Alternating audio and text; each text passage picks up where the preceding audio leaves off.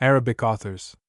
A Manual of Arabian History and Literature by F. Arbuthnot, M.R.S., author of Early Ideas and Persian Portraits. London, William Heinemann, 1890. Preface. The following pages contain nothing new and nothing original, but they do contain a good deal of information gathered from various sources, and brought together under one cover. The book itself may be useful, not, perhaps, to the professor or to the Orientalist, but to the general reader, and to the student commencing the study of Arabic. To the latter it will give some idea of the vast field of Arabian literature that lies before him, and prepare him, perhaps, for working out a really interesting work upon the subject. Such still remains to be written in the English language, and it is to be hoped that it will be done some day thoroughly and well. It is gratifying to think that the study of Oriental languages and literature is progressing in Europe generally, if not in England particularly. The last Oriental Congress, held at Stockholm and Christiania the beginning of September, 1889, brought together a goodly number of Oriental scholars.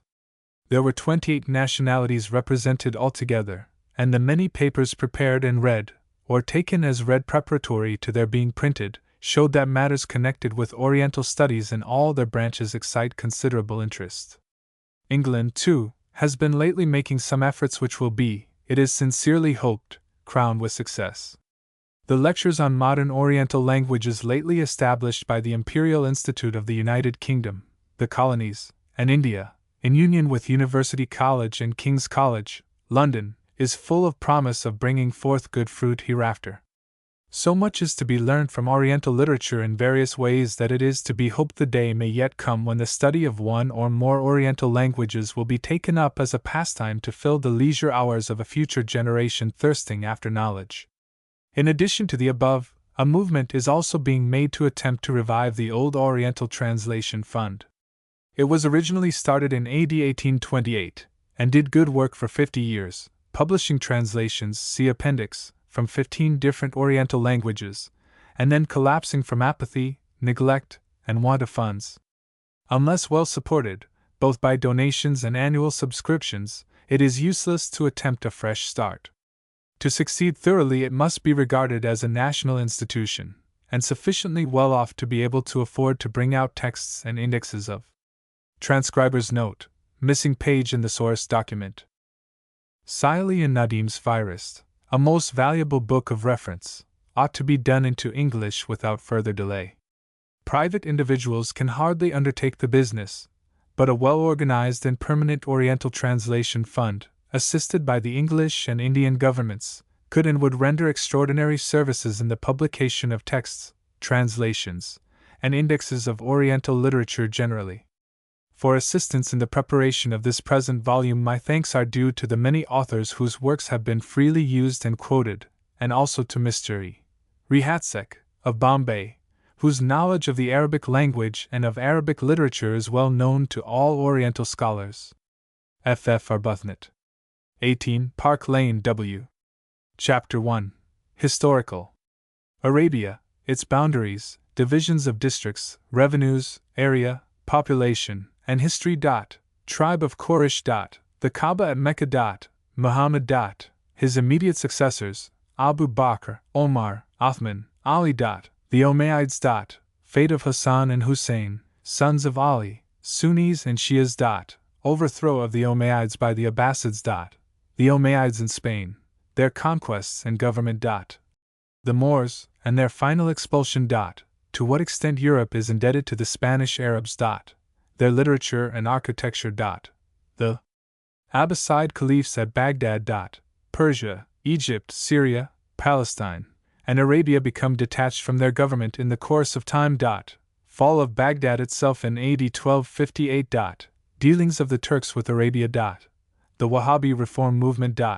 Expeditions of the Turks and Egyptians to suppress it. Various defeats and successes. Present form of government in Arabia. Its future prospects. List of the Umayyad caliphs, preceded by Muhammad and his 4 immediate successors. List of the Abbasid caliphs. List of the Arab rulers in Spain. Chapter 2. Literary.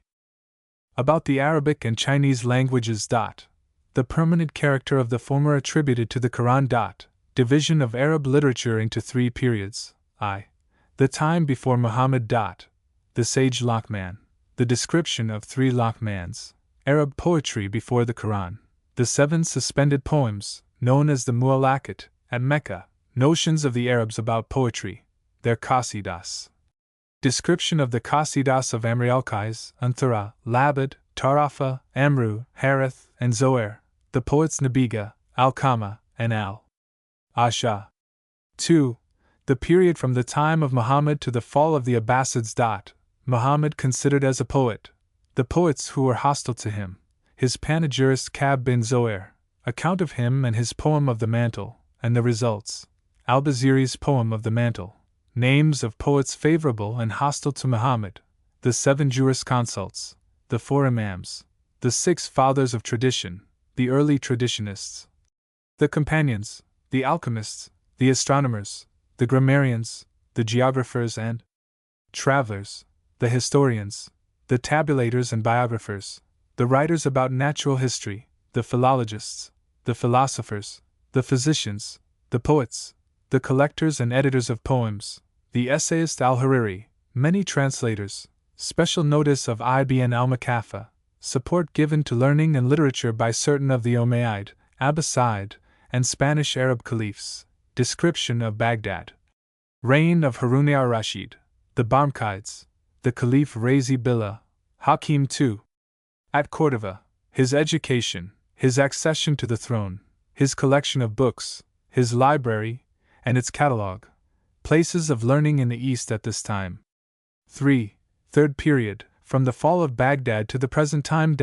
Certain historians, Ibn Malik, the grammarian, Ibn Battuta, the traveler, Abu Fayda, Ibn Khaldun, Ibn Khizr, Ibn Hajar, Ibn Arab Shah, all historians, Firuzabadi, Taqiyuddin of Fez, Al-Makrisi, Sayyidi, Ibn Kamal Pasha, Abu As-Sayyidi the Mufti, Ibrahim of Aleppo, Burjali, Abul Khair, celebrated calligraphers, past and present, Haji Khalfa, Muhammad al-Amin of Damascus, Makari. Decline of Arabic literature, its present form. About the printing presses of Arabic works at various places. Chapter 3. About Muhammad. A complete summary of the details of his life, from his birth to his death. Remarks upon him as a reformer, preacher, and apostle. The Hanifs. Muhammad's early idea of establishing one religion for the Jews, Christians, and Arabs. His long struggle with the Quraysh. His failure at Mecca. His success at Medina. Adapts his views to the manners and customs of the Arabs only. The reason of his many marriages. His love of women. About the Quran. Not collected and arranged until after his death. Comparison of the Quran with the Old and New Testaments. Superiority of our Bible. Description of it by I.L. Sekalo. Rev. Mr. Badger's description of the Quran. Written in the purest Arabic, and defies competition. Muhammad and Moses, Jesus and Buddha. Remarks about Buddhism and Christianity. Moses and Muhammad, the founders of two nationalities. Abraham, the father of the Jewish, Christian, and Mohammedan religions. Renan's description of the gods of the Jews. Joseph. The 12 tribes. Appearance of Moses as a liberator and organizer. The reasons of his wanderings in the desert. What the Jews owed to Moses, and the Arabs to Muhammad. The latter as a military leader. Resemblance of the warlike expeditions of the Jews and of the Arabs. Similar proceedings in the Sudan at the present time. Account of the dogmas and precepts of Islam as embodied in the Quran. Other points connected with the institutions of Islam. Faith and prayer always insisted upon. Democratic character of the Mohammedan religion, excellent in theory, but doubtful in practice. Muhammad's last address at Mina, telling the Muslims that they were one brotherhood. His final remarks. Chapter 4. Tales and Stories. The Kalela wa Dimna. Early ideas. Persian portraits. Origin of the Arabian Nights. The Hazar Afsane, or Thousand Stories. Date of the Nights. Its fables and apologues the oldest part of the work. Then certain stories, the latest tales. Gallen's edition. His biography. His successors, 16 in number, ending with Payne and Burton. The complete translations of these two last named, in 13 and 16 volumes respectively. Brief analysis of Payne's first 9, and of Burton's first 10 volumes. Short summary of 12 stories, viz., The Tale of Aziz and Aziza, The Tale of Kamar al-Zaman and the Lady Buter, Ala al-Din Abu al-Shamat, Ali the Persian and the Kurd Sharper, The Man of al-Yaman and his 6 slave girls, Abu al-Huzn and his slave girl Tawadud, The Rogueries of Dalila the Crafty and her daughter Zinab the Trickstress, The Adventures of Quicksilver Ali of Cairo, Hassan of Basra and the King's Daughter of the Jinn, Ali Nur al-Din and Miriam the Girdle Girl, Kamar al-Zaman and the Jeweller's Wife, Ma'ruf the Cobbler and his wife Fatima. Remarks on Payne's 3 extra volumes, entitled Tales from the Arabic, and on Burton's 2 first supplemental volumes. Allusion to Burton's 3rd supplemental and to Payne's 13th volume. Burton's 4th, 5th, and 6th supplemental volumes. Summing up of the number of stories contained in the above 2 editions, from what manuscripts they were translated, and some final remarks. The Katha Sarit Sagara, a sort of Hindu-Arabian Nights. Comparison of the 2 works. Brief description of the Katha and its contents. Ganadia and Somadiva. Final remarks on the stories found in the Katha. Enter, a Bedouin romance. Its partial translation. Its supposed author. Brief description of the work, with some remarks upon it. Both the Arabian Nights and Enter rather long. The press in England today. Numerous writers of novels and storybooks. These take the place of the Nights, and satisfy the public, always in search of something new. Even if not true, something original, even if not trustworthy. Final remarks. Chapter 5. Anecdotes and Ana. In Persian literature the Gulistan, Nigaristan, and Biharistan contain many anecdotes. In Arabic literature there are works of the same kind. The Nafatul Yaman, or Breath of Yaman. 6 stories translated from it. The Mirzuban Nama, with newly translated extracts from it. Remarks on this work. The Al-Mustatraf, or the Gleaner or the Collector. 2 stories from it. 2 anecdotes taken from the Siraloyan, or Magic of the Eyes. A philosophic discourse, translated from the Siraj al-Muluk, or Lamp of Kings. The Ilam Nnas, or Warnings for Men. 18 stories from Ibn Khaldun's Biographical Dictionary. 7 anecdotes from various sources. Verses from the Arabic about the places where certain Arabs wished to be buried. Translation of the verses upon Alfred de Musset's tomb in Paris. Appendix. Index. Chapter 1. Historical. The Arabia of today is bounded on the west by the Red Sea and Gulf of Suez, on the south by the Gulf of Aden and the Arabian Sea, on the east by the Gulf of Oman and the Persian Gulf, and on the north by a portion of Syria. This last boundary would, however, be more clearly defined by drawing a line from Suez straight across to the western head of the Persian Gulf. By the Greeks and Romans this country was divided into Arabia Patria, Arabia Deserta, and Arabia Felix, or the Stony, the Desert, and the Happy. The Arabs themselves call it the Land of the Arabs, while modern geographers give the Sinaitic Peninsula as the first geographic district, the Hijaz, including the Haram, or sacred territory of Mecca, as the second, and Yaman, with the Tihama, as the third. To these may be added the provinces of Hadramut and Mara, and of Oman and Hassa, to the south and east respectively, with Nejd, or Central Arabia, as the central plateau, and some large deserts scattered in different parts of the peninsula. Of the revenues of Arabia it is almost impossible to form anything like a correct estimate.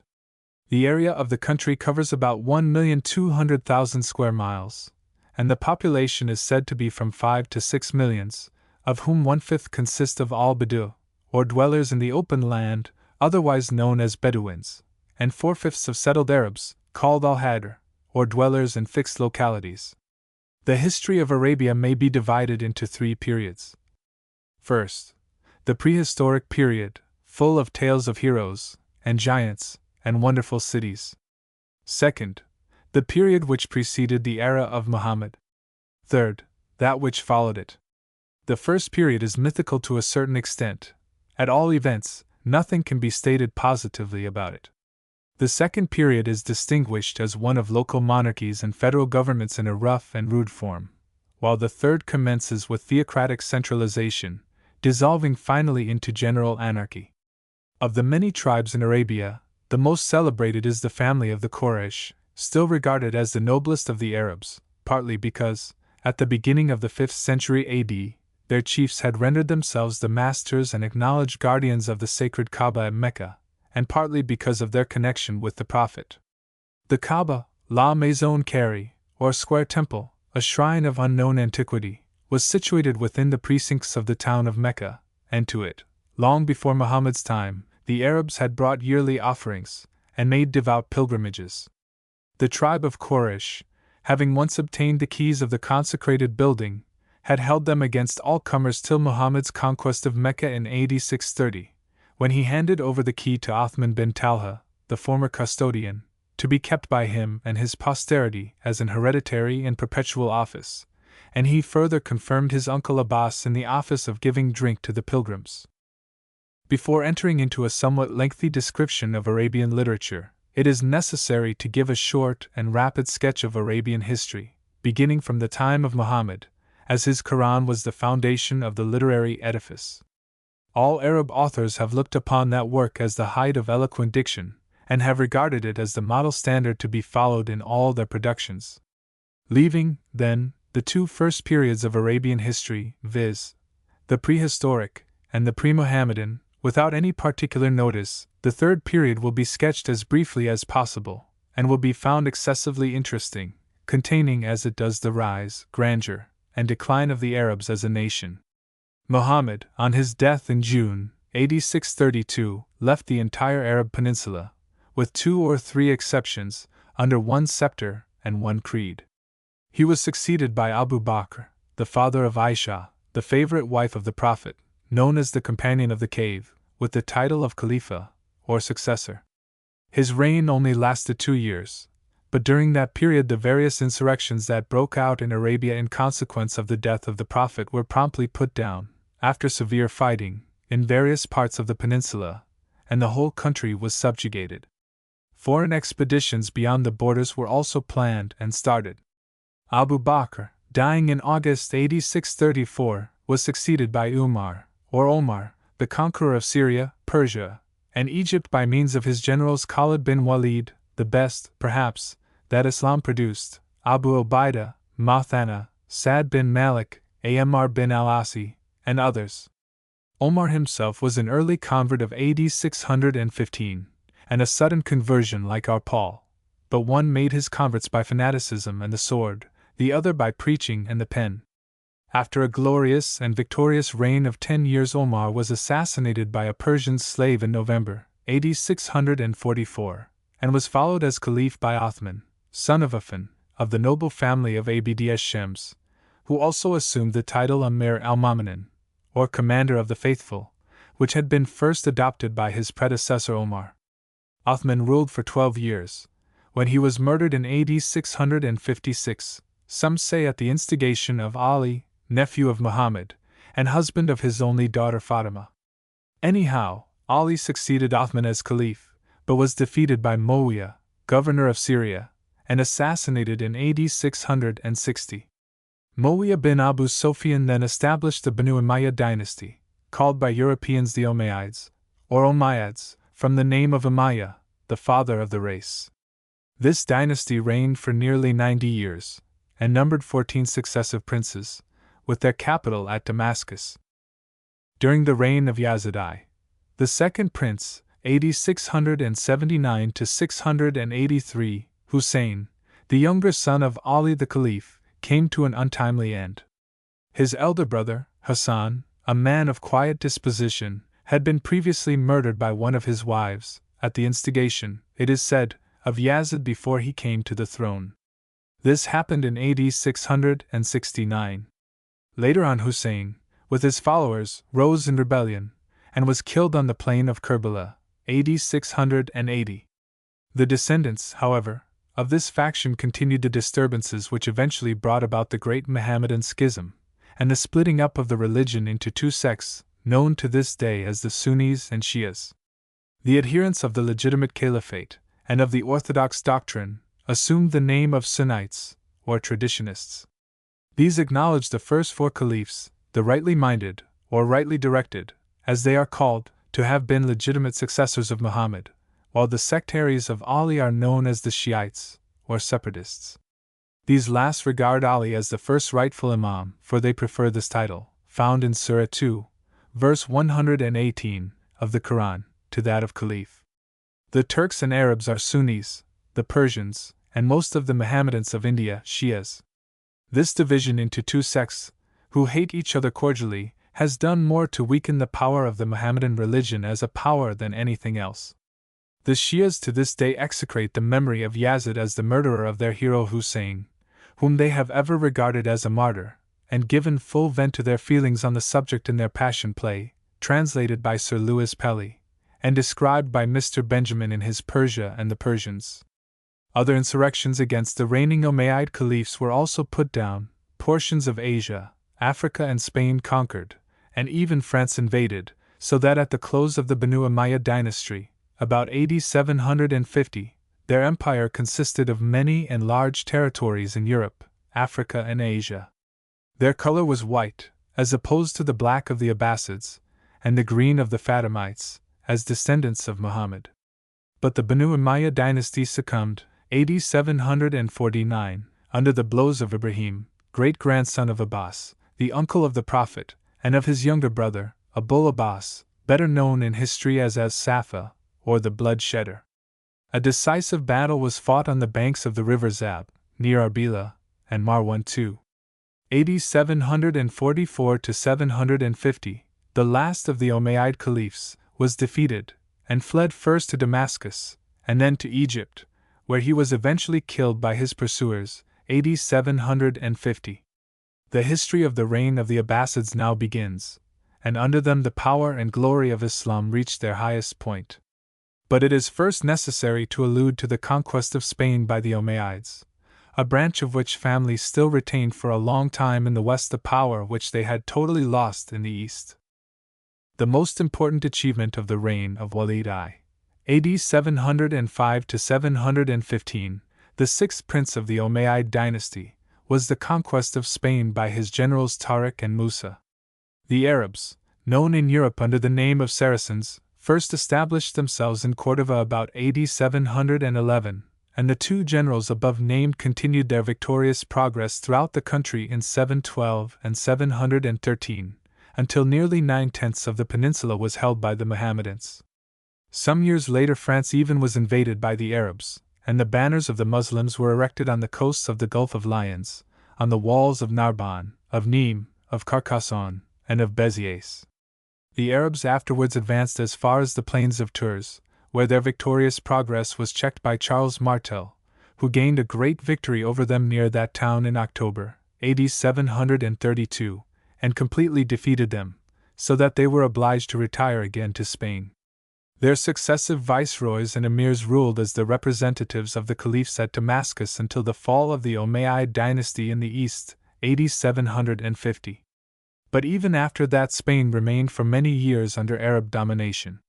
Anarchy almost prevailed from AD 750 to 755, but in that year the Arabs of Spain, weary of disorder, elected as their ruler Abd ar-Rahman, grandson of the Caliph Hashim, 10th prince of the Umayyad dynasty.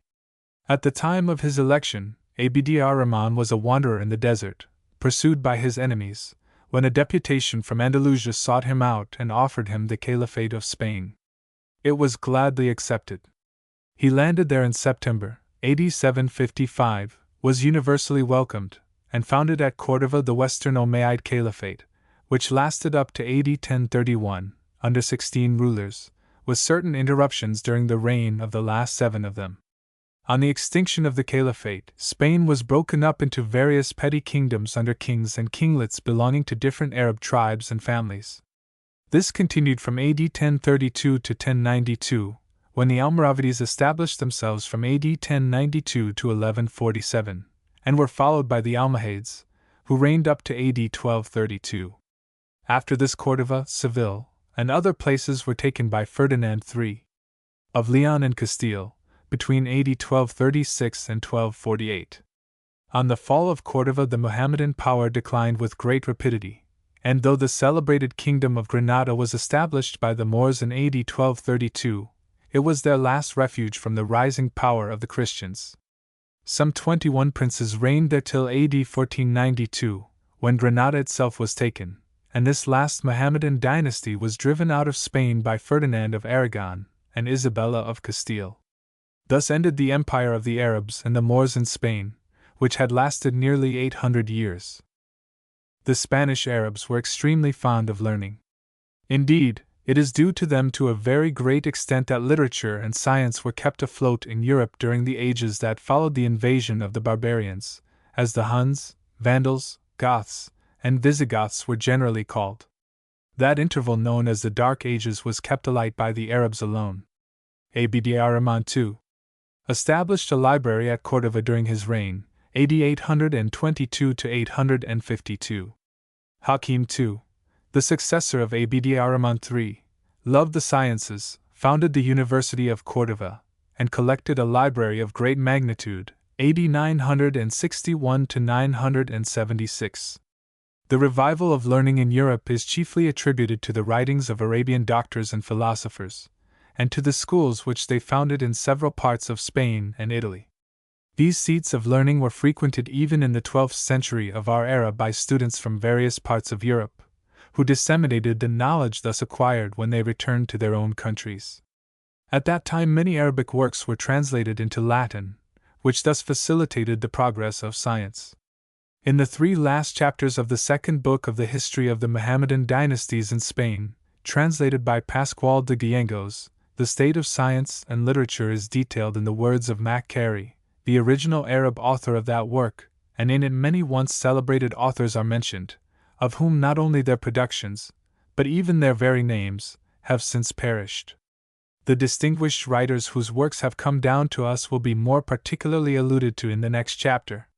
Europe is also indebted to the Arabs for the elements of many useful sciences, particularly that of chemistry. Paper was first made in Europe by them, and their carpets and manufactures in steel and leather were long unrivaled, while in the Arabian schools of Cordova mathematics, astronomy, philosophy, botany, and medicine were taught with great success. As Europe gradually emerged from darkness and ignorance, the Moors in Spain became so weak and powerless that in AD 1526 Charles I of Spain, and V. of Germany, ordered them to adopt the Spanish language. In AD 1566 an edict of Philip II forbade them to speak or write in Arabic, and directed them to renounce all their traditional habits, customs, and ceremonies.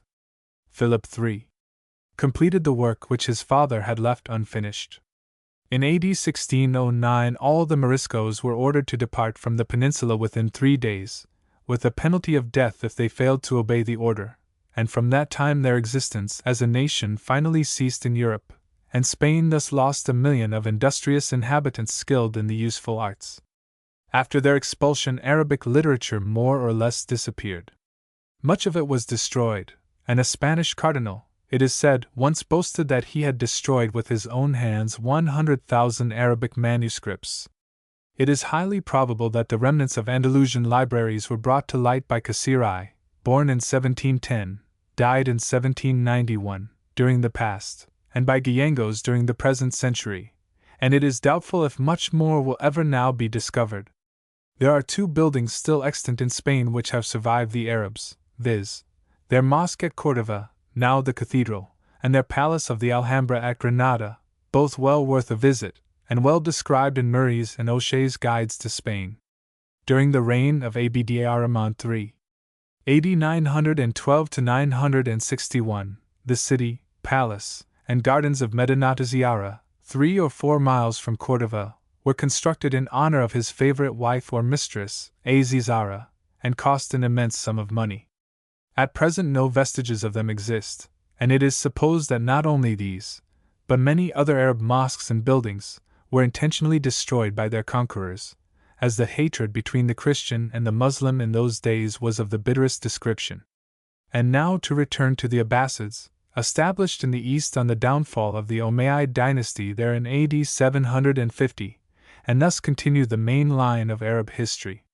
There were, in all, 37 Abbasid caliphs, of whom Abu Ja'far, surnamed al-Mansur, the Victorious, AD 754 to 775, Harun al-Rashid, AD 786 to 809, and al-Mamun, AD 812 to 833, were the most celebrated.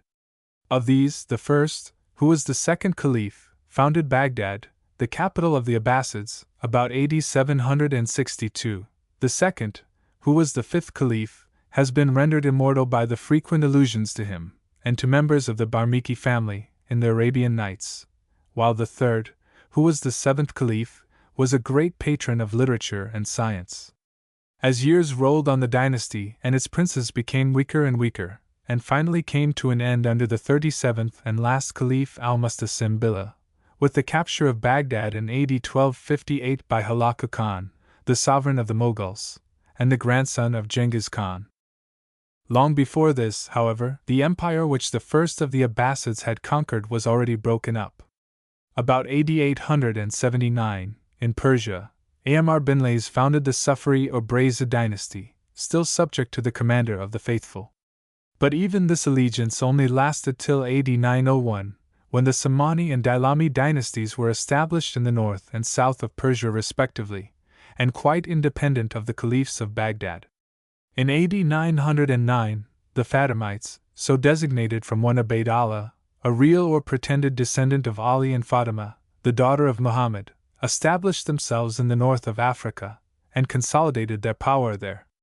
In AD 972, Almoiz, or Abu Tamim, a great-grandson of Ubayd Allah, the founder of the Fatimite dynasty at Tunis, sent his general Jawhar with an army to invade Egypt.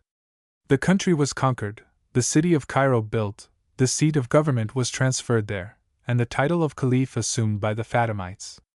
There they remained as reigning caliphs until AD 1171, when Saladin, usurped the sovereignty, and founded the Ayyubite dynasty of Kurds, till its last ruler, Melik al-Ashraf, was deposed in AD 1250 by the Mamluk el-Muiz, who in that year founded the Bahraite Mamluk dynasty, which lasted with variations in the families till AD 1377. But in AD 1260 Izi Zahir Bey Bars, a Mamluk slave, secured the throne, and brought the then representative of the Abbasid caliphs, the family having been dethroned by the Mughals at Baghdad in AD 1258, to Egypt, and recognized him as possessing spiritual authority alone, but nothing else. From that time until the taking of Egypt by Sultan Selim I, in AD 1517, the Abbasid caliphs retained the spiritual power first under the Bahraite, and then under the Circassian or Borgite Mamluks. When Egypt became a Turkish Pashalik, Selim, the conqueror, compelled the representative of the Abbasid caliphs, by name al-Mutawakkil, to leave Cairo and reside in Constantinople, and on his death the Ottoman sultans assumed the title of caliph, which they hold to this day, and are recognized by the Sunnis as the head of the Mohammedan religion, and the successors of Muhammad. As regards Syria and Palestine, two countries more or less closely connected, owing to their proximity and absence of distinct and defined boundaries, on the termination of the rule of the Umayyads at Damascus in AD 750, they remained nominally under the Abbasids till AD 969, when Syria was conquered by the Fatimites, who were succeeded by the Seljuks, who captured Damascus about AD 1075, and Antioch AD 1085. The struggles with the Crusaders commenced in AD 1096, and continued until Saladin's famous victory at Hattin in 1187, when he became master of nearly the whole of Syria and Palestine. Fighting still went on in these countries between the Franks and others until AD 1518, when Selim I conquered the country and incorporated it with the Turkish Empire. No Arab prince has since reigned in Egypt or Syria, though these countries have always exercised certain influences over Arabia. In Arabia itself, towards the end of the 10th century and the beginning of the 11th AD, the Carmathians had risen in revolt, and detached that country from the Abbasid dynasty to such an extent that she returned almost to her primitive independence.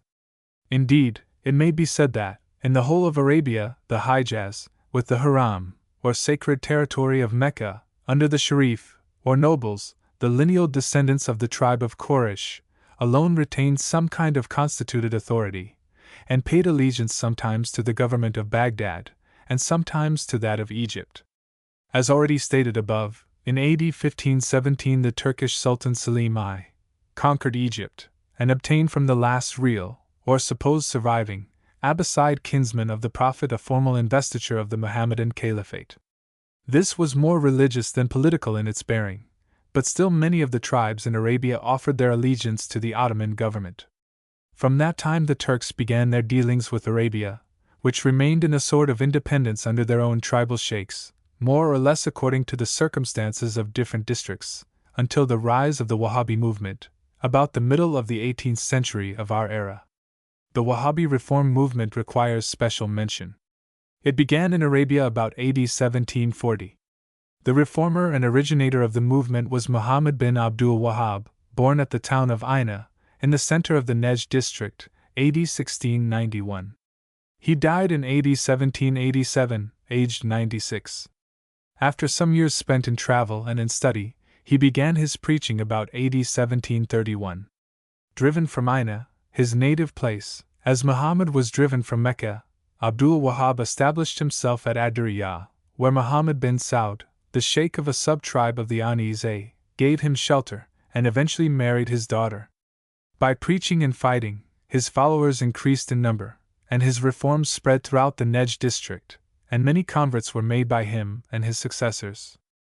In AD 1797 a Turkish army from Baghdad attacked the Wahhabis, but were beaten, and 2 years later Saud too took and plundered Kerbala, Taif, Mecca, and other places, and seems to have retained his power and his government for several years. In AD 1811 the Turks, who had quite lost their authority in Arabia, requested Muhammad Ali of Egypt to put down the movement and reconquer the country. The first expedition, commanded by his son Tusin, in its attempt to take Medina, was nearly annihilated, but succeeded the following year. Later on the campaign was conducted by Muhammad Ali in person, and afterwards by his adopted son Ibrahim Pasha, with considerable success. The final stronghold, Adiriyah, was captured in AD 1818, the Wahhabi chief captured, and sent first to Egypt and then to Constantinople, where he was beheaded in December of that year. The Egyptian occupation of Arabia was followed by a renewal of the Wahhabi movement, which eventually succeeded, in AD 1842, in driving out the Egyptians, occupied as they were at the time with fighting the Turks in Syria and Anatolia. Wahhabism was then re-established in some parts, and independence in other parts of the country, but on the whole Wahhabism has never been very popular either in Arabia or India, in which latter country it also has some followers. It may be regarded as the latest sect of Islam, but does not make much progress.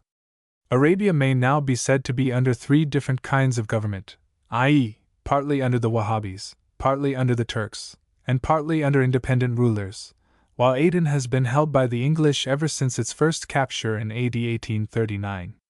In other words, the present position of Arabia may be more definitely described as follows: Hassa, Harik, the whole of Nejd, Qasim, the provinces adjoining Yemen on the north, and Asir, forming a broad belt, and stretching across the center of the peninsula from the Red Sea to the Persian Gulf, remain under Wahhabi influences. The Hijaz and some seaports, such as Jeddah and others, are at present absolutely under the Turkish government, while Bahrain, Oman and its capital Muscat, and Yemen are more or less independent. Between Nejd and Syria a new and promising kingdom has sprung up under Tilal. The time perhaps may come, and perhaps not far distant, when the Turks will disappear altogether from Arabia, and Wahhabism and independent tribes will alone remain. Another Muhammad or another Abdul Wahhab may someday again appear, and bring together the tribes under one rule for a time. It is doubtful, though, if ever the Arabs will again have the power, talent, or enthusiasm to revive the glories of the Arabian Empire, which now lives in history only, and is well worth a study. For ready reference, the following is a chronology of the dynasty of the Ornaides, preceded by Muhammad and the first Caliphs. AD Muhammad the Apostle 622, 632 Abu Bakr 632, 634 Omar I, 634, 643 Uthman 643, 655 Ali 655, 661 Muawiyah I, 660, 679 2 Yazid I, 679, 683 3 Muawiyah II, 683, 683 4 Marwan I, 683, 684 5 Abdul Malik 684, 705 6 Walid I, 705, 715 7 Sulayman 715, 717 8 Omar II, 717, 729 Yazid II, 720, 724 10 Hashim 724, 743 11 Walid II, 743, 744 12 Yazid III, 744, 744 13 Ibrahim 744, 744 14 Marwan II, 744, 750 The dynasty of the Umayyads was followed by that of the Abbasids, who reigned as follows. 81. Abul Abbas as Safa 750, 754 2 Al-Mansur 754, 775 3 Al-Mahdi 775, 785 4 Al-Hadi 785, 786 5 Harun ar-Rashid 786, 809 6 Al-Amin 809, 812 7 Al-Mamun 812, 833 8 Al-Mu'tazim Billah 833, 842 9 Al-Wathik 842, 847 10 Al-Mutwakkil 847, 861 11 Al-Mustansir Billah 861, 862 12 Al-Mustain Billah 862,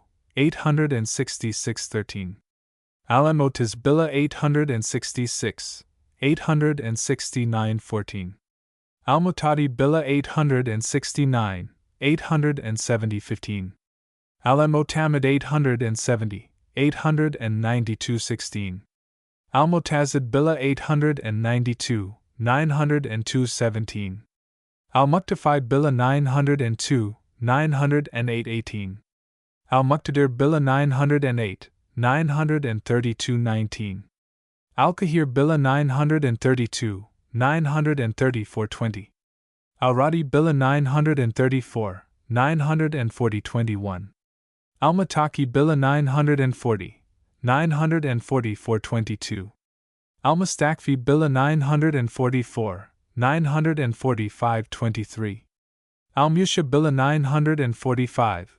974 24 Al-Taya Billah 974, 991 25 Al-Qadir Billah 991, 1031 26 Al-Kain Billah 1031 to 1075 27 Al-Muqtadi Billah 1075 to 1094 28 Al-Mustazir Billah 1094 to 1118 29 Al-Mustashid Billah 1118 to 1135 30 Al-Rashid Billah 1135 to 1136 31 Al-Muqtafi 1136 to 1160 32 Al-Mustanjid Billah 1160 to 1170 33 Al-Mustazi 1170 to 1180 34 Al-Nasir Billah 1180 to 1225 35 Al-Tahir 1225 to 1226 36 Al-Mustansir Billah 2 1226 to 1240 37 Al-Mustasim Billah 1240 to 1258 He was killed at the taking of Baghdad by Halaku Khan, and the last of the dynasty, which continued, however, as a spiritual power in Egypt till AD 1517. The empire over which the Abbasids began to rule in AD 750 had gradually dwindled away until little but Baghdad and its environs were left on the fall of the dynasty in AD 1258. Will history repeat itself in the same way as regards Constantinople, which in some years may be the only territory left in Europe to a people who once were conquerors, and whose arms even were carried to the walls of Vienna? As Persia, Egypt, Syria, parts of Africa and Arabia, by degrees, were severed from the Abbasid Empire, so the different provinces of Turkey in Europe appear to be slowly separating themselves from the Turkish power, until finally there will be nothing left to them in Europe but that city whose splendid position will ever make it a bone of contention to both rising and declining states. The following is a list of the Umayyads who ruled in Spain AD 756 to 1031. AD 1. Abd ar-Rahman I. 756 to 788 2. Hisham I. 788 to 796 3. Al-Hakim I. 796 to 822 4. Abd ar-Rahman II. 822 to 852 5. Muhammad I. 852 to 886 6. Al-Mundhir 886 to 888 7. Abd Allah 888 to 912 8. Abd ar-Rahman III. 912 to 961. He was one of the greatest of the rulers of Cordova. Under this prince, who at last assumed the title of Caliph and Commander of the Faithful, the unity of Mohammedan Spain was for the time restored. 89. Al-Hakim II. 961 to 976 10. Hisham II. 976 1009. He was a caliph only in name, while Muhammad bin Ali Amir, surnamed Al-Mansur, was the real ruler or regent till his death in AD 1002. He was succeeded by his son, Abd al-Malik, who ruled successfully till his death in AD 1008, and was followed by his brother, Abd ar-Rahman, who was beheaded in AD 1009, Hisham II, having been previously deposed. AD 11. Muhammad II. Al-Mahdi Billah, 1009 to 1912. Sulayman 1009 to 1010 Hisham II. For the second time 1010 to 1013 Sulayman for the second time 1013 to 1016, 1. Ali bin Hamad, a Berber chief 1016 to 1018 13. Abd ar-Rahman IV. 1018 to 1019, 2. Al-Qasim bin Hamad 1019 to 1023 14. Abd ar-Rahman V. 1023 to 1024 15. Muhammad III. 1024 to 1025 3. Yahya bin Ali bin Hamad 1025 to 1027 16. Hisham III. 1027 to 1031. A complete list of all the Mohammedan rulers in Spain will be found in Macari's History of these Dynasties, translated by Gallegos. Chapter 2. Literary. The oral communications of the ancient Egyptians, Medes and Persians, the two classic tongues of Europe, the Sanskrit of the Hindus and the Hebrew of the Jews, have long since ceased to be living languages. For the last 12 centuries no Western language has preserved its grammar, its style, or its literature intact and intelligible to the people of the present day. But two Eastern tongues have come down from ages past to our own times, and continue to exist unchanged in books, and to a certain extent, also unchanged in language, and these are Chinese and Arabic. In China, though the dialects differ in the various provinces of the empire, still the written language has remained the same for centuries. In Arabia the Arabic language has retained its originality without very much dialectical alteration. The unchangeable character of the Arabic language is chiefly to be attributed to the Quran, which has, from its promulgation to the present time, been regarded by all Mohammedans as the standard of religion and of literary composition. Strictly speaking, not only the history, but also the literature of the Arabs begins with Muhammad. Excepting the Mu'allaqat and other pre-Islamitic poems collected in the Hamasas of Abu Tammam and al-Botori, in Ibn Qutayba and in the Mufadhaliyat, no literary monuments that preceded his time are in existence. The Quran became, not only the code of religious and of civil law, but also the model of the Arabic language, and the standard of diction and eloquence. Muhammad himself scorned metrical rules. He claimed as an apostle and lawgiver a title higher than that of soothsayer and poet. Still, his poetic talent is manifest in numerous passages of the Quran, well known to those able to read it in the original, and in this respect the last 25 chapters of that book are, perhaps, the most remarkable. Although the power of the Arabs has long ago succumbed, their literature has survived, and their language is still more or less spoken in all Mohammedan countries. Europe at one time was lightened by the torch of Arabian learning, and the Middle Ages were stamped with the genius and character of Arab civilization. The great masters of philosophy, medicine, astronomy, and mathematics, viz., Al-Kindi, Al-Farabi, Ibn Sina, Ibn Rashid, Ibn Baja, Razi, Al-Battani, Abul Mashar, Al-Farghani, Al-Jaber, have been studied both in the Spanish universities and in those of the rest of Europe, where their names are still familiar under the corrupted forms of Alcendius, Alpharabius, Avicenna, Averroes, Avempace, Rhazes, Albatinius, Albumacer, Alfraganius, and Geber. Arabic literature commenced about half a century before Muhammad with a legion of poets. The 7 poems suspended in the Temple of Mecca, and of which more anon, were considered as the chief productions of that time. The Mussulman era begins with the Hijra, or emigration of Muhammad from Mecca to Medina, which is supposed to have taken place on the 20th of June, AD 622, and the rise, growth, and decay of Arab power, learning, and literature may be divided into 3 periods as follows. 1. The time before Muhammad. 2. From Muhammad and his immediate successors, viz., Abu Bakr, Omar, Othman, and Ali, through the Umayyad and Abbasid dynasties, to the end of the Caliphate of Baghdad, AD 1258. 3. From the fall of Baghdad to the present time. First period. Although the proper history of Arabian literature begins from the time of Muhammad, it is necessary to cast a glance upon the age that preceded him, in order to obtain a glimpse of pre-Islamitic wisdom. The sage Luqman, whose name the 31st chapter of the Quran bears, is considered, according to that book, to have been the first man of his nation who practiced and taught wisdom in all his deeds and words. He was believed to have been a contemporary of David and Solomon. His sayings and his fables still exist, but there is not much really known about him, as the following extracts will show.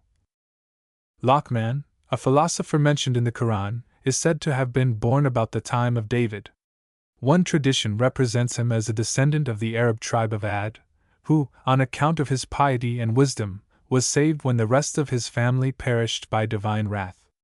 According to another story, he was an Ethiopian slave, noted alike for bodily deformity, and a gift for composing fables and apologues.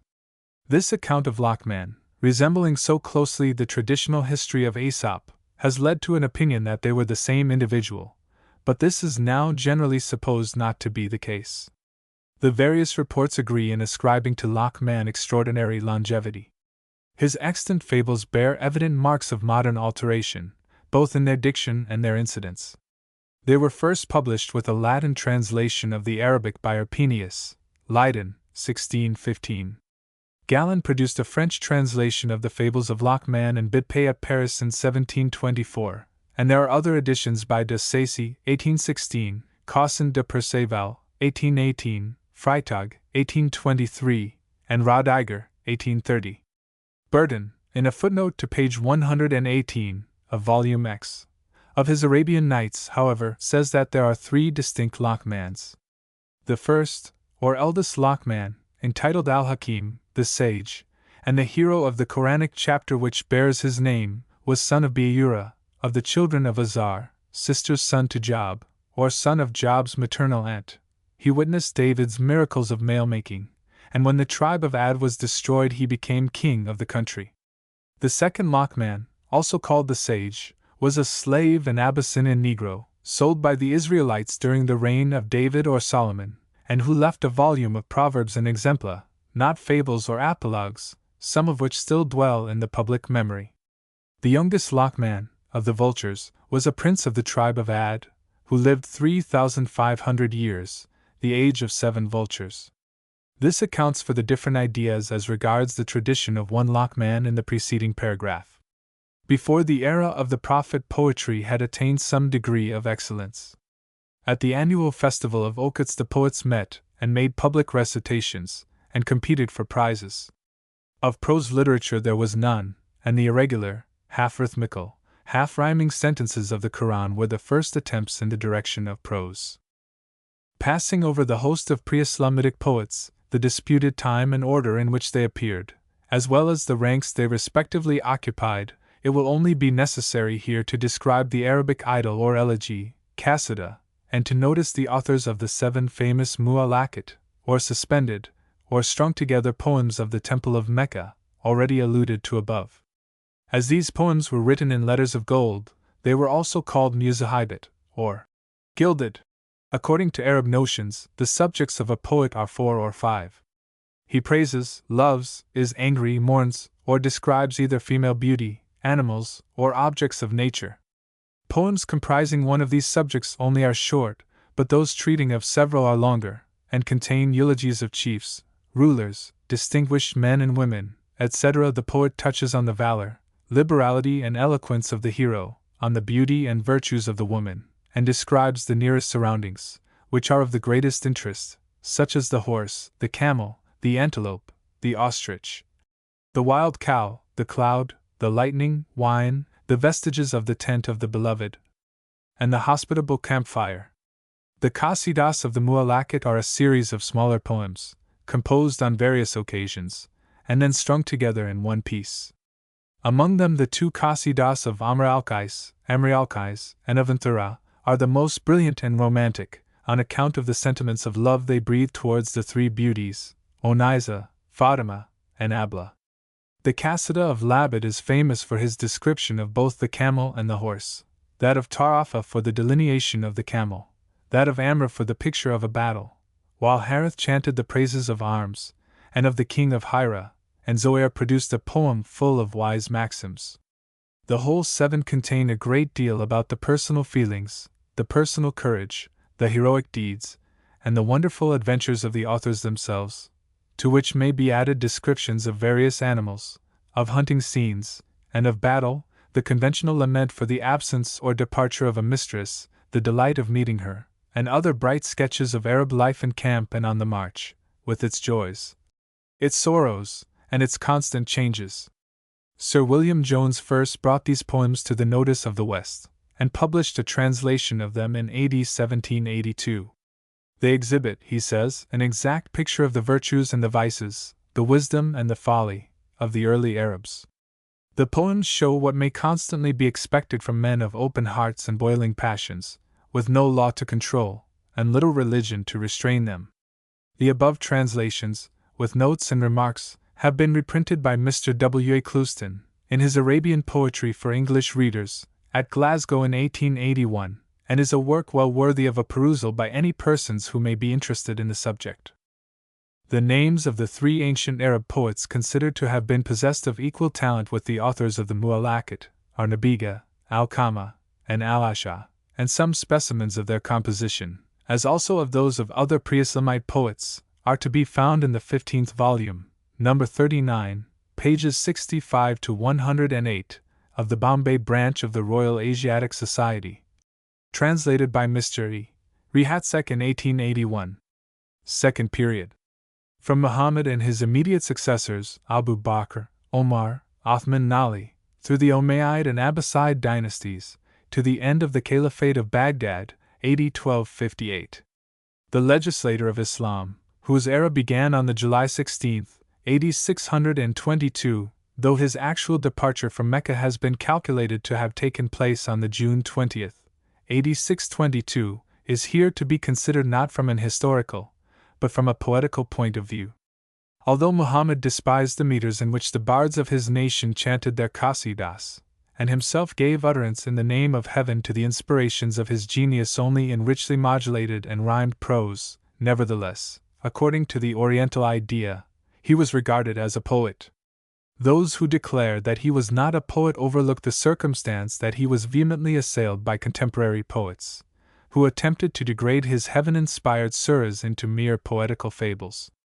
He himself protested against this insinuation, and declared at the end of the 26th surah, entitled The Poets, that those are in error who believe poets, as follows. And those who err follow the poets. Dost thou not see how they roam, as bereft of their senses, through every valley of the imagination, and that they say things which they do not perform? Except those who believe, and do good works, and remember God frequently, and those who defend themselves after they have been unjustly treated by poets in their lampoons, and they who act unjustly shall know hereafter with what treatment they shall be treated. These lines are important as far as the history of literature is concerned. They are written against inimical poets, but distinguish the friendly ones, who, taking the part of Muhammad, repaid the lampooning poets in their own coin. Some of the hostile poets, such as Hobera and the woman Karida, were killed at the taking of Mecca, whilst Zibri and the woman Hurdalma saved their lives only by making a profession of Islam. Muhammad had, however, also his panegyrists, the chief of whom was Kabi bin Zohair, the composer of the celebrated Qasida called the Poem of the Mantle, as a reward for which the Prophet threw his own cloak over him, under the following circumstances, as related by Mr. J. W. Redhouse in the preface to his translation of the poem published in the Arabian Poetry for English Readers, 1. Alluded to above. Footnote 1. In this same work will also be found a translation by Mr. Redhouse of another poem, also called the Poem of the Mantle, but written by Sharifuddin Muhammad al-Baziri, who was born AD 1211 and died between AD 1291 and 1300.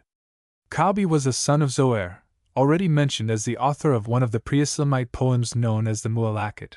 He had a brother named Bajir, and like their father, both brothers were good poets.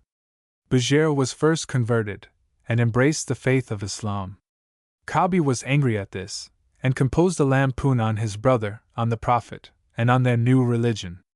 This he sent to his brother by the mouth of a messenger.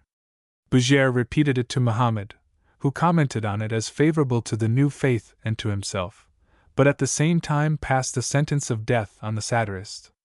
Bajir well knew that his brother's life was in danger, and warned him accordingly, advising him at the same time to renounce his errors, and come repentant to the Prophet, or to seek a safe asylum far away. Kabi found out that his life would really soon be taken, and set out secretly for Medina.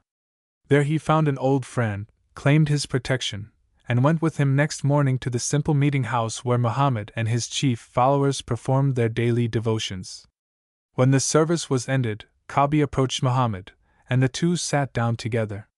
Kabi placed his own right hand in that of the Prophet, whom he addressed in these words: Apostle of God, were I to bring to you Kabi, the son of Zohair, penitent and professing the faith of Islam, wouldst thou receive and accept him? The Prophet answered, I would. Then, said the poet, I am he. Hearing this, the bystanders demanded permission to put him to death. Muhammad ordered his zealous followers to desist, and the poet then, on the spur of the moment, recited a poem improvised at the time, probably with more or less premeditation. It is said that when Kabi reached the 51st verse, verily the Apostle of God is a light from which illumination is sought, a drawn Indian blade, one of the swords of God, Muhammad took from his own shoulders the mantle he wore, and threw it over the shoulders of the poet as an honor and as a mark of protection. Hence the name given to the effusion, the Poem of the Mantle, AD 630. Muawiyah, the first caliph of the Umayyads, endeavored to purchase this sacred mantle from Kabi for 10,000 pieces of silver, but the offer was refused. Later on it was, however, bought from Kabi's heirs for 20,000 pieces of silver, and it passed into the hands of the caliphs, and was preserved by them as one of the regalia of the empire until Baghdad was sacked by the Mughals.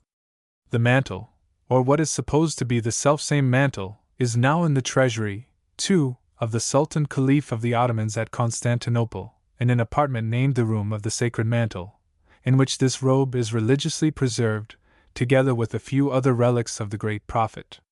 Footnote 2. Apropos of this treasury, it is much to be regretted that a complete catalogue of its contents has never been prepared along with a brief historical account of them. It is difficult to obtain the order, which comes direct from the Sultan, to visit the collection, and even then visitors are hurried through at such a pace that it is impossible to examine with minuteness the many curiosities collected there. Ka'bi has thus come to be considered as one of the friendly poets, and the names of two others are also mentioned, viz. Abdallah bin Riwaha and Hassan bin Thabit. On the other hand, the most celebrated antagonists who attacked Muhammad, not only with their verses, but also with their swords, were Abu Sufyan, Ammar bin al-Asi, and Abdallah bin Zubair. These three became great political characters, but later on made profession of Islam, and were the staunchest supporters of it, rendering the greatest services to the Prophet during his life, and to the cause after his death. But Muhammad's greatest triumph over the poets was the conversion of Labid, who, after the perusal of the commencement of the second surah of the Quran, tore down his own poem, which was hung up in the Kaaba, and ran to the Prophet to announce his conversion, and to make his profession of Islam. Even Ali, the cousin, son-in-law, and first convert of Muhammad, was a poet, but it is uncertain which of the diwans attributed to him are genuine, and how many of his maxims of wisdom, over 100 in number, are his own. During the period under review, the number of Arabic authors was legion. Some idea of the number of writers, and of the subjects on which they wrote, can be gathered from the Fairest of Nadim, from Ibn Khaldun's Biographical Dictionary, and from Haji Khalfa's Encyclopedia. With such a mass of information as is contained in the above-mentioned works, it is difficult to deal in a small work. To put them together in an intelligible form, the idea of classing the authors, according to the subjects on which they principally wrote, naturally presented itself. This plan, therefore, has been followed, and a few details of the most celebrated writers will be given, classified under the following heads: jurisconsults, imams and lawyers, traditionists, alchemists, astronomers, grammarians, geographers and travelers, historians, lexicographers, biographers and encyclopedists, writers on natural history, philologists, philosophers, physicians, poets, collectors and editors of poems, translators, the Umayyad Caliphs, the Abbasid Caliphs, the Spanish Caliphs. During the latter part of the 1st century of the Hijra, July 622, July 719, the first persons of note in the Mohammedan world after Muhammad and his immediate successors were probably the 7 jurisconsults, viz.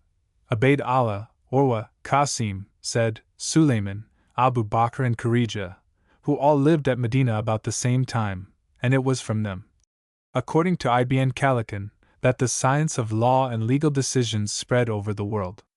They were designated by the appellation of the 7 jurisconsults, because the right of giving decisions on points of law had passed to them from the companions of Muhammad, and they became publicly known as muftis. These 7 alone were acknowledged as competent to give fatwas, or legal decisions. They died respectively AD 720, 712, 719, 710, 725, 712 and 718. The jurisconsults were followed by the doctors of theology and law, or, as they were styled, imams, or founders of the 4 orthodox sections. Now, among the Sunni Muslims an imam may be described as a high priest, or head, or chief in religious matters, whether he be the head of all Mohammedans, as the Khalifa, or the priest of a mosque, or the leader in the prayers of a congregation. This title, however, is given by the Shias only to the immediate descendants of Ali, the son-in-law of the Prophet, and they are 12 in number, Ali being the first. The last of them, Imam Mahdi, is supposed to be concealed, not dead, and the title which belongs to him cannot, they conceive, be given to another. But among the Sunnis it is a dogma that there must always be a visible imam or father of the church. The title is given by them to the 4 learned doctors who were the exponents of their faith, viz. Imams Hanifa, Malik, Shafi'i and Hanbal. Of these, Imam Hanifa, the founder of the first of the 4 chief sects of the Sunnis, died AD 767. He was followed by Imam Malik, Imam Shafi'i, and Imam Hanbal, the founders of the other 3 sects, who died AD 795, 820 and 855 respectively. From these 4 persons are derived the various codes of Mohammedan jurisprudence. They have always been considered as the fundamental pillars of the orthodox law, and have been esteemed by Mussulmans as highly as the Fathers of the Church, Gregory, Augustine, Jerome, and Chrysostom, have been appreciated by Christians. Of these 4 sects, the Hanbalite and Malikite may be considered as the most rigid, the Shafite as the most conformable to the spirit of Islamism, and the Hanafite as the wildest and most philosophical of them all. In addition to the 4 imams just mentioned, there was a 5th, of the name of Abu Sulayman Dawud Az Zahari, who died AD 883. He was the founder of the sect called Az Zahariya, the External, and his lectures were attended by 400 faqihs, doctors of the civil and of the ecclesiastical law, who wore shawls thrown over their shoulders. But his opinions do not seem to have secured many followers, and in time both his ideas and those of Sufyan at-Thawri, another chief of the orthodox sect, were totally abandoned. The 3rd century of the Hijra, AD 816 to 913, is noted for the 6 fathers of tradition, viz., al-Bukhari, Muslim, at-Firmidi, Abu Dawud, and Nasai and Ibn Majah, with whom others, such as Qasim bin Asbagh, Abu Zaid, al-Marwazi, Abu Awana, and al-Hazini, vied in great works on tradition. But these last named could never acquire the authority of the 6 previously mentioned, who died AD 870, 875, 892, 889, 916, 887 respectively. In the beginning of Islam, the great traditionists were Aisha, the favorite wife of the Prophet, the 4 rightly directed caliphs, viz., Abu Bakr, Omar, Uthman, and Ali, and some of the companions, 3, known as the evangelists of Islam. But besides these well-qualified persons who had lived with or near Muhammad during his lifetime, many others who had perhaps only seen him or spoken to him claimed to be considered as companions, who handed down traditions, and when these were all dead they were followed by others, who, having known the companions, were now designated as the successors of the companions. Footnote 3. The names of these companions, and the kings, princes, and countries to which they were sent by Muhammad, are given in full detail in the life of our Lord Muhammad, the Apostle of God, the author of which was Ibn Ishaq, and it was afterwards edited by Ibn Hisham. In the same work a list is given of the disciples sent out by Jesus. Under these circumstances it can easily be imagined that many of the traditions were of doubtful authenticity.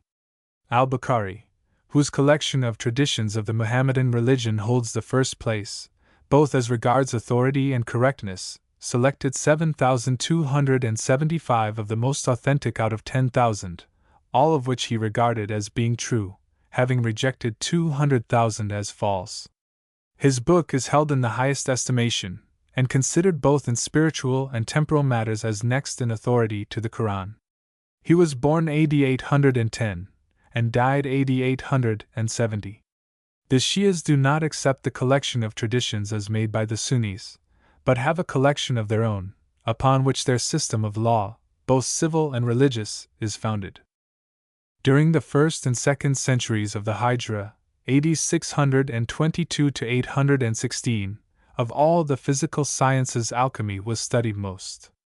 The greatest scientific man of the 1st century was undoubtedly Khalid, a prince of the Umayyad dynasty, and the son of Yazid.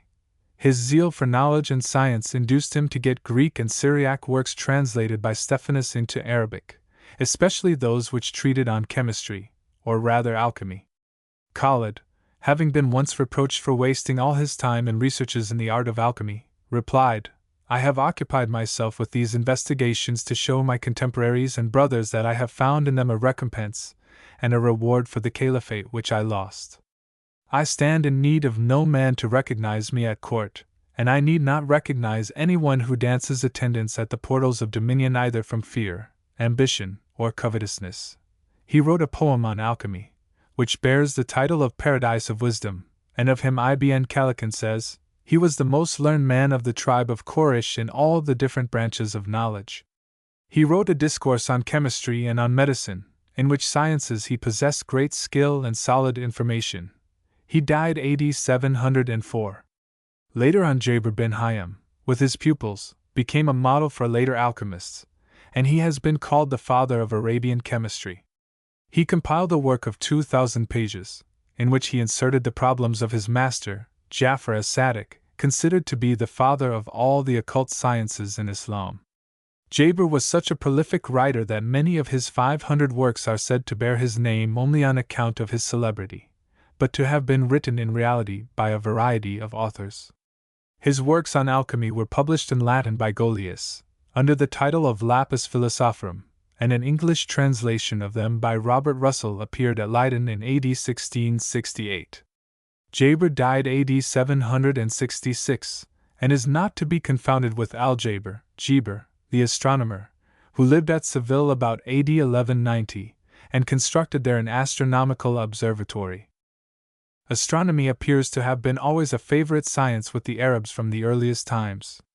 In AD 772 there appeared at the court of the Caliph Mansur, AD 754 to 775, Muhammad bin Ibrahim bin Habib al-Fazari, the astronomer, who brought with him the tables called Sindhind, in which the motions of the stars were calculated according to degrees. They contained other observations on solar eclipses and the rising of the signs of the zodiac, extracted by him from the tables ascribed to the Indian king, Figure. The Caliph Mansur ordered this book to be translated into Arabic to serve as a guide for Arab astronomers. And these tables remained in use till the time of the Caliph Mamun, AD 813 to 833, when other revised ones bearing his name came into vogue. These, again, were abridged by Abul Mashar, al-Bimaysir, died AD 885 to 886, called the Prince of Arabian astrologers, who, however, deviated from them, and inclined towards the system of the Persians and of Ptolemy. This second revision was more favorably received by the Arab astronomers than the first, and the Sindhind was superseded by the Almagest of Ptolemy. Better astronomical instruments also came into use, though previously the Al-Fazari above mentioned had been the first in Islam who constructed astrolabes of various kinds, and had written several astronomical treatises. Mention might be made of about 40 mathematicians and astronomers who wrote books on these subjects. The best of them, such as Al-Farghani, Al-Ferganius, and others, lived at the court of Mamun, who built an astronomical observatory in Baghdad and another near Damascus, on Mount Cassian. He caused also 2 degrees of the meridian to be measured on the plain of Sinjar, so as to ascertain the circumference of the earth with more precision. In AD 824 there were held philosophical disputations in his presence. Al-Farghani was the author of an Introduction to Astronomy, which was printed by Golius at Amsterdam in 1669, with notes. Between the years AD 877 and 929 there flourished the famous calculator and astronomer, Muhammad bin Jabir al-Battani, Latinized as Albatenius. He was the author of the astronomical work entitled the Sabaean Tables, and adopted nearly the system and the hypothesis of Ptolemy, but rectified them in several points, and made other discoveries, which procured him a distinguished place among the scholars whose labors have enriched astronomical science. Al-Battani approached much nearer to the truth than the ancients as far as the movements of the fixed stars are concerned. He measured the greatness of the eccentricity of the solar orbit, and a more correct result cannot be obtained. To the work containing all his discoveries he gave the name of Az-Zij as-Sabi, which was translated into Latin under the title De Scientia Stellarum. The first edition of it appeared at Nuremberg in AD 1537, but it is believed that the original work is in the library of the Vatican. He was classed by Lalande among the 42 most celebrated astronomers of the world. He died AD 929 to 930. Another celebrated astronomer, Ali bin Yunus, was a native of Egypt, and appears to have lived at the court of the demented tyrant of Egypt, Al-Hakim Bramrilla, and under his patronage to have composed the celebrated astronomical tables called, after his name, the Hakimite Tables. Ibn Khaldun states that he had seen these tables in 4 volumes, and that more extensive ones had not come under his notice. These tables were considered in Egypt to be of equal value to those of the astronomer Yahya bin Ali Mansur, who had in AD 830, by order of the Caliph Mamun, undertaken astronomical observations both at Baghdad and Damascus. Ibn Yunus spent his life in the preparation of astronomical tables and in casting horoscopes, for it must be remembered that with the Muslims astronomy and astrology were synonymous, and their most learned astronomers were also their most skillful astrologers. His character for honesty was highly esteemed, and he was also well versed in other sciences, and displayed an eminent talent for poetry. He died AD 1009, and is not to be confounded with his father, Ibn Yunus, the historian, who died AD 958. Yet another name must be mentioned, viz., the Spanish-Arab astronomer Ibn Abd ar-Rahman es Circle, Europeanized as Arzakel. He first resided at Toledo, at the court of its sovereign Mamun, for whom he made an astrolabe, which he called in his honor the Mamunian. He then went to Seville, where he wrote for Mohammed bin Abad, AD 1069–1091, a treatise on the use of certain instruments.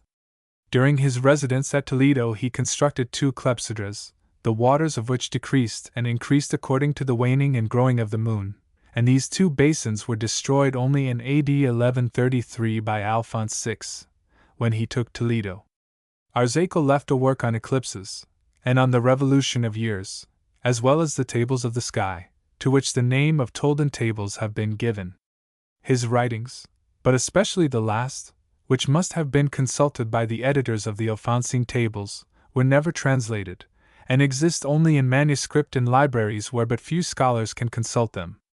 Arzakel made many observations in connection with the sun, and was also the inventor of the astronomical instrument called after his name, Zerkala. He died AD 1080. Before leaving this subject it may be mentioned that Mackary, in his great Encyclopedia of Spain, enumerates 15 astronomers of Andalusia, all more or less known in their time. Also that Bidayh al-Astrolabi and Ibn Abdurrahman distinguished themselves as makers of astronomical instruments, and inventors of new ones.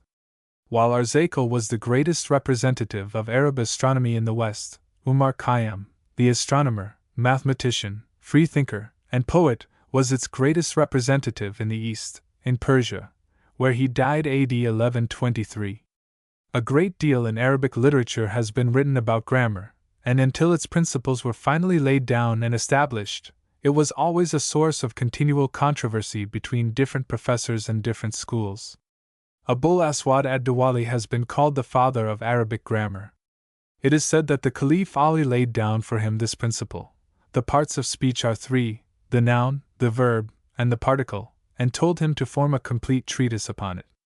This was accordingly done, and other works on the subject were also produced, but none of them are apparently now extant.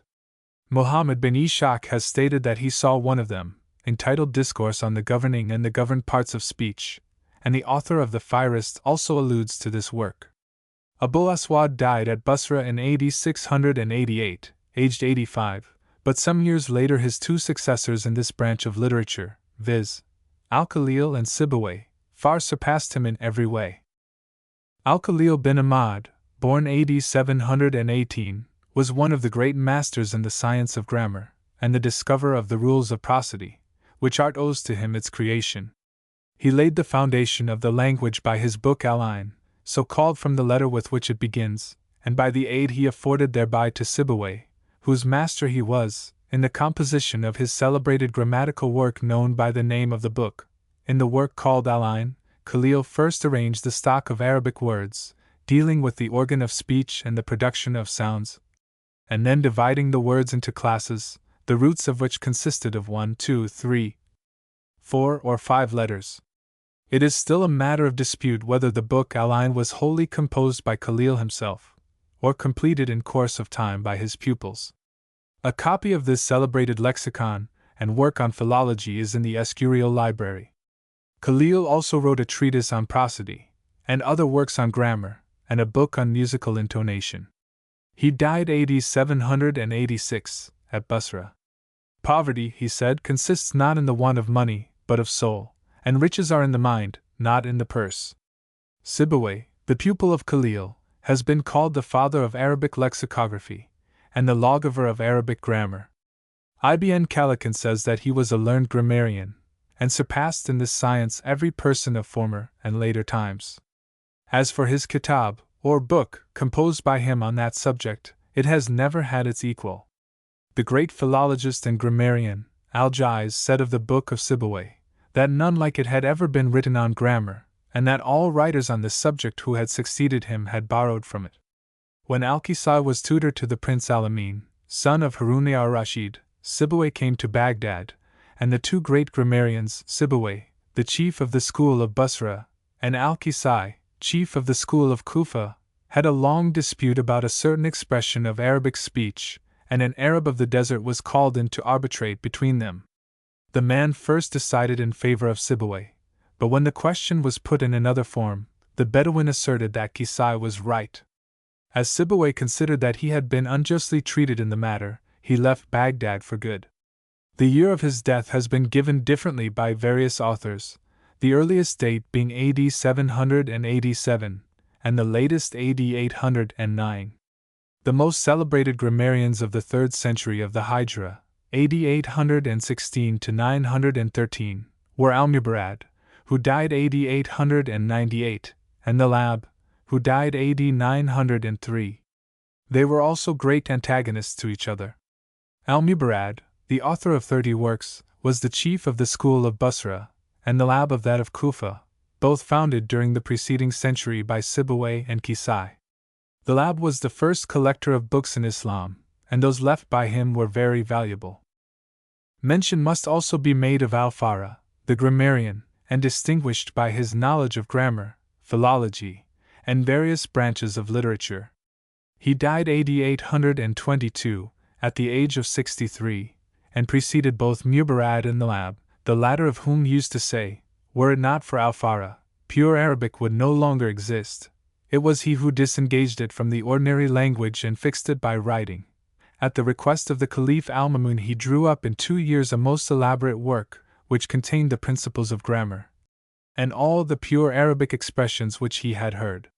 It was entitled Al-Hudud, the linnets or chapters, and directly it was finished he commenced another in connection with the Quran, which is spoken of as a most wonderful production. He wrote besides several other works on grammar, and acted as tutor to the 2 sons of the Caliph Mamun. Though many other grammarians could be named, such as Al-Akfash al-Awzat, Abu Ayyamar al-Shaybani, Abu Bakr al-Anbari, etc., none can be considered so celebrated as the persons above mentioned, who are regarded as the founders of the principles on which Arabic grammar has been established. In the middle of the 3rd century of the Hijra, AD 816 to 913, the Arabs first began to distinguish themselves as travelers and geographers. When Muslim Homer was, in AD 845, ransomed from his captivity among the Byzantines and returned to his country, he wrote a book with the title of Admonitions on the Countries, Kings and Offices of the Greeks.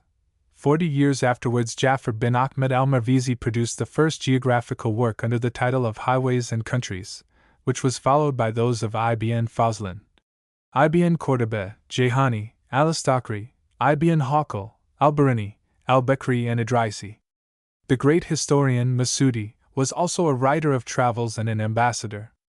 Ibn Fazlin was sent by the Caliph Muqtadir, AD 908 to 932, to the king of the Bulgarians. Abu Dolaf, who accompanied an ambassador from China to the frontiers of that country, made, on his return, a report which Shukut afterwards embodied in his voluminous geographical dictionary. A few details will be given about the 6 chief geographers and travelers of this period, viz. Ibn Cordoba, Al-Astakri, Ibn Hawkal, Al-Barini, Al-Bekri, and Idrisi. As regards the first named, it would appear that he has been the object of considerable controversies among the Orientalists of Europe. After employment in the post and intelligence departments in the provinces, he subsequently came to the court of the Caliph Mo'tamid, AD 870 to 892, and became one of his privy councillors. He is the author of several works on various subjects, but his geography, says Sir H. M. Eliot, is the only work we possess of this author, and of this there is only one copy in Europe, in the Bodleian Library at Oxford. He died about AD 912. Al-Astakri, who flourished about the year AD 951, obtained his name from Istakar, i.e., Persepolis, where he was born. He was a traveler whose geographical work has been translated into German by Mortman. When Istakari was in the Indus Valley, he met another celebrated traveler, Ibn Hawkle, whose book Sir William Ouseley translated in AD 1800 into English, under the title of The Oriental Geography of Ibn Hawkle. Hawkle, who died AD 976, had traveled for nearly 20 years in the countries of Islam with the works of Ibn Qurtuba and Jayhani in his hands. And his work, which bears the generally approved title of Highways and Countries, is based on the Book of Istakri. But the greatest geographer and naturalist of this period is Abu Rayhan al-Biruni, born about AD 971, who accompanied Mahmud the Ghaznavid on his invasions to India.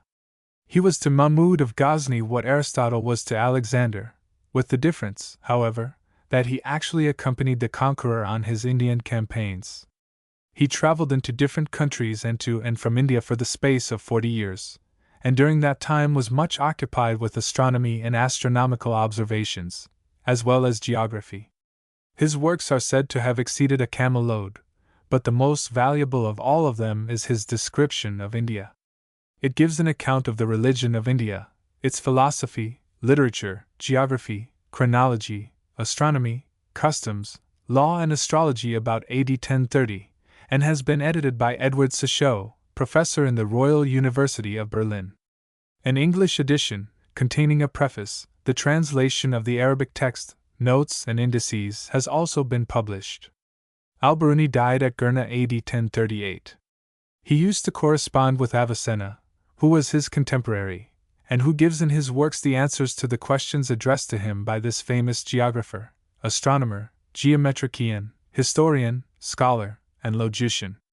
Some years later, Abu Obaid Abdallah al-Bakri distinguished himself as one of the greatest geographers, with whose labors Katramir and Dozy and Gayangos have made us better acquainted.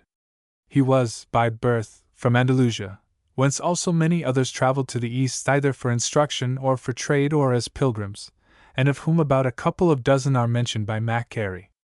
Some of these gave descriptions and topographies, to which class of literature also the poetical laudations of celebrated towns belong.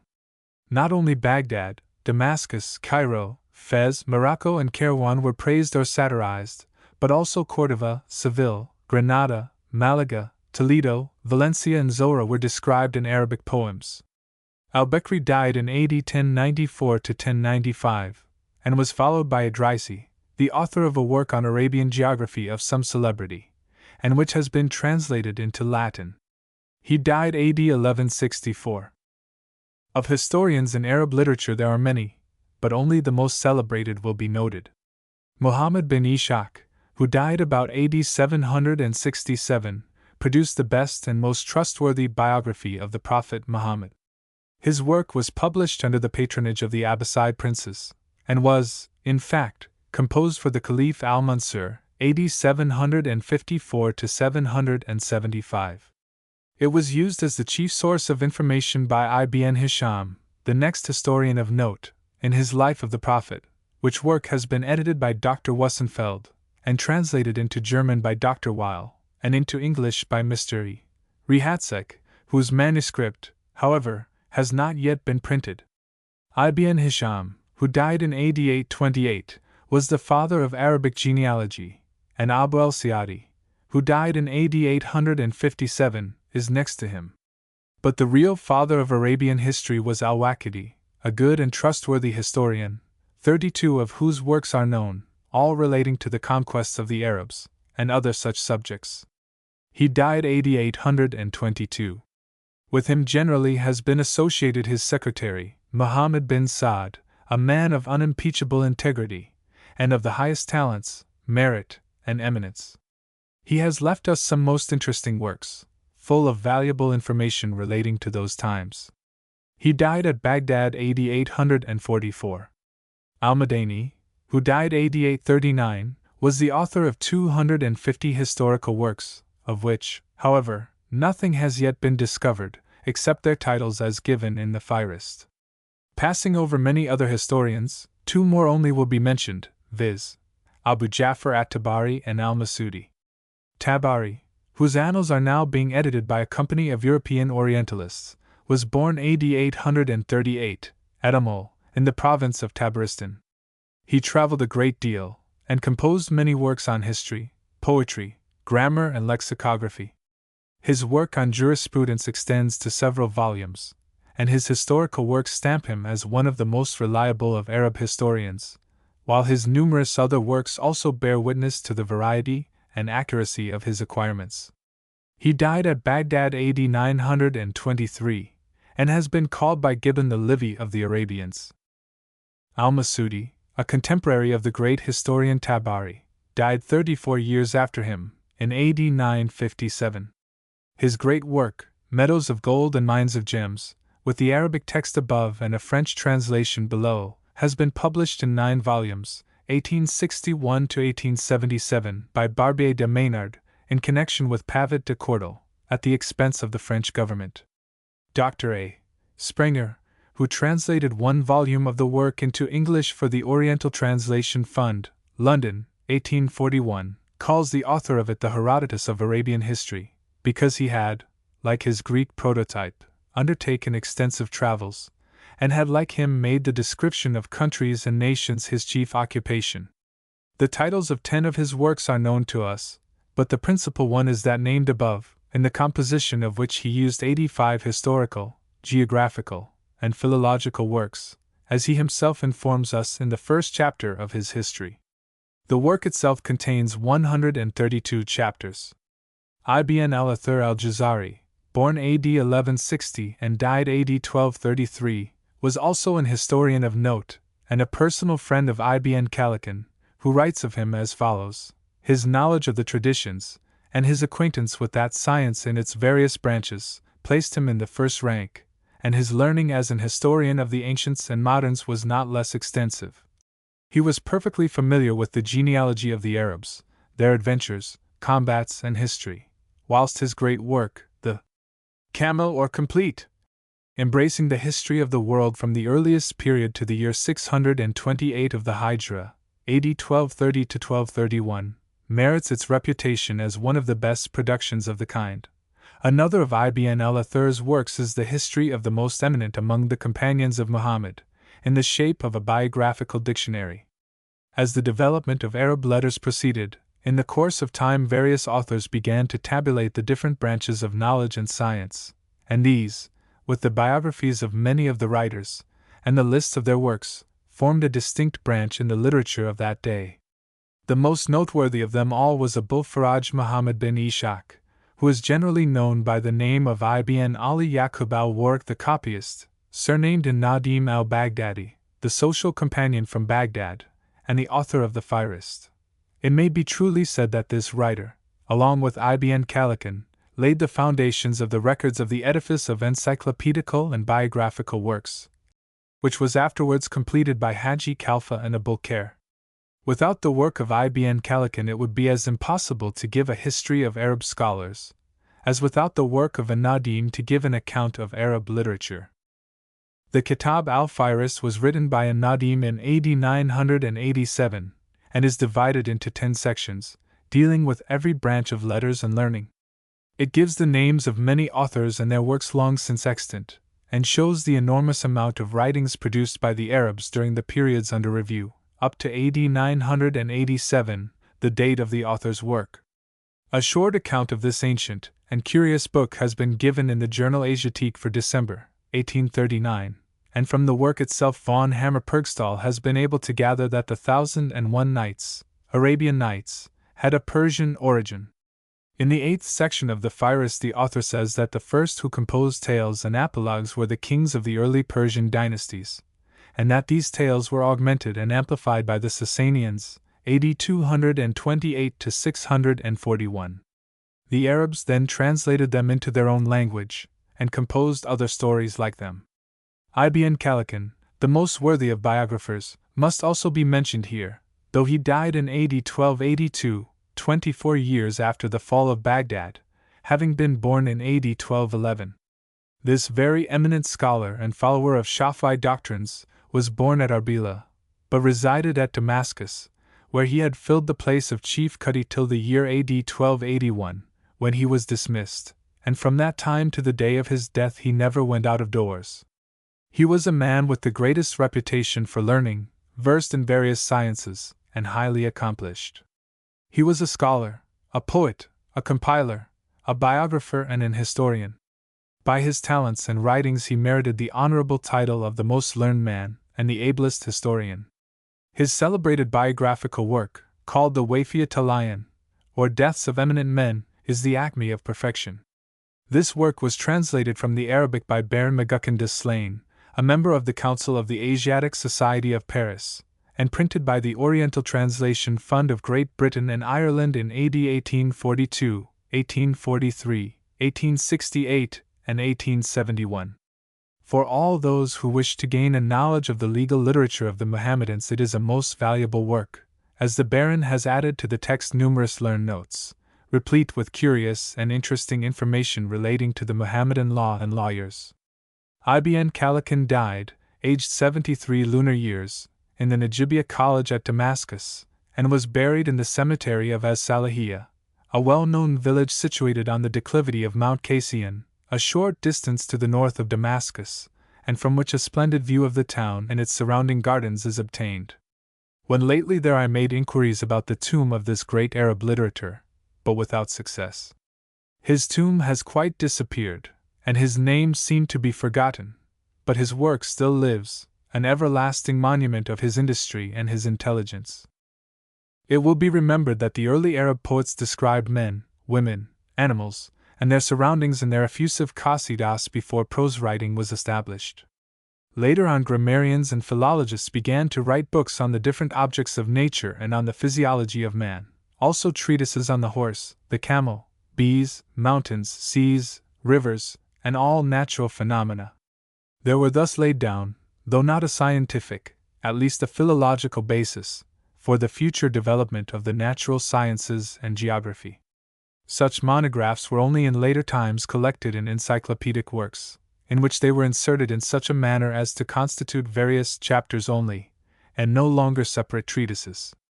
Caliph al-Amr, whom Suyuti declared to be a great forger, because he pretended that some poems written by himself had been composed by ancient Arab poets, wrote the first book on Arab mountains, and about the poems recited concerning them. Ahmed bin Ud Dinvari wrote, in addition to several grammatical and mathematical works, a book on plants, and after him the grammarian Al-Jaiz wrote the first treatise on animals, but more from a philological point of view than from that of natural history. He wrote, moreover, on theology, geography, natural history, and philology, but his most celebrated work is his Book of Animals, in which he displayed all his knowledge of the Arabic tongue. He was frightfully ugly, and obtained the surname of Jaiz on account of his protuberant eyes. He himself informs us that the Caliph Mutwakkil intended to appoint him as tutor to his sons, but was deterred by his ugliness, and dismissed him with a present of 10,000 dirhams. Al-Jaiz died AD 869, over 90 years of age. Philology is a term now generally used as applicable to that science which embraces human language in its widest extent, and may be shortly called the science of language. But in earlier times philology included, with few exceptions, everything that could be learned, many and various subjects, without particular reference to the meaning now generally adopted concerning it. There will be found among the Arab authors of this period many philologists who also wrote upon other matters, but have been recorded here as having particularly excelled in this particular branch of learning. Al-Qasim bin Ma'in was the first who wrote on the rarities of the language and on the peculiarities of authors, and according to the Fihrists, he surpassed all his contemporaries by the variety of his information. Tradition and traditionists, poetry and poets, history and historians, scholastic theology and theologians, genealogy and genealogists, were the subjects on which he displayed the extent of his acquirements. He died AD 791. Abu Ali Muhammad bin al-Mustanir bin Ahmad, generally known by the name of Qutrub, was also a grammarian and philologist, and wrote books and treatises on these subjects, as also on natural history. He died AD 821. Philology and Arabic poetry were the special objects of the studies of Abu Amr Ishaq bin Mirar as-Shaybani, and in these two branches of knowledge his authority is of the highest order. He composed a number of works and treatises, and wrote with his own hand upwards of 80 volumes. He died AD 825. But the two earliest, and perhaps the two most celebrated, philologists were Al-Azma'i and Abu Ubaidah, who outshone their successors for all time to come, and were distinguished, the former by his wit, and the latter by his scholarship. Abu Said Abd al-Malik bin Quraib al-Azma'i was born AD 739 or 740, and died AD 831. He was a complete master of the Arabic language, an able grammarian, and the most eminent of all those who transmitted orally historical narrations, anecdotes, stories, and rare expressions of the language. When the poet Abu Nuwas was informed that Azma'i and Abu Ubaidah had been introduced at Harun's court, he said that the latter would narrate ancient and modern history, but that the former would charm with his melodies. Ibn Shaba was informed by Azma'i himself that he knew by heart 16,000 pieces of verse composed in the measure called Rajaz, or free meter, and Ishaq al-Mawzili asserted that he never heard al-Azma'i profess to know a branch of science without discovering that none knew it better than he. No one ever explained better than al-Azma'i the idioms of the desert Arabs. Most of his works, which amount to 36, treat of the language and its grammar, but he also wrote a book on the horse and different treatises on various other animals, such as the camel, the sheep, wild beasts, etc., and their physiology. Al-Azma'i's contemporary, Abu Ubaidah, was an able grammarian and an accomplished scholar.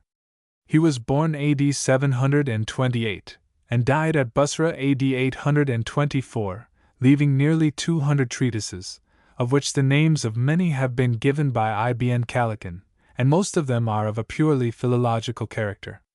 There are many anecdotes about him, and many sayings of clever men regarding him. Abu Nuwas took lessons from Abu Ubaidah, praised him highly, and decried al-Azma'i, whom he detested. When asked what he thought of al-Azma'i, he replied, "A nightingale in a cage," meaning probably that a nightingale in a cage is pleasing to hear, but there is nothing else good about it. Abu Ubaidah he described as a bundle of science packed up in a skin. Abu Zayd al-Ansari was a philologist and grammarian, and a contemporary of the two persons just described. He held the first rank among the literary men of that time, and devoted his attention principally to the study of the philology of the Arabic language, its singular terms and rare expressions. Of him Al-Mubarrad said Abu Zayd was an abler grammarian than al-Azma'i and Abu Ubaidah, but these two came next to him, and were near to each other. Abu Ubaidah was the most accomplished scholar of the day. Abu Zayd composed a number of useful philological works, and titles of 31 of them are given in the Fihrist. He died AD 830, over 90 years of age. Abu Uthman Bakr bin Muhammad bin Habib al-Mayni, briefly called Abu Uthman, was celebrated as a philologer and grammarian, as also for his knowledge in general literature. He learned philology from Abu Zayd, Abu Ubaidah, al-Azma'i, and others, and had for pupil Al-Mubarrad, who learned much from his master, and handed down many pieces of traditional literature obtained from him. Abu Uthman, once being asked his opinion about various men of science, curtly summarized them as follows: "The Quran readers are deceitful administrators, the traditionists are satisfied with superfluities, poets are too superficial, grammarians much too heavy, narrators deal only in neat expressions, and the only real science is jurisprudence." He died AD 863. Abul Aina was a philologist, but also a great joker, anecdote teller, and poet. His memory was equal to his eloquence, and being quick-witted, he was never in want of a repartee when the occasion required it. Indeed, he ranked among the most brilliant wits of the age. To a vizier, who said that everything current about the liberality of the Barmecides was only so much exaggeration and invention of leaf scribblers, he replied, "Of you, O vizier, the leaf scribblers will certainly report nothing and invent nothing. There are many other anecdotes and stories told about him." Being asked how long he would continue to praise some and satirize others, he replied, "As long as the virtuous do good and the wicked do evil, but God forbid that I should be as the scorpion which stingeth equally the prophet and the infidel." He had a most wonderful memory, which he applied, however, not to the preservation of interpretations and their vouchers, but to that of anecdotes, drolleries, and witty sayings. Wherefore his name has been perpetuated as that of a joker. He died AD 896. Mention must also be made of Abdullah bin Muslim bin Qutaybah, who was a philologist and grammarian of eminent talent, and noted for the correctness of his information.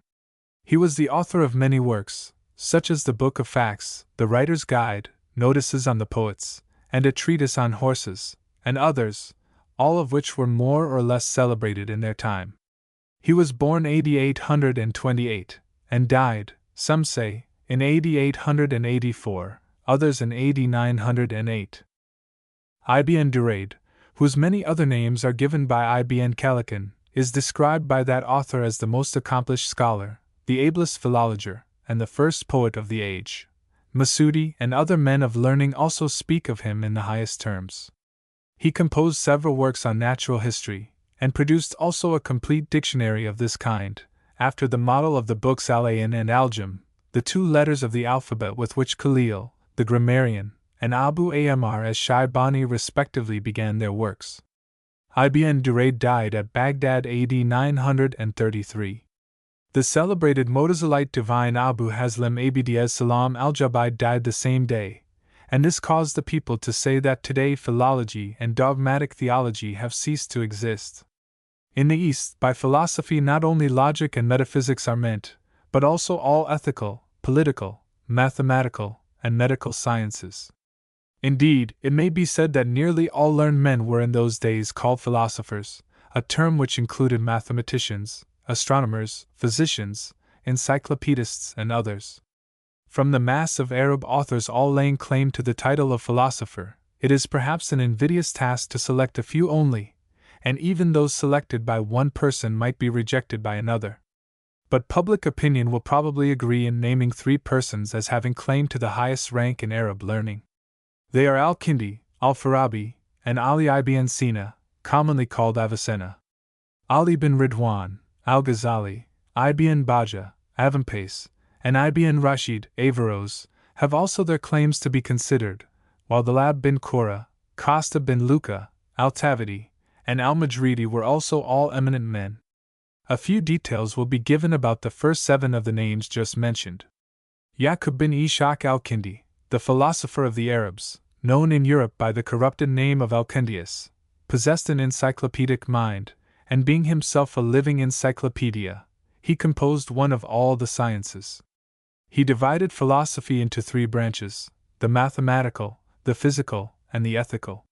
He declared the nullity of alchemy, which Ibn Sina had again brought to honorable notice, till the physician Abdul Latif declaimed against it. But Al-Kindi was not sufficiently advanced to write against astrology, which is still in full force all over the East even in our own times.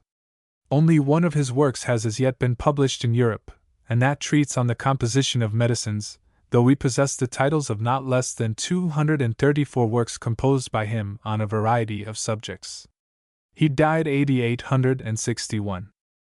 Abu Nasr al-Farabi, Al-Farabius, called by the Arabs a second Aristotle, is generally considered to be the second Arab philosopher, Avicenna, who always quotes him in his works, the first place being assigned to Al-Kindi.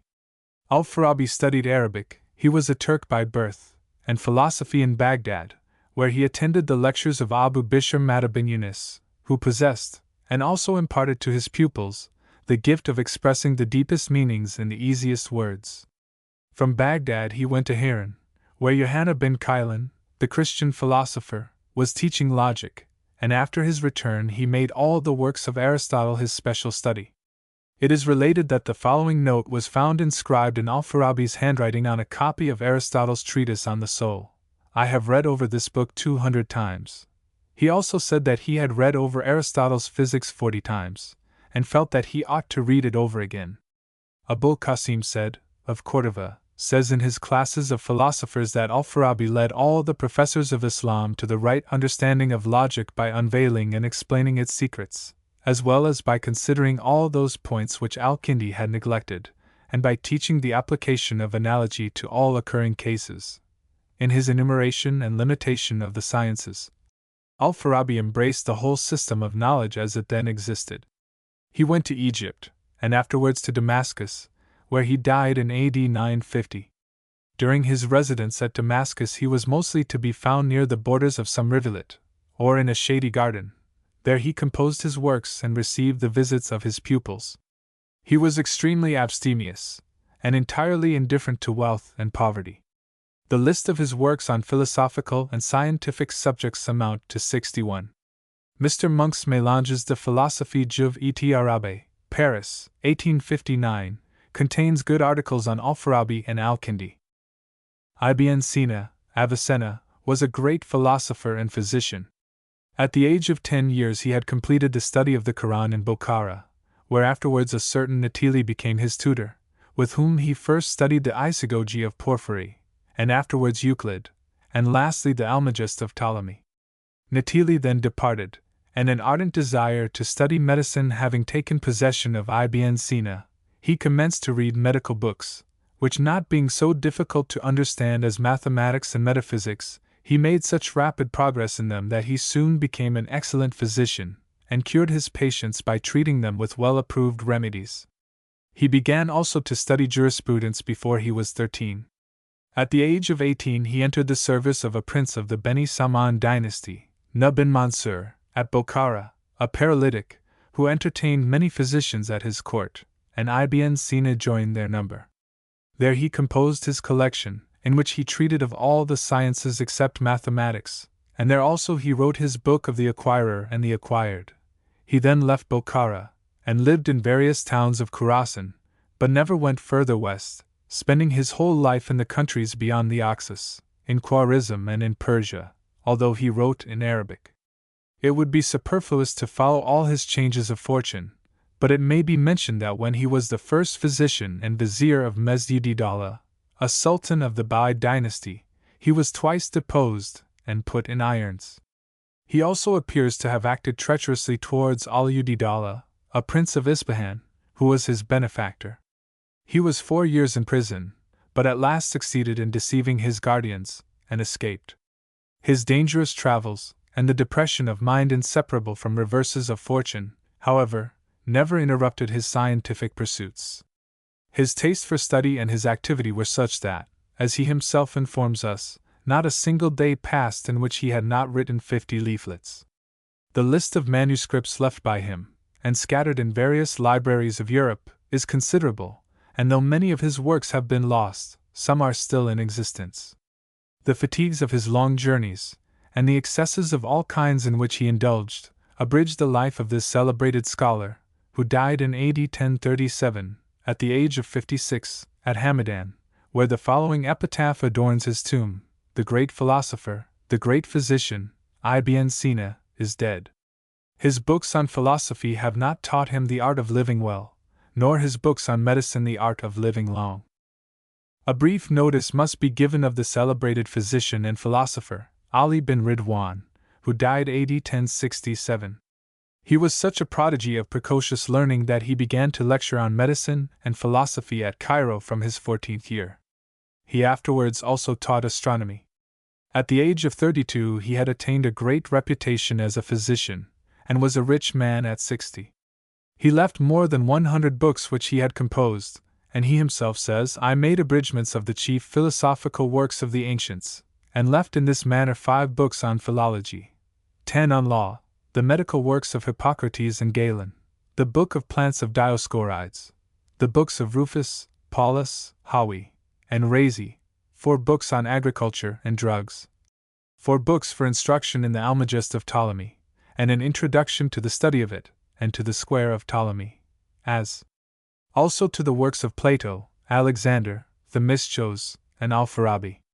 I purchased all these books, no matter what they cost, and preserved them in chests, although it would have been more profitable to have sold them again rather than have kept them." Ibn Batlan, a clever physician, was a contemporary of Ibn Ridwan, and traveled from Baghdad to Egypt only for the purpose of making his acquaintance, but the result does not appear to have been satisfactory to either party. He died AD 1063, leaving a number of works on medical and other subjects. Abu Hamid al-Ghazali was born AD 1058. He was considered chiefly as a lawyer and a mystic, but here he will be noticed chiefly as a philosopher and the author of The Ruin of Philosophers, noticed at length by Haji Khalfa in his encyclopedical dictionary, under number 3764.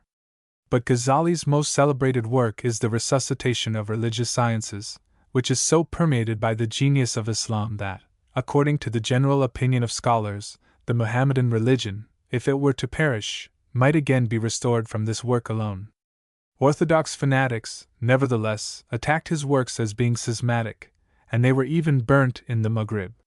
He was born at Tus, the modern Mashhad, in Khorasan, and passed his life partly there, also at Nisapur, Baghdad, Damascus, Egypt, and finally returned to Tus, where he died AD 1111. His works are very numerous, and all of them are instructive. Ibn Bajjah, known to Europeans under the name of Avempace, was a philosopher and a poet of considerable celebrity, and a native of Saragossa, in Spain. He was attacked by some people for his religious opinions, and represented as an infidel and an atheist, professing the doctrines held by the ancient sages and philosophers. Ibn Khaldun defends Ibn Bajjah, and says that these statements were much exaggerated, but adds, God, however, knows best what his principles were. Abul Hassan Ali al-Imam of Granada was of opinion that Ibn Bajjah was the greatest Arab philosopher after al-Farabi, and places him higher than Ibn Sina and al-Ghazali. He left numerous logical, grammatical and political works, and died at Fez in AD 1138. Averroes, whose full and correct name is Abul Walid Muhammad bin Rashid, was a celebrated Arab scholar, born at Cordova AD 1126, and the author of many writings. He taught in his native town philosophy and medicine, two sciences which appeared for a long time to be inseparable, and the vulgar considered those professing them to be of almost supernatural attainments. The period of Averroes is that of the decadence of Arab dominion in Spain, a period when this great nation also lost the taste for sciences which it had brought to Europe. Considering the prodigious number of works composed by Averroes, who filled at the same time the offices of Imam and Qadi, his entire life must have been one of labor and meditation. He is the author of an Arabic version of Aristotle, but it is not the first which existed in that language, as some of his biographers assert, because this work had been produced already at Baghdad during the brilliant caliphate of Ma'mun. There are various manuscripts of Averroes extant treating on physics, pure mathematics, astronomy and astrology, from which it would appear that, in spite of their encyclopedic attainments, the celebrated men of these times still believed in some popular errors. Science was at that time surrounded by a kind of superstitious halo of respect, to which Averroes, like so many others, is indebted for a good part of his renown. He died AD 1198, in the city of Morocco. His corpse was transferred to Cordova and there interred. Medical science had already, under the second caliph of the House of Abbas, AD 754 to 775, enjoyed the highest honors, which it ever afterwards retained. Great physicians were brought from the Persian hospital of John Shaper, and between the years AD 750 and 850 the number of physicians was considerable, but only the most celebrated will be noticed.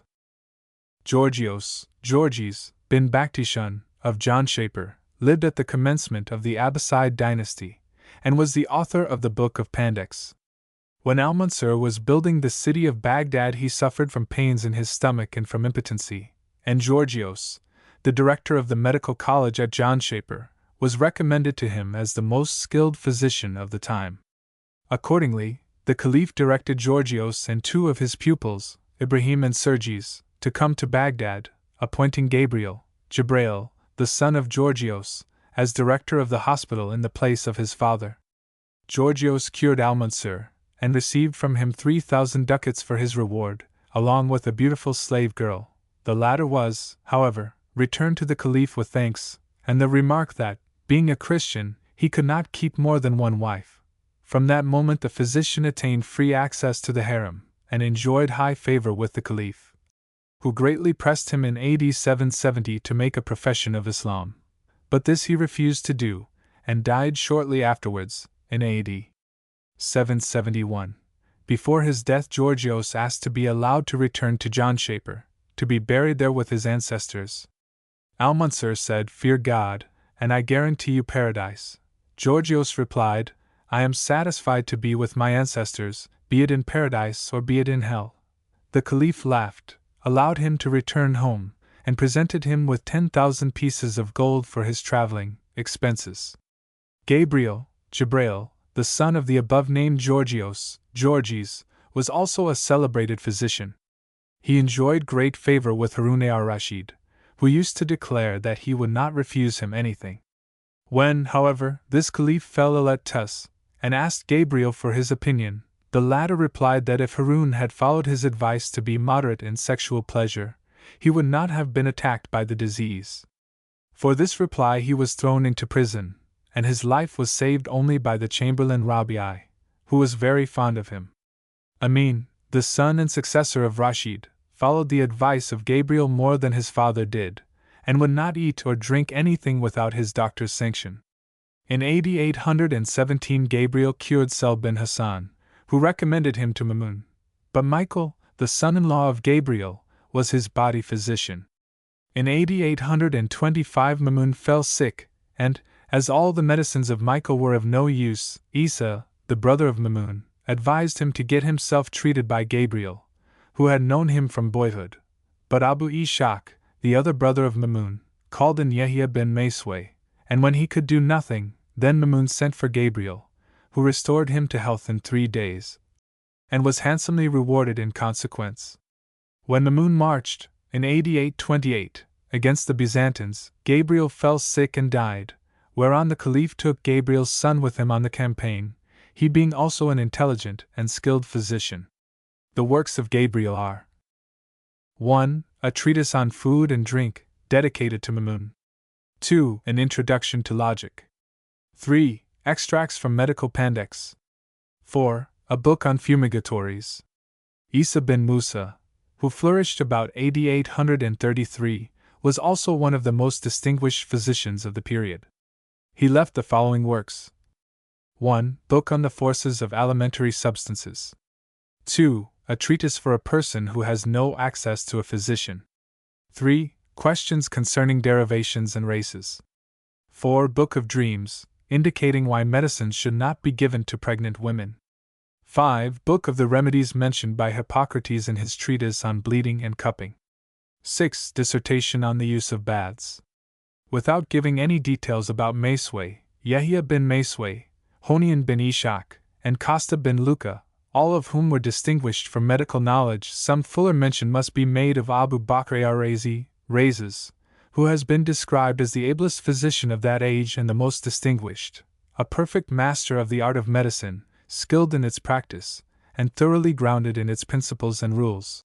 He composed a number of useful works on medicine, and some of his sayings have been handed down to us, and are still worthy of record, such as: 1. When you can cure by a regimen, avoid having recourse to medicine.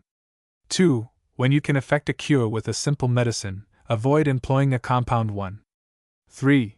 With a learned physician and an obedient patient, sickness soon disappears. 4. Treat an incipient malady with remedies which will not prostrate the strength. Till the end of his life he continued at the head of his profession, finally lost his sight, and died in AD 923. A new and much improved edition of Razi's treatise on the smallpox and measles was published in London in AD 1848 by Drive Greenhill, and an article on him will also be found in Wessenfeld's History of the Arabian Physicians. Poetry flourished to a very great extent during the reigns of the early Abbasid caliphs, and, as all Arab litterateurs were more or less poets and writers of verses, it is somewhat difficult to select the most celebrated. The first collection of Arabic poems was compiled by al-Mufaddal in the work called after him, Mufaddaliyat. He was followed by Abu Ayyamar al-Shaybani, by Abu Zayd bin Ayas, Ibn as-Sikhat, Muhammad bin Habib, Abu Hatim es-Sajistani, and Abu Uthman al-Mazini. Abu Tammam and al-Botori, the collectors of the two Hamasas, are considered to be the two greatest poets of the 3rd century of the Hijra, AD 816 to 913. And it may here be observed that in the great bibliographical dictionary of Haji Khalfa, who enumerates 7 Hamasas, the names of Ibn Marzaban and of Ibn Damash, each of whom composed one, are not mentioned. Zuccari made himself a reputation by editing several of the Mu'allaqat, as also the poems of the great pre-Islamite bards, Al-Asha and Al-Qama, whilst Abu Bakr as-Sawli likewise acquired great merit by publishing 10 of the masterworks of Arabic poetry. From the many poets of this period, some of the most celebrated have been selected, viz. Farazdak, Jerir, Alaktal, Abulataya, Bashshar bin Bird, Abu Nuwas, Abu Tamim, Al-Abai, Al-Botori, Al-Mutanabi, and Inami, and a few biographical details about them will be given, as also some remarks about Al-Mufaddal, the first collector and compiler of Arab poetry, and of Abul Faraj al-Isbahani, the collector of the great anthology called Kitab al-Aghani, or the Book of Songs. Jerir and Al-Farazdak were two very celebrated poets, who lived at the same time and died in the same year, AD 728 to 729. Ibn Khaldun has given their lives at considerable length, and says that Jerir was in the habit of making satires on Al-Farazdak, who retorted in the same manner, and they composed parodies on each other's poems. Jerir always used to say that the same demon inspired them both, and consequently each knew what the other would say. On all occasions they seem to have been excessively rude in verse to each other, and did not at all mind about having recourse to actual insult. The lives of Al-Aktal, Al-Farazdak, and Jerir, translated from the Kitab al-Aghani and other sources, have been given by Mr. Cossin de Perceval in the Journal Asiatique for the year 1834. From this it would appear that the verses of these three poets were much discussed during their lifetime, and often compared with the productions of the other poets who followed them. Some writers are in favor of one and some of the other, but the general opinion of them is that their effusions resembled the Arab poetry written before the period of Muhammad much more than any poetry that was written during the reign of the Abbasids. Al-Aktal belonged to a Christian tribe of Arabs, and was much patronized by the Umayyad Caliph Abdul Malik, AD 684 to 705, in whose glory and honor he composed many verses, and indeed, such good ones, that Harun ar-Rashid used to say no poet had ever said so much in praise of the Abbasids as he, Aktal, had written in praise of the Umayyads. He died at an advanced age some years before Jerir and Farazdak, who were much younger men, but the exact year of his death does not appear to have been recorded. The blind Bashshar bin Bird and Abulataya were two of the principal poets, who flourished in the first ages of Islamism, and ranked in the highest class among the versifiers of that period. The former was put to death, or rather beaten, by the orders of the Caliph al-Mahdi, for certain satirical verses which the poet is said to have written, and from the effects of these strokes of a whip he died in AD 783. Abulataya wrote many verses on ascetic subjects, and all his amatory pieces were composed in honor and praise of Atba, a female slave belonging to the Caliph al-Mahdi, and to whom he appears to have been devotedly attached. He was born AD 747, and died AD 826. Abu Nuwas was a poet of great celebrity. His father, Hani, was a soldier in the army of Marwan II, the last Umayyad Caliph, and the poet was born in AD 762, some say in Damascus, others at Basra, and others at Al-Awaz. His mother apprenticed him to a grocer, and the boy became acquainted with the poet Abu Osama, who discovered his talent, and induced him to accompany him to Baghdad. There Abu Nuwas afterwards became celebrated as one of the chief bards at the court of the Caliph, and his most famous qasida is that which he composed in praise of Amin, the son of Harun ar-Rashid. According to the critics of his time, he was the greatest poet in Islam, as Amri al-Qais had been before that period. When Murzabin was asked which he considered the greater poet, Abu Nuwas or Rakashi, he replied, "A curse of Abu Nuwas in hell contains more poetry than a laudation of Rakashis in paradise." He was a favorite of Amin, whom his brother Mamun reproached for associating with him, because Abu Nuwas enjoyed the reputation of being the greatest libertine of all the poets. Sulayman, the son of Al-Mansur, complained to the Caliph Amin that Abu Nuwas had insulted him with lampoons, and desired him to be punished with death. But Amin replied, "Dear uncle, how can I order a man to be killed who has praised me in such beautiful verses?" and thereupon recited them. Mamun, the son of Harun, states that he asked the great critic Yaqut bin Sikit to what poet he gave the preference. He replied, "Among the pre-Islamite ones to Amri al-Qais and al-Asha, among the older Muslim poets to Jerir and Farazdak, and among the more recent to Abu Nuwas." Atbai, having been asked who was the greatest poet, replied, "According to the opinion of the people, Amri al-Qais, but according to mine, Abu Nuwas. Al-Qasib, the chief of the revenue office in Egypt, once asked Abu Nuwas from what family he came. My talents, replied he, stand me instead of noble birth, and no further questions were asked him. He was a freethinker, who joked about the precepts of Islam. Once a Sunni and a Rafidi desired him to be the umpire in their quarrel, as to who occupied the most exalted position after the Prophet. He said, a certain Yazid, and on their asking who this Yazid might be, he replied, an excellent fellow, who presents me with 1,000 dirhams every year. He used to say that the wine of this world is better than that of the next, and being asked for the reason, replied, this is a sample of the wine of paradise, and for a sample the best is always taken. Ismail bin Nubak said, I never saw a man of more extensive learning than Abu Nuwas, nor one who, with a memory so richly furnished, possessed so few books. After his decease we searched his house, and could only find one book cover containing a quire of paper, in which was a collection of rare expressions and grammatical observations. He died on the same day as the mystic Al-Kirki, whose corpse was accompanied to the grave by more than 300 persons, but that of Abu Nuwas by not one. When, however, one of the 300 exclaimed, was not Abu Nuwas a Muslim? And why do none of the Muslims recite the funeral prayer over his body? All the 300 who had assisted at the interment of Kirki recited the prayer also over the corpse of Abu Nuwas.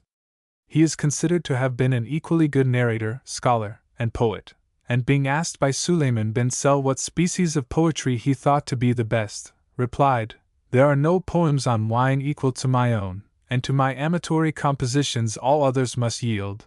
He used to boast that he knew by heart the poems of 60 poetesses, and among them those of Kansa and Layla, as also 700 arjazat, or poems in unshackled meter by men. He said that he could compose nothing except when he was in a good humor, and in a shady garden.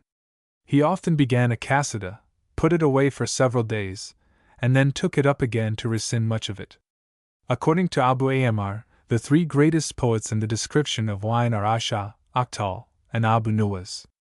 Abu Hatim al-Mekki often said that the deep meanings of thoughts were concealed underground until Abu Nuwas dug them out. His end was tragic. Zanber, the secretary, and Abu Nuwas were in the habit of composing lampoons against each other, whereon the former conceived the idea of propagating a satire against Ali, the son-in-law of the Prophet, in the name of Abu Nuwas, and this became the cause of his death. In an already half-drunken circle Zanber recited the satire on Ali as the work of Abu Nuwas, on which all fell upon the poet, ripped open his belly, and pulled his entrails about till he expired. Others assert that Ismail bin Abu Sel administered a poisonous potion to Abu Nuwas, because he had composed a lampoon against him, but its operation was so slow that he died only 4 months after he had drunk it. His death took place at Baghdad in AD 810. Al-Atbai was a poet of great celebrity, and taught traditions to the people of Baghdad, but was more generally noted for drinking wine and composing love verses about his beloved Appa. Being of the tribe of Quraysh, and of the family of Umayyah, he and his father held a high rank, and were regarded as accomplished scholars and elegant speakers. Atbai both composed and collected poems. One of his verses has now acquired the force of a proverb. When Sulayma saw me turn my eyes away, and I turn my glances away from all who resemble her, she said, I once saw thee mad with love. And I replied, youth is a madness of which old age is the cure. He died in AD 842. Abu Tamim Habib, the celebrated poet, according to Ibn Khaldun, surpassed all his contemporaries in the purity of his style, the merit of his poetry, and his excellent manner of treating a subject. He is the author of a Hamasa, a compilation which is a standing proof of his great talents, solid information, and good taste in making a selection. He wrote several other works connected with poets and poetry, composed many qasidas, and knew by heart, it is said, 14,000 verses of that class of compositions called rijaz, or free meter. The poetry of Abu Tamim was put in order for the first time by Abu Bakr as-Sali, who arranged it alphabetically, according to the rhymes, and then Abul Faraj Ali bin Hussein al-Isbahani classed it according to the subjects. He died at Mosul AD 845, about 40 years of age, and was buried there, but his verses have survived, and rendered him one of the immortals. The mantle of the poet Abu Tammam appears to have fallen on Abu Abada al-Bottori, who was born in AD 821, and like his predecessor, is also the author of a Hamasa.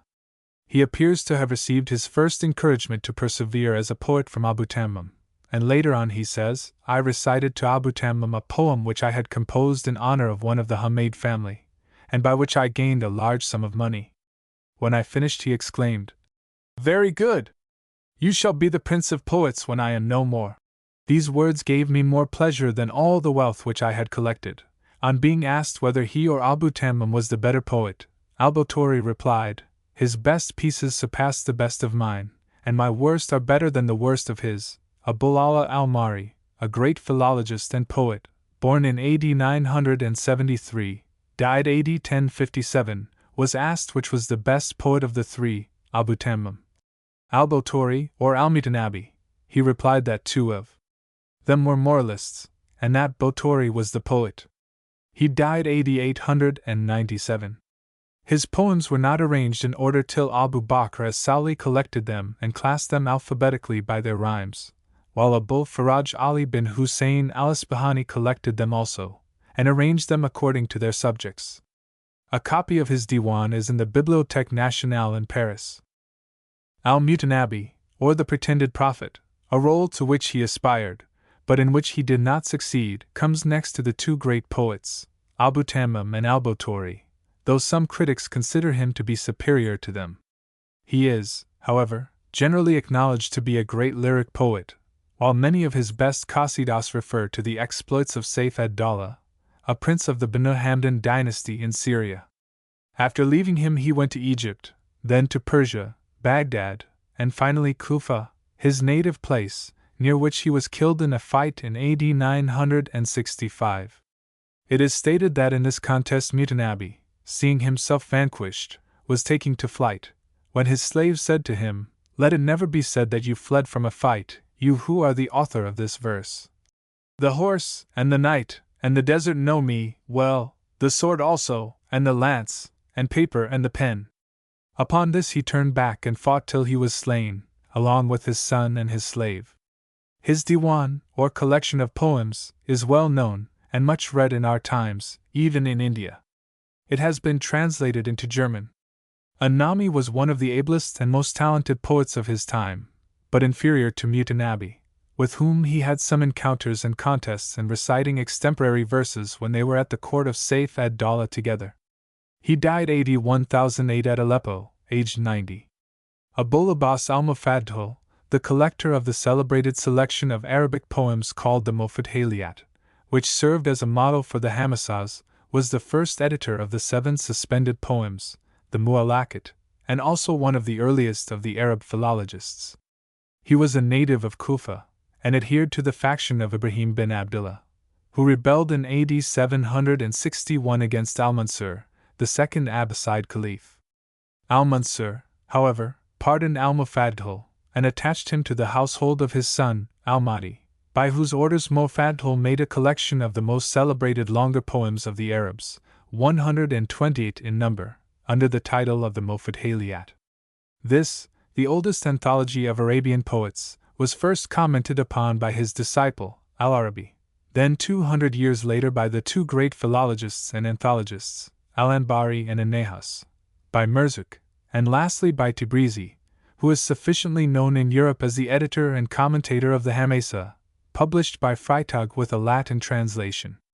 Mufaddal supported himself as a copyist of the Quran, and spent the last portion of his life in mosques doing penance for the satires which he had composed against various individuals.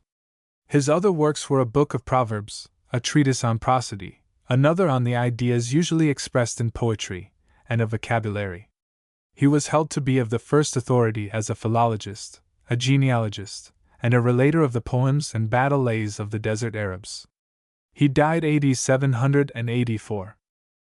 Abul Faraj Ali bin Hussein al-Isfahani is the collector of the great anthology called Kitab ul-Aghani, the Book of Songs. This work, which surpasses all former ones of this name, he produced after a labor of 40 years, and presented it to Saif ad-Dawla, who gave him 1,000 pieces of gold for it, but excused himself at the same time for the smallness of this honorarium. In spite of his other works, and the long string of names given him by Ibn Khaldun, he is best known as Al-Isfahani, and as the author of the Agani. His family inhabited Isfahan, but he passed his early youth in Baghdad, and became the most distinguished scholar and most eminent author of that city. He was born AD 897, and died AD 967, in which year also died the great scholar Kali, and the three greatest of his patrons, namely, Saif ad-Dawla, the sovereign of the Banu Hamdan in Syria, Mu'izz-ud-Dawla, the sovereign of the Banu Buj in Iraq, and Kafur, who governed Egypt in the name of the Oxid dynasty. The Book of Songs, notwithstanding its title, is an important biographical dictionary, treating of grammar, history, and science, as well as of poetry. Mention can here be made of Abu Muhammad Qasim al-Hariri, who was one of the ablest writers of his time, and the author of the Maqamat Hariri, a work consisting of 50 oratorical, poetical, moral, encomiastic, and satirical discourses, supposed to have been spoken or read in public assemblies. Poets, historians, grammarians, and lexicographers look upon the Maqamat, assemblies or seances, as the highest authority, and next to the Quran, as far at least as language is concerned. It contains a large portion of the language spoken by the Arabs of the desert, such as its idioms, its proverbs, and its subtle delicacies of expression, and according to Ibn Khaldun, any person who acquires a sufficient acquaintance with this book to understand it rightly will be led to acknowledge the eminent merit of the author, his extensive information, and his vast abilities. A great number of persons have commented on the Maqamat, some in long and others in short treatises, and many consider it to be the most elegantly written, and the most amusing, work in the Arabic language. Hariri was born AD 1054, and died at Basra AD 1122. He left some other good works in the shape of treatises, epistles, and a great number of poetical pieces, besides those contained in his Maqamat. There are two translations of the Maqamat into English. One by the Reverend Theodore Preston, printed under the patronage of the Oriental Translation Fund, London, 1850. It contains only 20 of the 50 pieces in verse, with copious notes, while an epitome of the remaining 30 pieces is given at the end of the book. The other by the late Mr. Chinnery, which ends with the 26th Assembly or Séance. The whole work was edited in Arabic, with a select commentary upon it in French, by Baron Sylvestre de Sacy, and this was reprinted in 1847.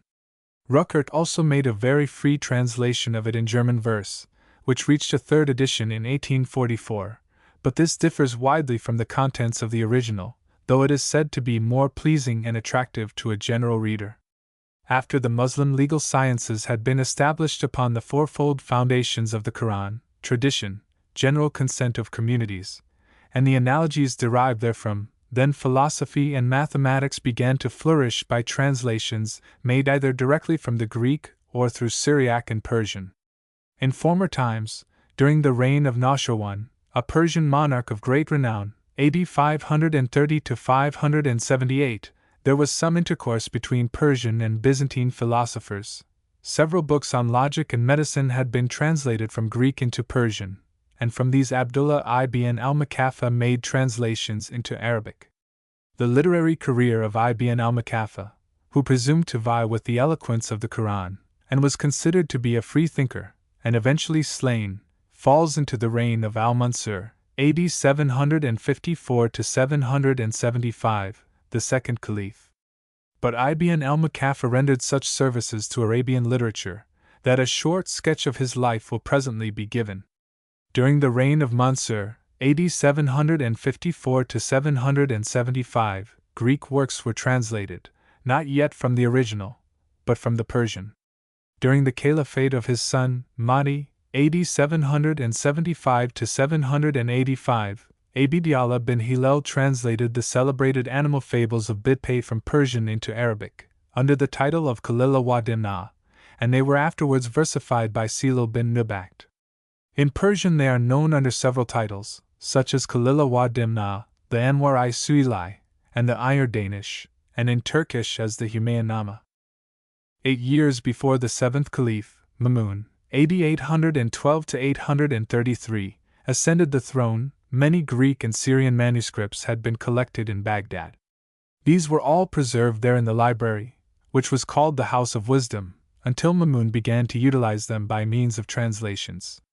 The Caliph appointed the scholars Al-Hajjaj, Ibn Matter, Ibn Obitrik, and Selma, to superintend the work, while the three brothers, Muhammad, Ahmed, and Hassan, sons of the astronomer Shakir, were directed to search for and to buy manuscripts. Mamun also sent the two physicians, Yohanna and Costa, into the Byzantine dominions to bring manuscripts from thence to Baghdad. A new class of scholars was then formed, in the shape of translators, who were employed in translating works from the Greek, the Syriac, and the Persian languages into Arabic. The translators from the Persian were Musa and Yusuf, the two sons of Khalid, Hassan bin Sel, and afterwards, al-Baladori; from the Sanskrit, Munka the Indian; from the Nabatean, Ibn Washia. Science became hereditary, as it were, in the families of the most celebrated scholars, medical science in the family of Bakhtishan, translations from Greek works in that of Honian bin Ishaq, the most famous of all translators, and a prolific author besides. Masway and his son Yahya, Syriac Christians, were both celebrated as physicians and translators of ancient Greek works into Arabic, while Costa bin Luca, who died in AD 932, was also one of the most fertile translators from Greek into Arabic, and being born a Greek, he was able to correct the translations of Honian bin Ishaq and others. The number of translators, which amounted to about 100, might have been increased if Arab literature had further developed itself by incorporating works from other languages. But, as such was not the case, translators appeared very few and far between after the literature had attained to its highest perfection, at the end of the 3rd century of the Hijra, AD 913. The celebrated Ibn al-Makaffa was one of the earliest and best translators. His full name is Abdallah ibn al-Makaffa, but before he made his profession of Islam he bore that of Rusbeh. He was a native of Har, a town in the province of Fars, and first served as secretary to Dud bin Hobaira, and then to Isa bin Ali, the uncle of the two first caliphs of the House of Abbas.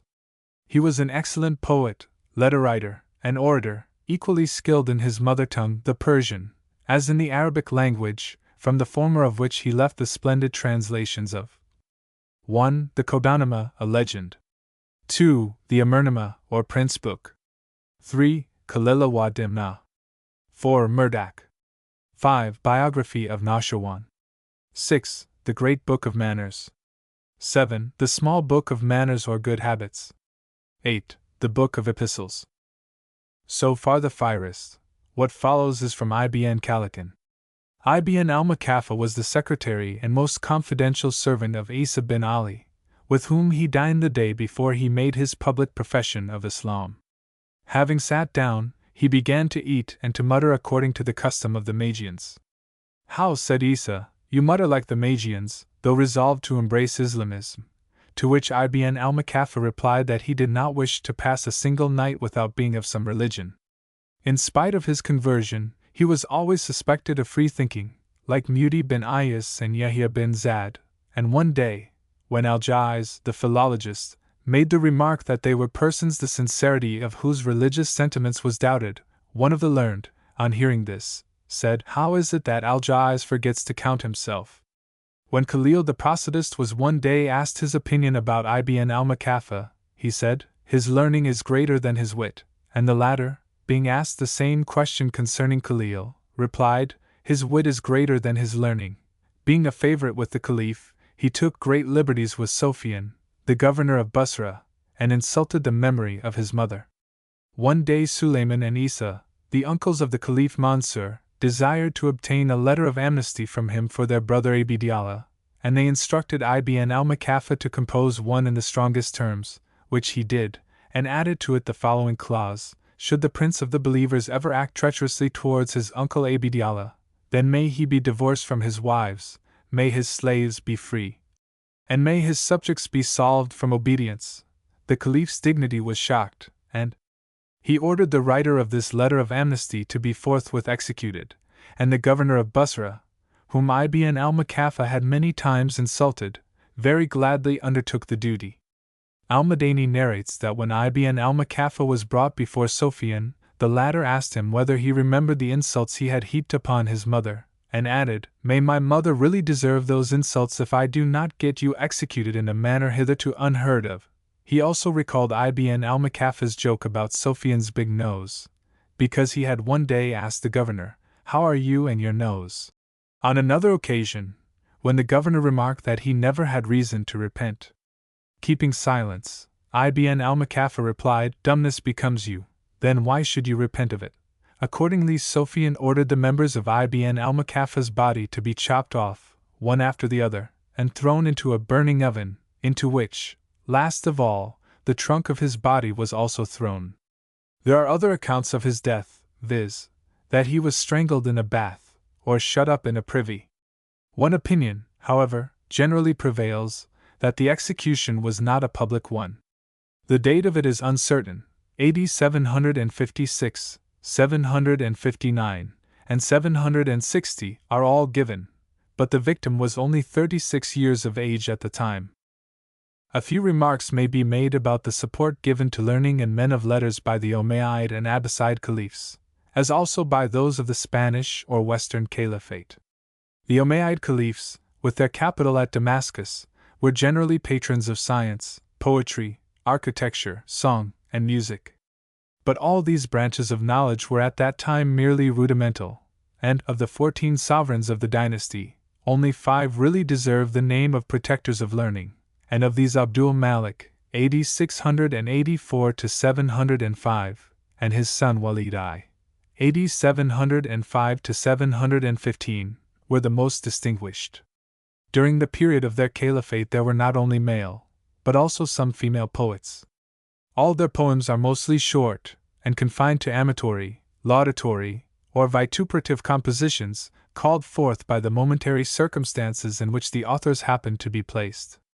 These pieces do not represent either deep thought or profound wisdom, but they show the feelings of the people, and their state of civilization at the time in question. During this caliphate were also produced the earliest germs of stylistics, epistolography, and mysticism, all of which were more fully developed under the Abbasids. The originator of the first two was the Khatib Abd al-Hamid, secretary to the last Umayyad Caliph, and he is designated in an old Arabic rhyme as the father of all secretaries. Epistolary writing, it was said, began with Abd al-Hamid, and finished with Ibn al-Hamid. As regards mysticism, the origin of its doctrines is sometimes assigned to Uwais al-Qarini, the Prophet's companion, who disappeared mysteriously in AD 658. But mysticism and Sufism were subsequently much developed by Muhyiddin Muhammad, surnamed Ibn al-Arabi, a most voluminous writer on these subjects. He was born at Murcia, in Spain, AD 1165, and after studying in that country, went to the east, made the pilgrimage, visited Cairo and other cities, and died at Damascus AD 1240. He is the author of many works, but the most remarkable of them are revelations obtained at Mecca and maxims of wisdom set as jewels. Both Mac Carey the historian, and von Hammer-Purgstall, in his History of Arabian Literature from the earliest times, give a long account of him. Of the caliphs of the House of Abbas, the 2nd, 3rd, 5th, and 7th, viz. Al-Mansur, AD 754 to 775, Al-Mahdi, AD 775 to 785, Harun ar-Rashid, AD 786 to 809, and Al-Mamun, AD 812 to 833, were the most distinguished as patrons of art, science, and literature. But after the translation of the Arabian Nights into European languages, the name of Harun ar-Rashid became the best known in Europe as the representative of the most brilliant period of the Eastern Caliphate, and as the great protector of Arabic literature. Baghdad, the capital of the Abbasids, was founded by their second caliph, Al-Mansur, in AD 760, finished in 4 years, and raised to a high degree of splendor by Harun ar-Rashid. Originally it was considered only as a great strategic point, and its garrisons were to keep the surrounding country in subjection. Eventually it became the center of learning and civilization, and an Arab author wrote of it as follows: Baghdad is certainly the capital of the world, and the mine of every excellence. It is the city whose inhabitants have always been the first to unfurl the banners of knowledge, and to raise the standard of science. Indeed, their subtlety in all branches of learning, their gentle manners and amiable disposition, noble bearing, acuteness, wit, penetration, and talent are deservedly praised. Baghdad, at the beginning of the 9th century of the Christian era, was the center of all that was grand and brilliant in the Mohammedan world. Art and commerce, literature and science, were cultivated to a high degree, and the luxury and extravagance of court life exceeded almost the imagination of temperate European minds. Everything curious, romantic, and wonderful, narrated in the Nights is connected with Harun ar-Rashid's name, or supposed to have happened in his reign. Thus, his vizier, Jafar, the Barmkide, the superintendent of his harem, Mesrer, and his spouse, Zobayda, were first made known to novel readers, and their importance as historical personages were duly appreciated afterwards, when Arpenius, Pocock, Herbelot, and Reiske elucidated the history of the Caliphate by translating the works of the Arab chroniclers Abul Faraj, Al-Makin, and Abul Fayda. Later on, still further information was made public about the translations made from Greek and Syriac into Arabic during his reign, as also concerning his position, not only as a lover of tales, but as a promoter of jurisprudence, a patron of the medical and mathematical sciences, and a builder of magnificent and useful edifices. His court was also well attended by poets and singers. Harun was not, indeed, the first prince who made arrangements for translations from the Greek and the Syriac. In this he had been preceded, as already mentioned, by the Umayyad prince, Khalid, the alchemist. But during the reign of Harun the business of translation was carried on to a much greater extent than it was under his predecessors, the Caliphs Mansur and Mahdi, during whose time translations were undertaken from Greek into Syriac, from Indian, Sanskrit, into Persian, but not yet into Arabic. The translators were mostly Christians and Jews. Theophilos of Edessa, the Maronite translator of Homer and of other Greek classics into Syriac, was an astronomer and an historian. Both he and the physician Georgios, son of Baktishun, from the University of John Shaper, were Christians. Nabacht, the astronomer of the Caliph Mansur, was a Magian, Zoroastrian. Yahya bin Masway, Harun's physician, translated medical works. Hajjaj bin Yusuf bin Madda dedicated his first edition of the Elements of Euclid to Harun, and the second to Mamun. As the family of the Barmkides played an important part, not only in politics, but also in literature, until its chief members were annihilated by Harun's orders, a brief notice of them may here be given. Khalid bin Barmak was the son of a priest at the fire temple of Nevbahar in Balkh, and became in course of time vizier of the first Abbasid Caliph, and was retained in that office by the second Caliph, Al-Mansur, and by the third, Al-Mahdi. He died AD 780. Yahya, the son of Khalid, not only himself became the vizier of Harun, but also his two sons, Fadl and Jafar. Yahya was very liberal, and gave away sometimes considerable sums of money for very small services, or, indeed, for no service at all. After his son Jafar had been executed, Yahya was thrown into prison, along with his other son, Fadl, at Old Raqqa, where he died in AD 805, at the age of 70 or 74. Fadl, the son of Yahya, was more liberal but less eloquent than his brother Jafar. Harun esteemed the two brothers so highly that he entrusted his son Muhammad to the care of Fadl, and his son Mamun to the care of Jafar. Afterwards he made Jafar his vizier, and sent Fadl to be governor of Khurasan. There Fadl built mosques, reservoirs of water and caravanserais, augmented the army, and attracted numbers of emigrants to the country, whereby he gained the approval of Harun, who ordered his poets to sing his praises. After the execution of Jafar, Harun took Yahya, with his son Fadl and all the Barmkides, to Raqqa, giving Yahya the option to go where he liked, but he preferred to be imprisoned with his son in Raqqa. There Fadl died in AD 809, and when Harun was informed of his death, he said, "My own is not far," and died a few months afterwards in Tus, the modern Mashhad.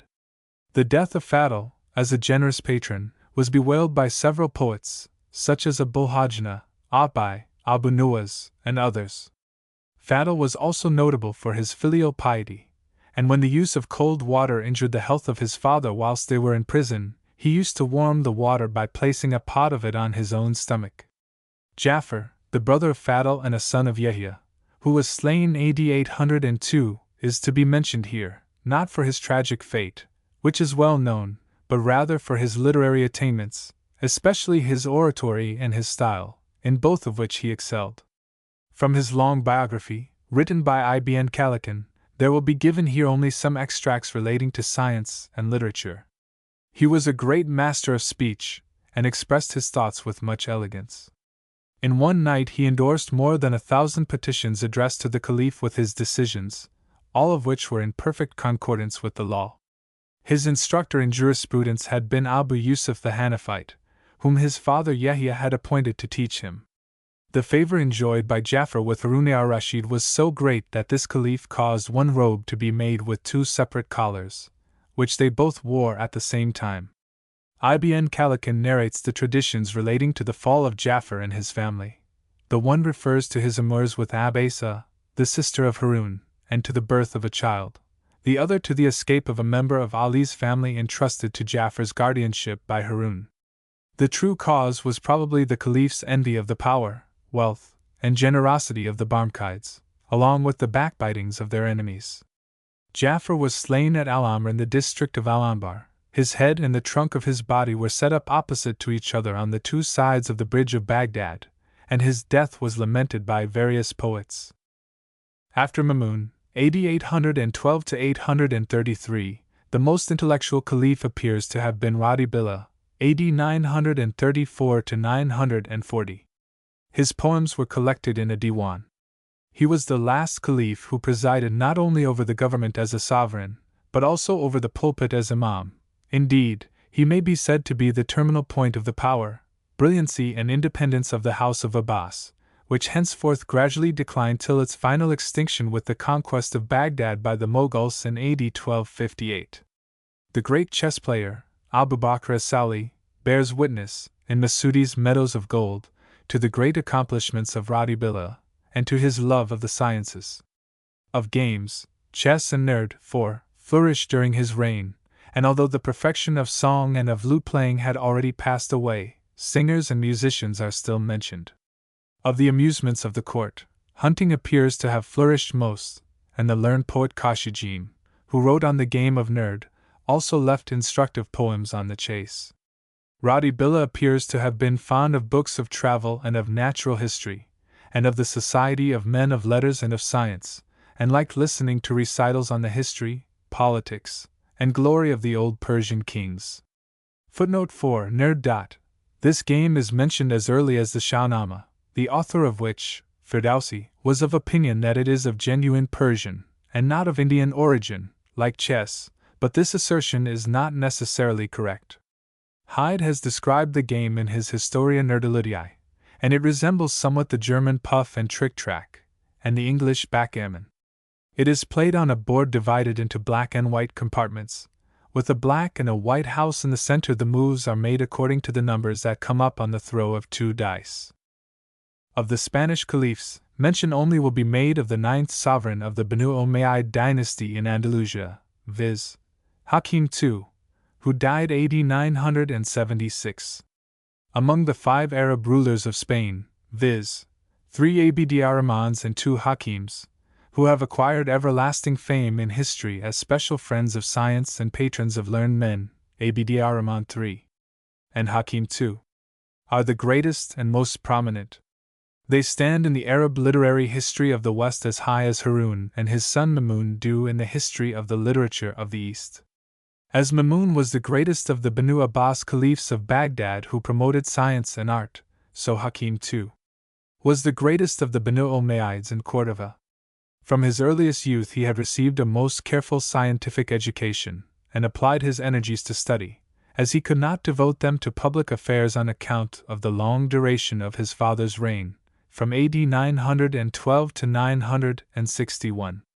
Hakim's father, Abd-ar-Rahman III, invited the learned Abu Ali Ismail al-Khali, the philologist and author, from the court of Baghdad, where he enjoyed the greatest consideration with the Caliph Mutawakkil, to Cordova, and entrusted him with the education of his son, who, later on, composed a diwan, collection of poems, divided into 20 parts, bearing, like the surahs, or chapters of the Quran, the most sublime objects of nature as titles, such as heaven, the stars, the dawn, the night, etc. Hakim pursued his studies under Kali for 20 years, with as much pleasure as advantage, and after ascending the throne, science and art still remained his companions.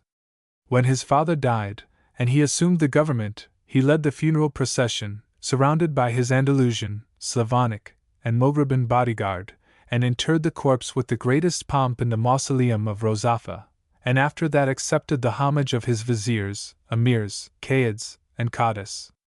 Astrologers and poets heralded at Cordova and in the whole of Andalusia the continuation of the father's prosperous reign by his son, and spoke the truth this time. Hakim, who had already as a youth been fond of books, now, when he became sovereign, fully satisfied this predilection, which had grown to be a passion. He spared neither trouble nor expense in collecting in his Marwan palace the rarest and most costly books in every branch of science from all countries. He sent special commissioners to Egypt, Syria, Iraq, and Persia to purchase books. At Baghdad, Muhammad bin Turkhan was charged with the business of purchasing books, or getting them copied, for which purpose he had an establishment of calligraphers and stenographers. Because of some books beautiful, and of others rapidly made, copies were required. He procured all the genealogies, all the histories, and all the poems of the Arabs, all works on law and jurisprudence, on grammar, rhetoric, philosophy, philology, mathematics, astronomy, arithmetic, and geography, composed in Arabic. Thus the library of the Marwan Palace became not only the richest in Islam, but also the best arranged, by the care which he bestowed on it. The catalogue consisted of 44 fascicles, each of 50 leaves, so that the whole constituted a volume of 2,200 leaves, 2/5 of which were filled with titles of poetical works only. In this catalogue the titles of the books were inserted, with the names of their authors, their descent, birthplace, the year of their birth and of their decease, in the most accurate manner, to serve as a model for other libraries, of which Spain contains so many. This library alone is said to have consisted of 600,000 volumes, a number never surpassed by any earlier or later libraries in Islam. To his two brothers, who loved the sciences as ardently as himself, Hakim entrusted the care of the libraries, and of public instruction, appointing Abdul Latif to be the chief librarian, and another man to be the director of studies. He kept up intercourse with the great scholars of the East and of the West, with sundry persons in Syria, with learned men in Egypt, and with Abu Faraj al-Asbahani, author of the great anthology Kitab al-Aghani, in Iraq, giving houses and salaries to those who chose to reside at his court. A few words must be said about the establishment of places of learning which were celebrated at the time. The first university, in the sense in which such an institution is at present understood, was flourishing in Syria long before any seat of learning of this kind had been established in Europe, and there was another in Egypt. The first institution was called the Society of the Brethren of Purity, and the second, opened at Cairo on the May 24, AD 1005, was founded by Al-Hakim Bramrilla, and bore the name of Dar al-Hikanat, or Abode of Wisdom. It was under this same name that the Library of the Caliphs was formerly known at Baghdad. Later on the great Vizier Nizam al-Mulk founded a high school at Baghdad, in AD 1066. It was not the first that had been established in Islam, but it eclipsed all others of the kind by the abilities of the professors who worked there, viz., the Imam Abu Ishaq Shirazi, al-Ghazali, and others.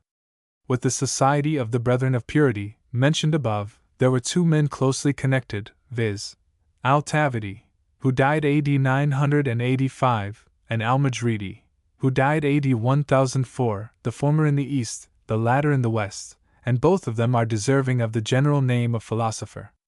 So much for the Eastern Caliphate. As regards the Western Caliphate, still greater attention was paid to education and learning there. The schools and lectures were attended by many Europeans, who were not, perhaps, sufficiently grateful to the Arabs for keeping up a progress in literature and science while Europe itself was struggling for emancipation from the dark ages which followed the higher cultures of Greece and of Rome. Third period. From the fall of Baghdad, in AD 1258, to the present time.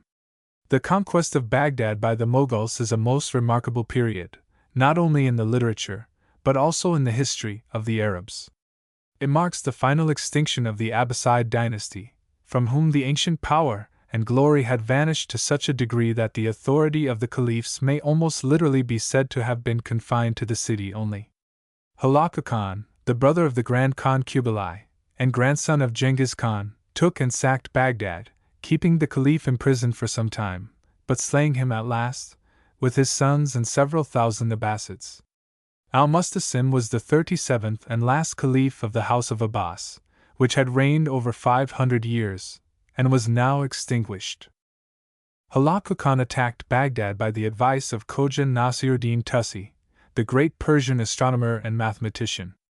Nasiruddin had entered the service of the last prince of the assassins only for the purpose of avenging himself on the caliph, who had disparaged one of his works.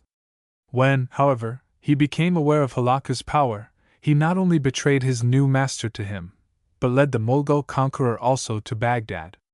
After the burning of the library at Alamut, the stronghold of the assassins, where they kept their literary treasures, and the sacking of Baghdad by Halakha Khan, the erection of the astronomical observatory at Maraga, under the direction of Nasiruddin Tusi, was the first sign that Arab civilization and the cultivation of science had not been entirely extinguished by Tartar barbarism.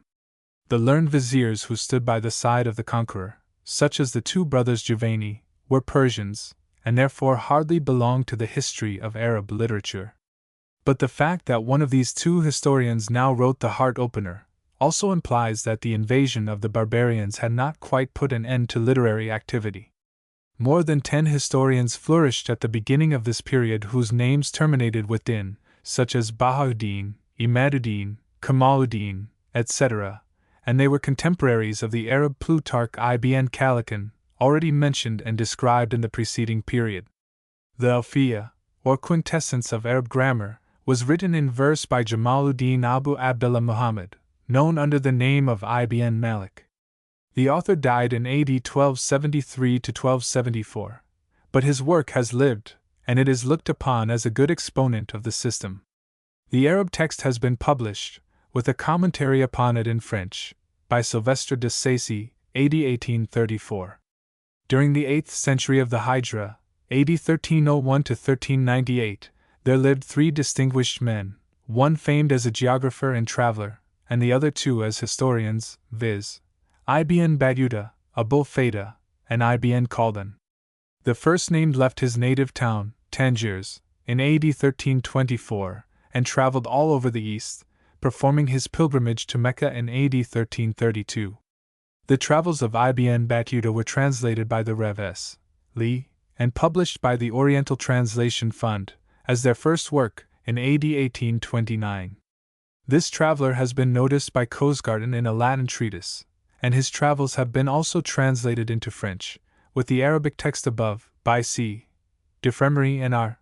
Sanguinetti, at the expense of the French government, 1874 to 1879. Abul Fayda Ismail Hamawi is well known as an historian, and is frequently mentioned by Gibbon as one of his authorities. He wrote an account of the regions beyond the Oxus, and also an abridgment of universal history down to his own time, and as he is supposed to be very exact, and his style elegant, his works are very much esteemed. He died AD 1345, having succeeded his brother Ahmad as king of Hamath in Syria, AD 1342. Ibn Khaldun, the African philosopher, was born in Tunis, AD 1332, and passed his youth in Egypt. He served a short time as chief justice at Damascus, and returned to Egypt, where he became supreme judge, and died there AD 1406. His principal and most remarkable work is the history of the Arabs, the Persians, and the Berbers. During the 9th century of the Hijra, AD 1398 to 1495, Arabian literature can still boast of a few great names. Ibn Hajar was not only the continuator of Ibn Khizr's universal history, called The Beginning and the End, but also the author of biographies of celebrated men who had lived during the preceding century, and of other works besides. He died AD 1449. Ibn Arab Shah was the writer of a history of Timur, or Tamerlane, which has some celebrity, and has been translated into Latin and French. He was a native of Damascus, and died there AD 1450.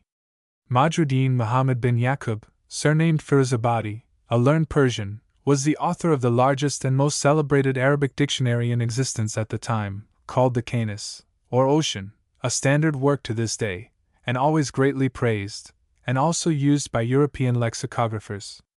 Taqiyuddin, of Fez, composed the best history of Mecca, and Ayni, who died AD 1451, wrote two celebrated historical works.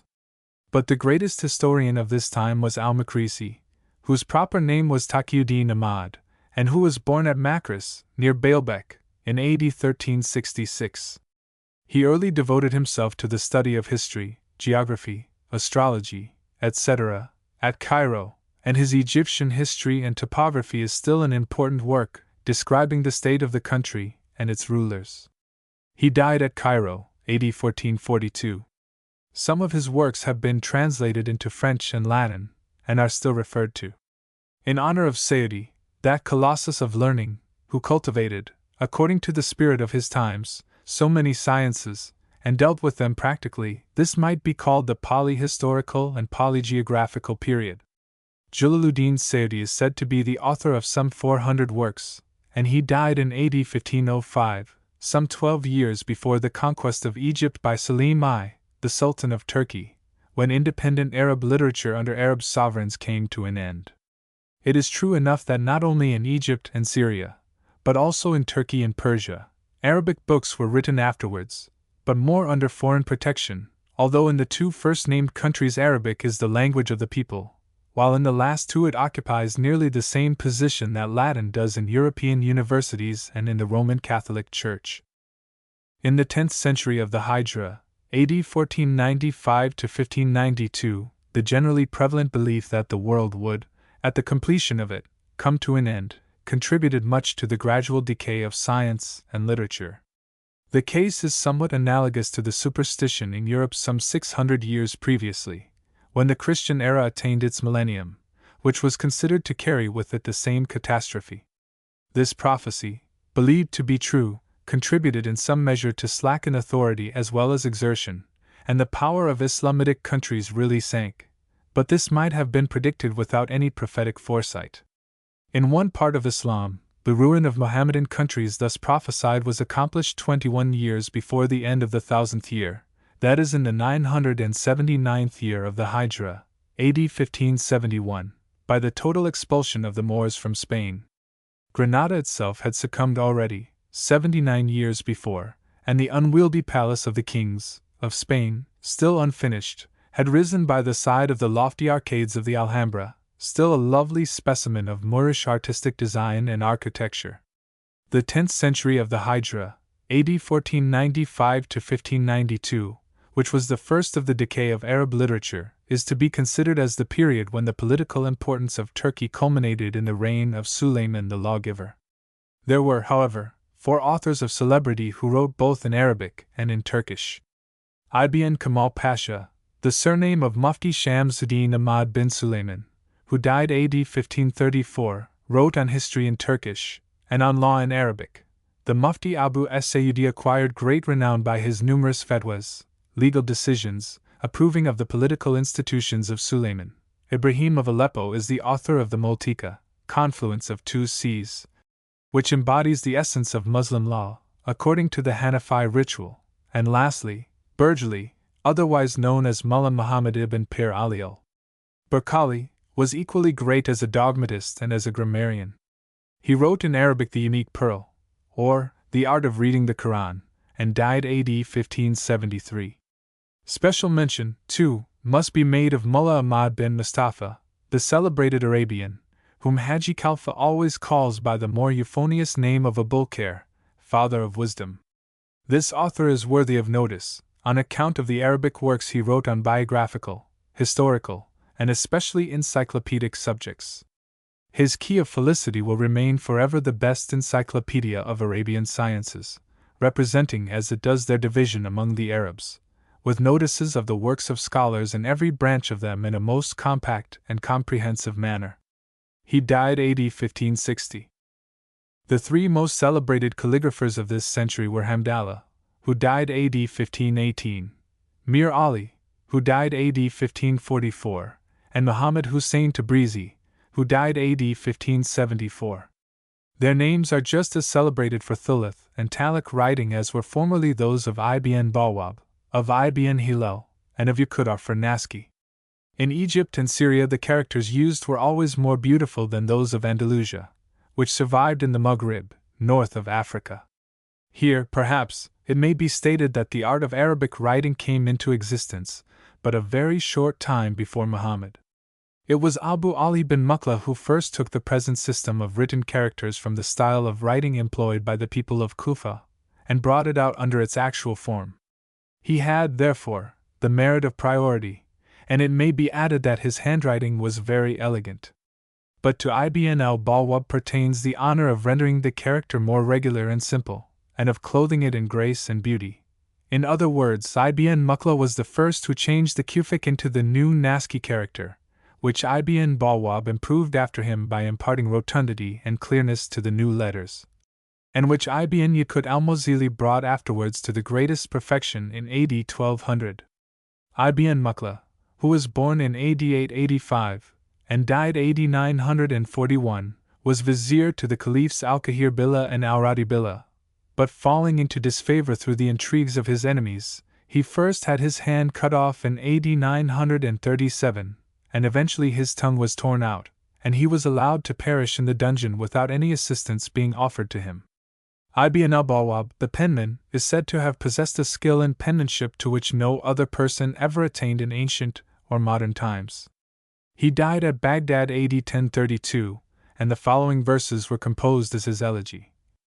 Thy loss was felt by the writers of former times, and each successive day justifies their grief. The ink bottles are therefore black with sorrow, and the pens are rent through affliction. During the 11th century of the Hijra, AD 1592 to 1689, there lived Mustafa bin Abdullah Khatib Jalabi, otherwise known as Haji Kalfa, and commonly called Mustafa Haji Kalfa, a man of science as a Turkish historian and geographer, but an Arabic encyclopedist and bibliographer. He was the compiler of a work containing many thousands of titles of Arab, Persian, and Turkish books, with the names of their authors. Flugel edited this great work under the title of Lexicon Encyclopedicum et Bibliographicum, with a Latin translation in 7 bulky volumes, and it is an extremely valuable work of reference, put together with the most astonishing and persevering care, and consulted by all who desire information on Arabic, Persian, and Turkish literature. This was printed by the Oriental Translation Fund between AD 1835 and 1850, and will always remain as one of the most valuable works printed by that most useful society, whose extinction must ever be regretted by all Orientalists and persons interested in Oriental literature. Haji Kalfa wrote another interesting work, giving a detailed account of the maritime wars of the Turks in the Mediterranean and Black Sea and on the Danube, which has been translated by Mr. James Mitchell. The date of Haji Kalfa's death is uncertain. He is known to have been alive in AD 1622, and still in 1652, and he is supposed to have died in AD 1657. The works of Abul Khair, previously mentioned, and of Haji Kalfa, embody a mass of information, and constitute the top of the pyramid of encyclopedical and biographical works, after which nothing worthy of mention has been written on these subjects. The basis of this pyramid had been already laid by Nadim, the author of the Fihrist, who flourished AD 987, and by Ibn Khaldun, who died AD 1282. During this century, AD 1592 to 1689, of the most sanguinary wars, revolutions, and dethronements, the condition of Arab literature in the Ottoman Empire was neither progressive nor satisfactory.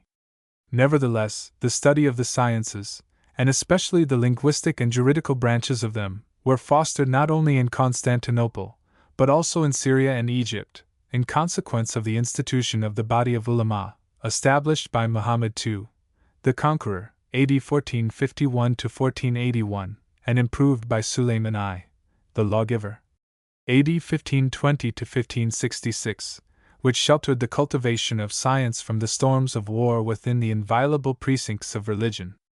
mention may be made of Muhammad al-Amin, the learned philologist and lawyer of Damascus, who was born in that town about the middle of the 11th and died the beginning of the 12th century of the Hijra, and produced a dozen respectable works, the principal of which bears the title of the Biographies of the Celebrated Men of the 11th Century. He gives an account of a couple of hundred scholars, who represented in Egypt and in Syria the last rays of the setting sun of Arabian literature. Next to Muhammad al-Amin, another author of about a dozen works is to be noticed, namely, Ahmad al-Makkari, whose principal work was a history of the Mohammedan dynasties in Spain, which was translated from the copies in the library of the British Museum, and illustrated with critical notes on Spanish history, geography and antiquities, by Pascual de Gallegos, and printed for the Oriental Translation Fund of Great Britain and Ireland in AD 1840–43. Makkari also wrote a history of Fez and Morocco, as well as an account of Damascus. He died at Cairo AD 1631. Besides some historians, grammarians, philologists and poets, the 11th century of the Hijra, AD 1592–1689, produced in Syria and Egypt even astronomers and physicians, who distinguished themselves as scholars. Of writers of light literature, Khafaji may be named as the chief. He composed a diwan of ardent love poems, with 2 anthologies, containing specimens of verses from a couple of poets, his contemporaries. He died AD 1658. A few more writers might be mentioned, but their efforts strongly mark the decline of Arabic literature in the East, the cultivation of which, however, was henceforth more energetically pursued in Europe, where many works have been printed and translated.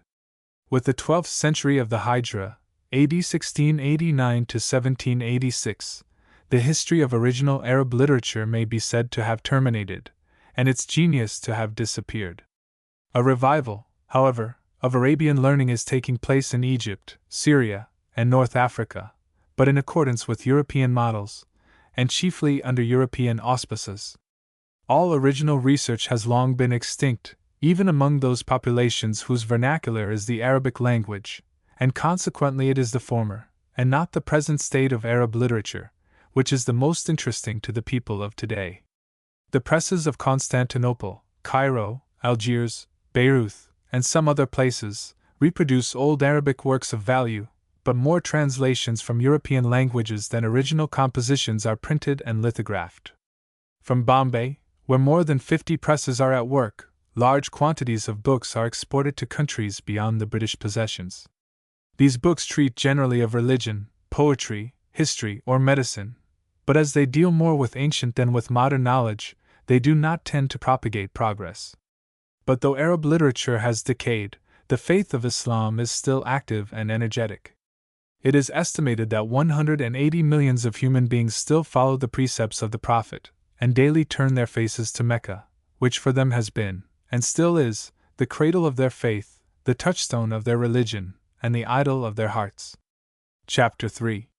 About Muhammad. A manual of Arabian history and literature would hardly be complete unless some special mention of Muhammad was introduced. As previously stated, his Quran forms the basis of the literary edifice of Arab literature, while he himself undoubtedly holds the first place in Arab history.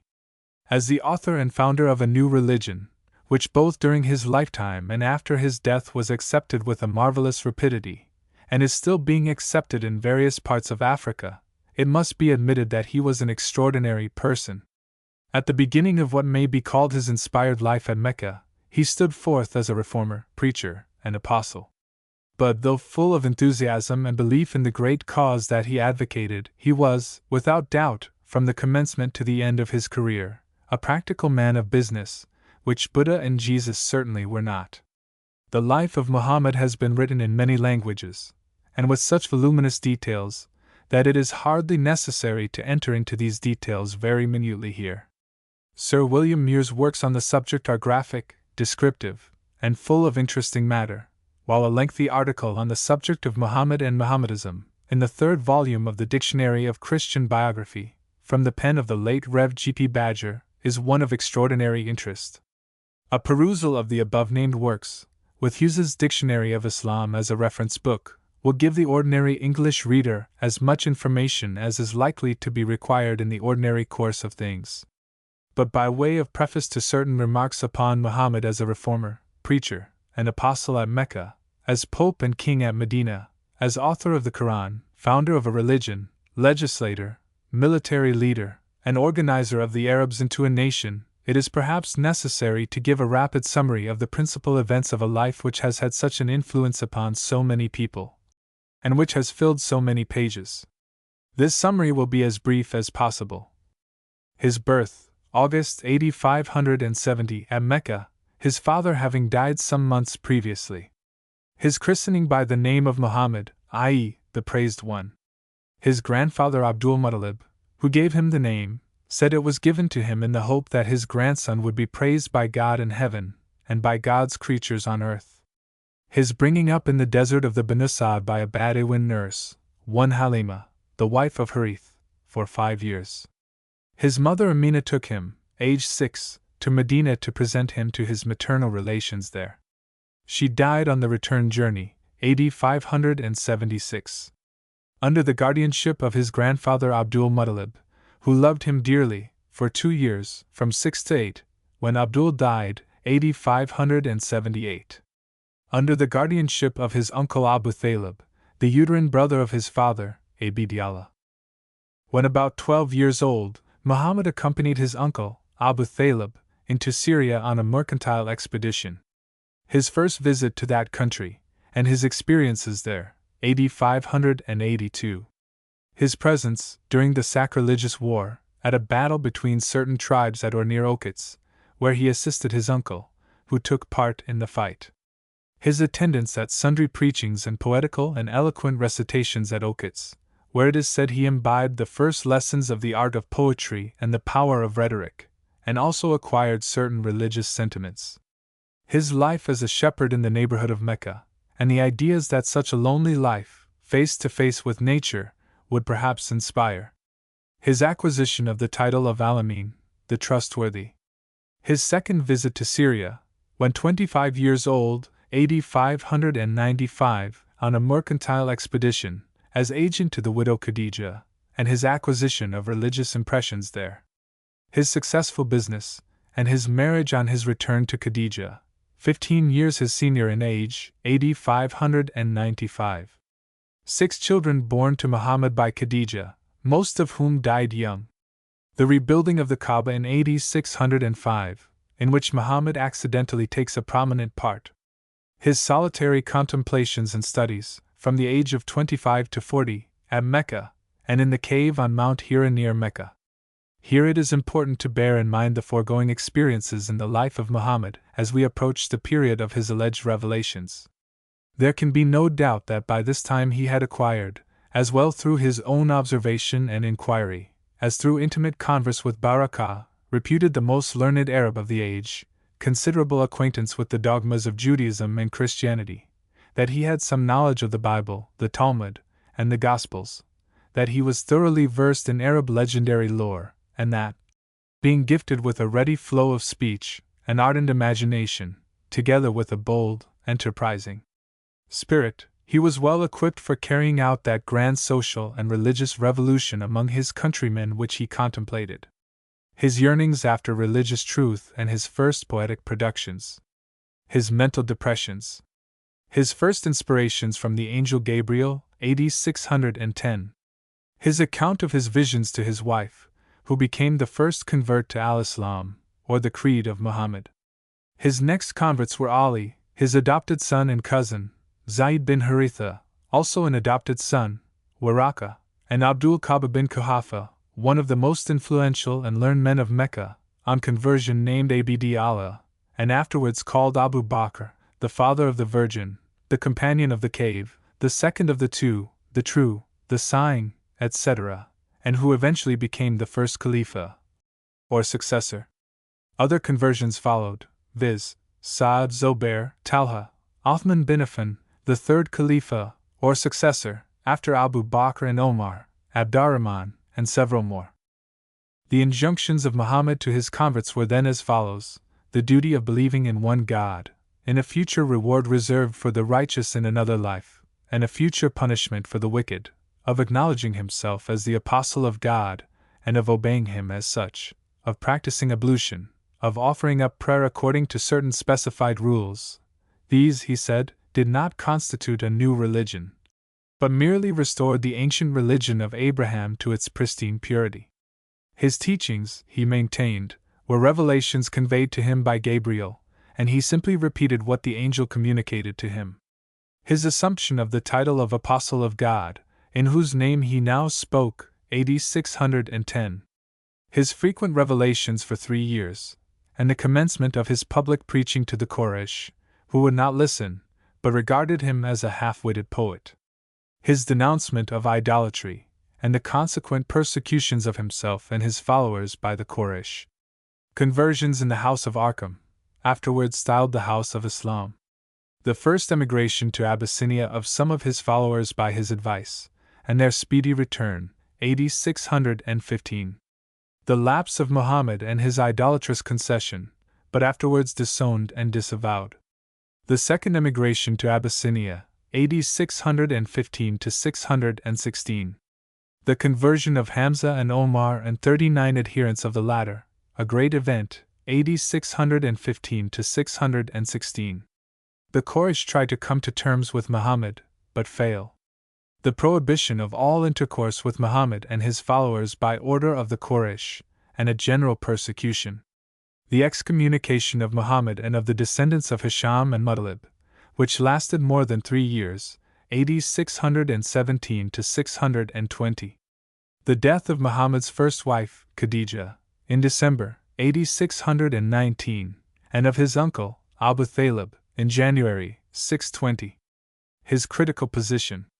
He seeks an asylum at Taif, but not being well received, returns to Mecca, remaining there in comparative retirement. His marriage, AD 620, with Sauda bint Zama, the widow of one Sukran, and his betrothal to Aisha, the daughter of Abu Bakr, then only 8 years old. The first meeting at the pilgrimage of a party from Yathrib, Medina, to whom Muhammad expounds his doctrines. The listeners professed their belief in him, and proposed to advocate his cause in their native place. March, AD 620. The conference at Aqaba, a hill on the north side of Mecca, with the men of certain tribes resident at Yathrib, who took an oath to be faithful to Muhammad and his religion. This is called the First Pledge of Aqaba, April, AD 621. The dispatch of Muzab, a Meccan disciple, to Yathrib for the purpose of giving instruction in the Quran and in the rites of the new religion. The night of the latter, or the miraculous journey first from Mecca to Jerusalem upon the beast called Al-Barak, and then the ascent from Jerusalem to heaven, under the guidance of Gabriel, and what he saw there. Apparently a dream or vision, AD 621. Second meeting at Aqaba, called the Second Pledge of Aqaba, and engagements ratified. March, AD 622. Distrust of the Quraysh. Proposal to kill Muhammad, who had advised his followers to flee to Yathrib. April and May, AD 622. In June, AD 622, Muhammad himself secretly leaves Mecca with Abu Bakr. They first go to a cave in Mount Thursday, about 3 miles to the south of Mecca, and reach Yathrib, henceforward to be called Al-Medina, the city par excellence, a few days afterwards. On his way there, at Quba, a village 2 miles to the south of Medina, Muhammad laid the foundation of a mosque called the Fear of God. This was the first temple raised by Islam. Enthusiastic reception at Medina, a charter drawn up, and Muhammad assumes the reins of both spiritual and temporal sovereignty. His family arrives from Mecca. He completes his house and mosque at Medina, and draws up a bond of union between the Ansars, or auxiliaries, of Medina and the Al-Muhajirin, or emigrants from Mecca, who were the first to embrace Islam. Marriage with Aisha consummated, January, AD 623. Marriage of Fatima, Muhammad's daughter, to Ali bin Abu Talib, the adopted son and cousin of Muhammad, June, AD 623.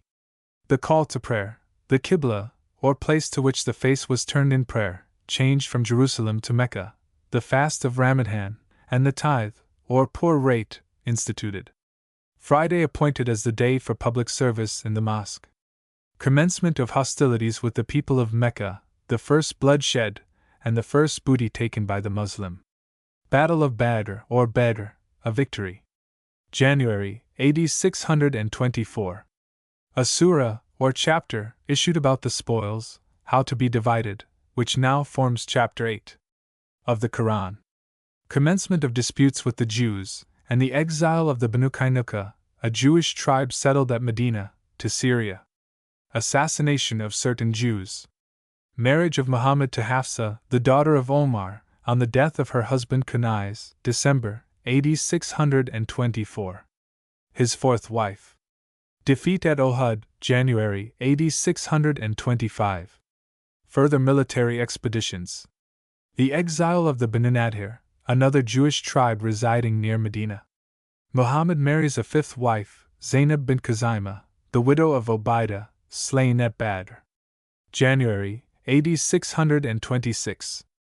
Further hostilities with Arab tribes. Muhammad marries his sixth wife, Salamah, widow of Abu Salamah, February, AD 626. Further warlike expeditions. Muhammad marries his seventh wife, Zainab bint Yash, purposely divorced by his freedman and adopted son Zayd bin Haritha, so that she might marry the Prophet. June, AD 626. Further military expeditions. Muhammad marries his eighth wife, Juwayriyah bint Harith, who survived him 45 years. December, AD 626. Aisha, the favorite wife, and the daughter of Abu Bakr, accused of adultery, but eventually acquitted by a divine revelation. Siege of Medina, February and March, AD 627. Massacre of the Banu Qurayza, a Jewish tribe near Medina. Muhammad takes Rahanna, the beautiful Jewess, as a concubine. Several minor expeditions. An intended pilgrimage to Mecca, but Muhammad, with his followers, do not go further than Al-Hudaybiyah. A truce made with the Quraysh for 10 years, and permission given to Muhammad to visit the Kaaba the next year, for 3 days only. March, AD 628. Letters sent by Muhammad to foreign sovereigns and princes, inviting them to embrace Islam, but these met with a moderate success only. Expedition against the Jews of Khaybar, and its complete success. August, AD 628. Marriage of Muhammad with Safiya, the bride of Kanana, his ninth wife, August, AD 628. He partakes of a poisoned kid, dressed and offered to him by a woman named Zainab. His marriage with Habiba, widow of Ubayd Allah, and daughter of Abu Sufyan, October, AD 628. His 10th wife. He takes Mary, the Coptic maid, as a concubine, sent to him by Jerry bin Mutta, the governor of Egypt. There were now 9 wives and 2 concubines living in the harem of the Prophet. Several small expeditions. Dispatch of further letters to foreign potentates and princes. His pilgrimage to Mecca for 3 days, as previously stipulated, and known as the Solemn Visit of the Fulfillment. February, AD 629. His marriage with Maymuna bint Harith, his 11th and last wife. Further important conversions at Mecca, such as Uthman bin Talha, the guardian of the Kaaba, Amru, or Amr bin al-Asi, a man renowned for sagacity, and who, during the caliphate of Omar, conquered Egypt, and Khalid bin Walid, whose exploits obtained for him the title of the Sword of God. This last was the most talented general of the Muslims. Several military excursions. Battle at Muta with certain Syrian tribes subject to the Roman authorities, September, AD 629. A defeat. Further military expeditions. Expedition against Mecca, and its complete success. Destruction of pictures, images, and idols at Mecca and the surrounding districts. January, 630. Expedition against the Banu Thaqif at Taif, and their allies the Banu Huwazin, and the Battle of Hunayn, February, AD 630. Siege of Taif, and its abandonment, followed later by the submission of Malik, the chief of the Banu Thaqif, and the greater part of the tribe. Muhammad performs the lesser pilgrimage and returns to Medina. The birth of a son by his Coptic slave and concubine Mary, April, AD 630. The boy, named Ibrahim, lived only about a year. Quarrel with his legitimate wives about Mary, the Coptic slave, whom he had freed after the birth of the child. Arrival of a Christian deputation at Medina, and their discussions without conversion on either side. The Christians designated Jesus Christ as the Son of God, and the second person in the Trinity. Muhammad denied this, quoting the following from the Quran. Jesus, the Son of Mary, is only an apostle of God, and his word, which he conveyed into Mary, and a spirit proceeding from himself. Believe, therefore, in God and his apostle, and say not 3. Forbear, it will be better for you. God is only one God. Far be it from his glory that he should have a son. Deputations from certain Arab tribes. Several lesser expeditions. Campaign of Tabuk, which ended without fighting, and the submission of many tribes, October, AD 630. Definite establishment of the Muslim Empire, AD 631. Expedition of Ali to Yemen, December, AD 631. Muhammad's solemn and greater pilgrimage to Mecca, i.e. the Al-Hajj, or the greater pilgrimage, as compared with the Umrah, or lesser pilgrimage. March, AD 632. His speeches at this pilgrimage, known in Mohammedan history as the Pilgrimage of the Announcement, or the Pilgrimage of Islam, or the Farewell Pilgrimage, his establishment of the lunar year, and his farewell addresses. Indisposition of Muhammad, and the 3 revolts, one headed by Talha bin Khuwaylid, a famous warrior of Najd, one by Musaylama, and one by Al-Aswad, all of which were eventually completely crushed after Muhammad's death by Abu Bakr and his generals. Another expedition to Syria projected. Muhammad's health becomes worse. His retirement to Aisha's apartment. His final discourses. Abu Bakr appointed to lead the public prayers. Muhammad's last appearance in the mosque at Medina. His death and burial, June, AD 632. From the above summary of the principal events of Muhammad's life, it will be perceived that up to the age of 40 he was a student and acquirer of knowledge, much alone and occupied with his thoughts. At 41 he began his public ministry, and stood forth as a reformer, preacher, and apostle at Mecca, and this continued till he finally left that place, in June, AD 622. As a reformer he proposed to do away with idols, to suppress gambling and drinking, and to abolish female infanticide, at that time much practiced by the Arabs. As a preacher and apostle he urged the people to accept the belief in one God, whose injunctions were communicated to him by Gabriel for the benefit of the humanities. Prayer and ablution were also then ordained, fasting, almsgiving, and pilgrimages were instituted later on. Before Muhammad's time there had been several earnest seekers after the one God, the God of Abraham. Of these persons Zayd, the inquirer, may be mentioned, as also Waraka, a cousin of Muhammad's first wife, Khadija, Othman bin Huwarith, and Ubayd Allah bin Yash. The people who professed this theism were termed Hanifs, but their state of mind was as yet a purely speculative one, and they had announced nothing definite. But the ground was so far laid open, and had been prepared to a certain extent for Muhammad and his express revelation, that there was no God but the God, and that Muhammad was his apostle. It is highly probable that when Muhammad first began his public exhortations he had a strong idea of bringing not only the Arabs, but also the Jews and Christians, into his fold, and establishing one universal faith on the basis of one God, Almighty, Eternal, Merciful, Compassionate. It was on this account that he made Jerusalem the Qibla, or consecrated direction of worship, and introduced into the surahs, or chapters, that he issued from time to time a good deal of matter connected with our Old and New Testaments.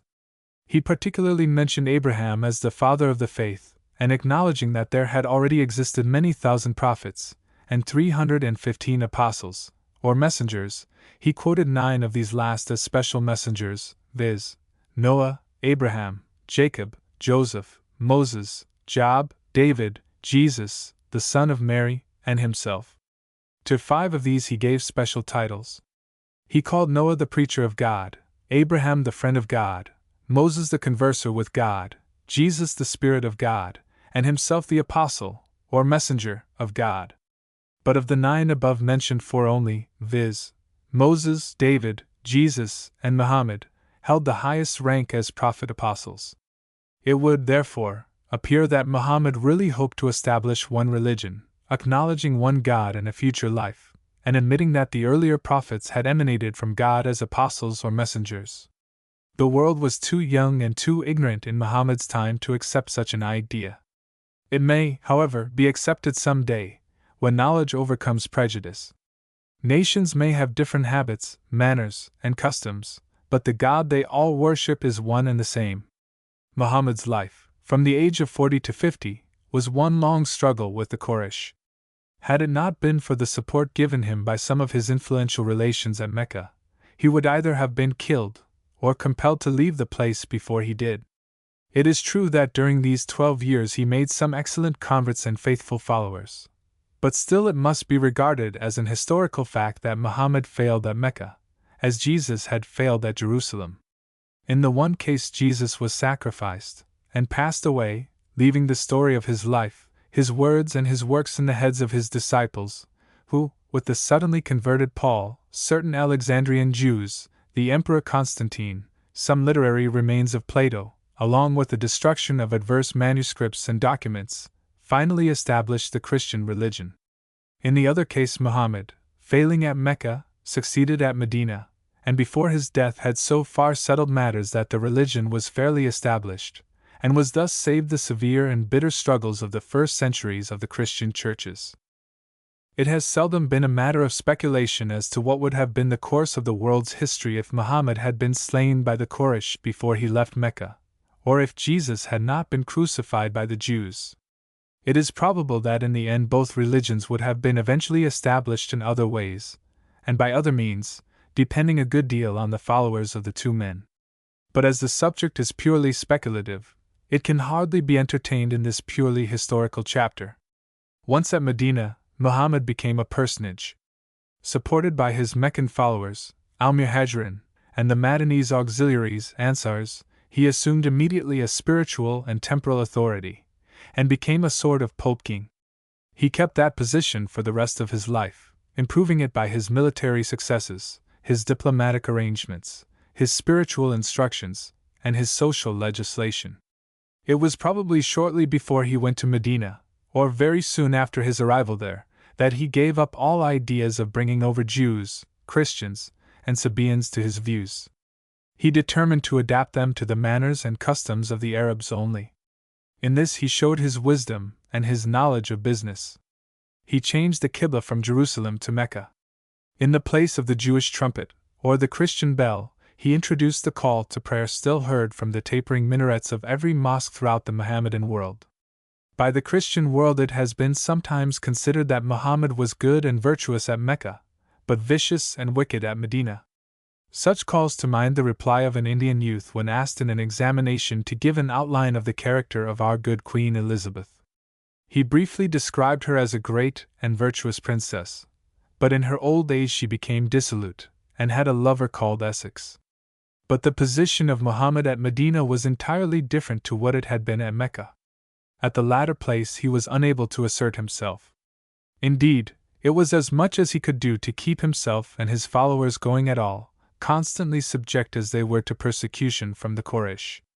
All this was changed at Medina, and his 10 years' rule there was remarkable for his various military expeditions, his organization of the different tribes, his bitter persecution of the Jews, his still continued inspired utterances, which now included spiritual, social, and legal matters, and his repeated marriages. It has been frequently said that Muhammad, in his virtuous days, was content with one wife at Mecca, but in his vicious days at Medina he had 10 wives and 2 concubines. As a matter of fact, after Khadija's death Muhammad's marriages were in most cases more or less a matter of business. By them he allied himself to Abu Bakr, Omar, Abu Sufyan, Khalid bin Walid, and other important persons. He further married the widows of some of his followers killed in battle, perhaps pour encourager les autres. It is also probable that he was very anxious to have children, all of his having died except Fatima, who was married to Ali. At the same time it must be admitted that Muhammad had a weakness for women in his later years, witness the case of Zainab bint Yash, the Jewish concubine Rahanna, and the Coptic maid Mary. Indeed, his favorite wife Aisha used to say of him, "The Prophet loved three things: women, sense, and food.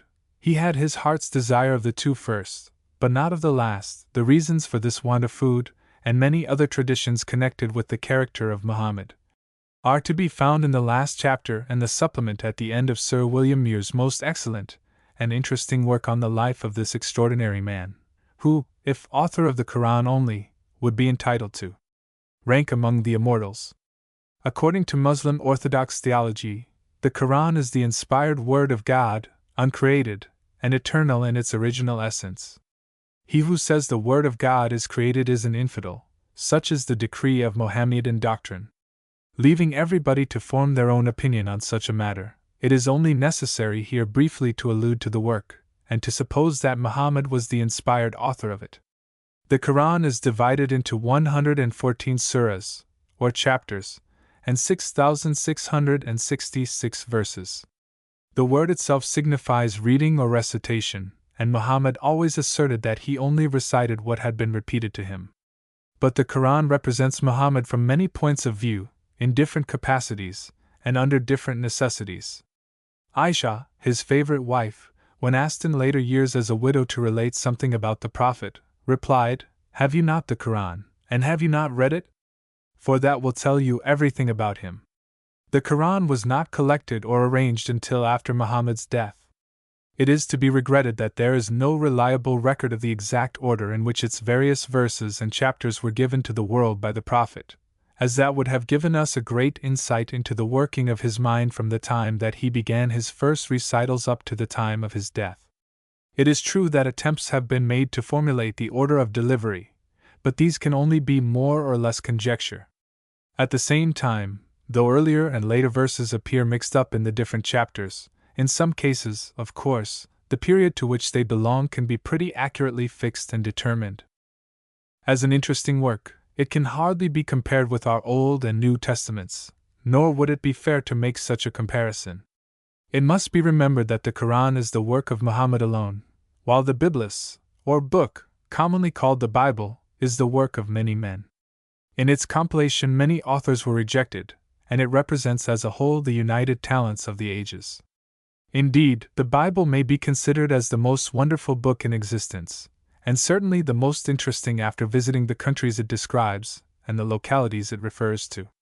If read from a matter-of-fact point of view, it gives an abundance of various kinds of literature, and describes the workings of the human mind from the earliest ages, and the progress of ideas as they gradually and slowly dawned upon man and drove him onwards. If read from a spiritual or mystical point of view, it can be interpreted in many ways to meet the views of either the readers or the hearers. In a word, the Bible is full of prose and poetry, fact and imagination, history and fiction. It was lately described in an Italian newspaper, Illinois Secolo, about to issue a popular edition of it in halfpenny numbers, as follows.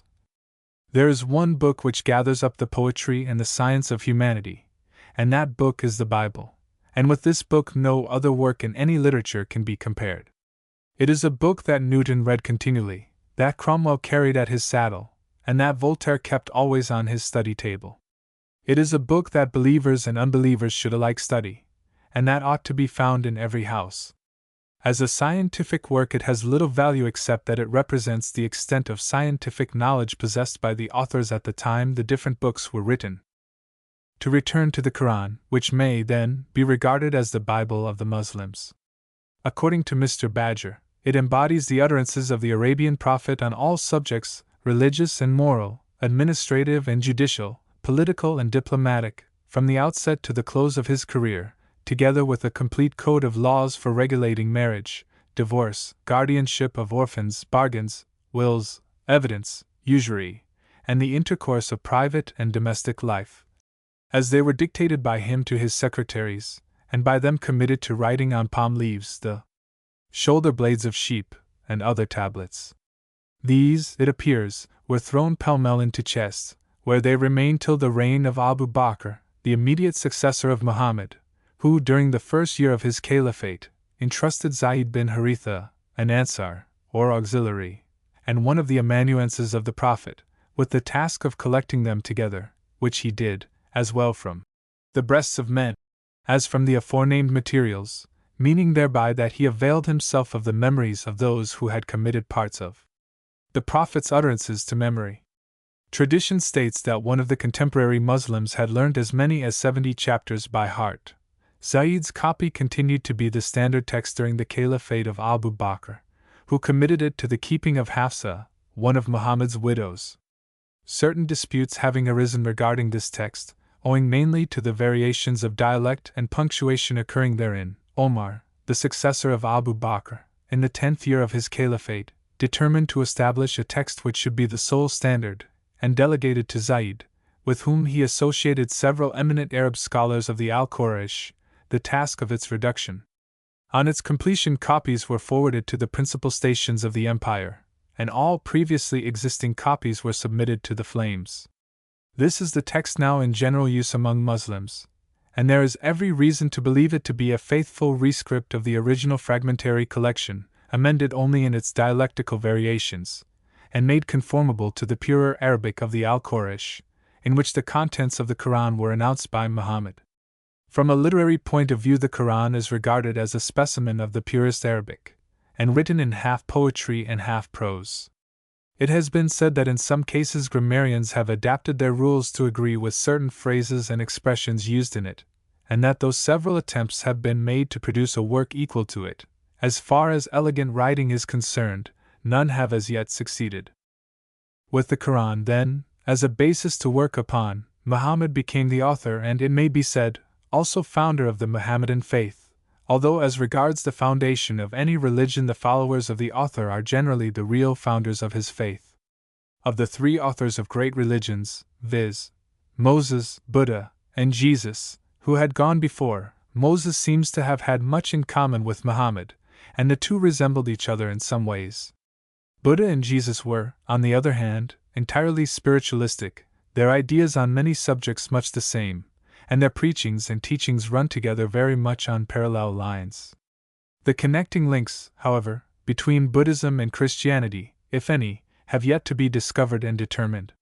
It may happen that some day further light may be thrown upon the subject, but at present, in spite of similarity of ideas, of sentiments, and of parables in the two religions, there is no positive proof of any connection between them, except that one preceded the other. While history has recorded every detail of Muhammad's life, both before and after his public ministry, which did not begin until he was 40 years of age, history, alas, gives us no detailed record of the life of Jesus prior to the commencement of his public ministry in his 30th year. Had he traveled himself to the further east? Had he studied under Buddhist missionaries? Had he taken the vows of poverty, chastity, and obedience before he was baptized by John the Essene? Had he anything to do with the sects called Essenes, Therapeutes, Gnostics, Nazarites, the Brethren, which existed both before and during his lifetime? These, and many other questions which might be asked, can now probably never be answered, and the only thing that can be confidently asserted is that the character and the spiritual teachings of Christ, as handed down to us, much resemble the character and spiritual teachings of Buddha. A few paragraphs must be devoted to Moses and Muhammad, as the first organizers of the Jews and the Arabs into separate and distinct nationalities.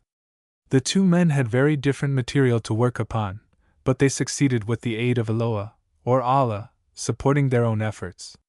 It is probably historically true that the good old patriarch Abraham once lived, and may be considered to be the father of the Jewish, Christian, and Mohammedan religions.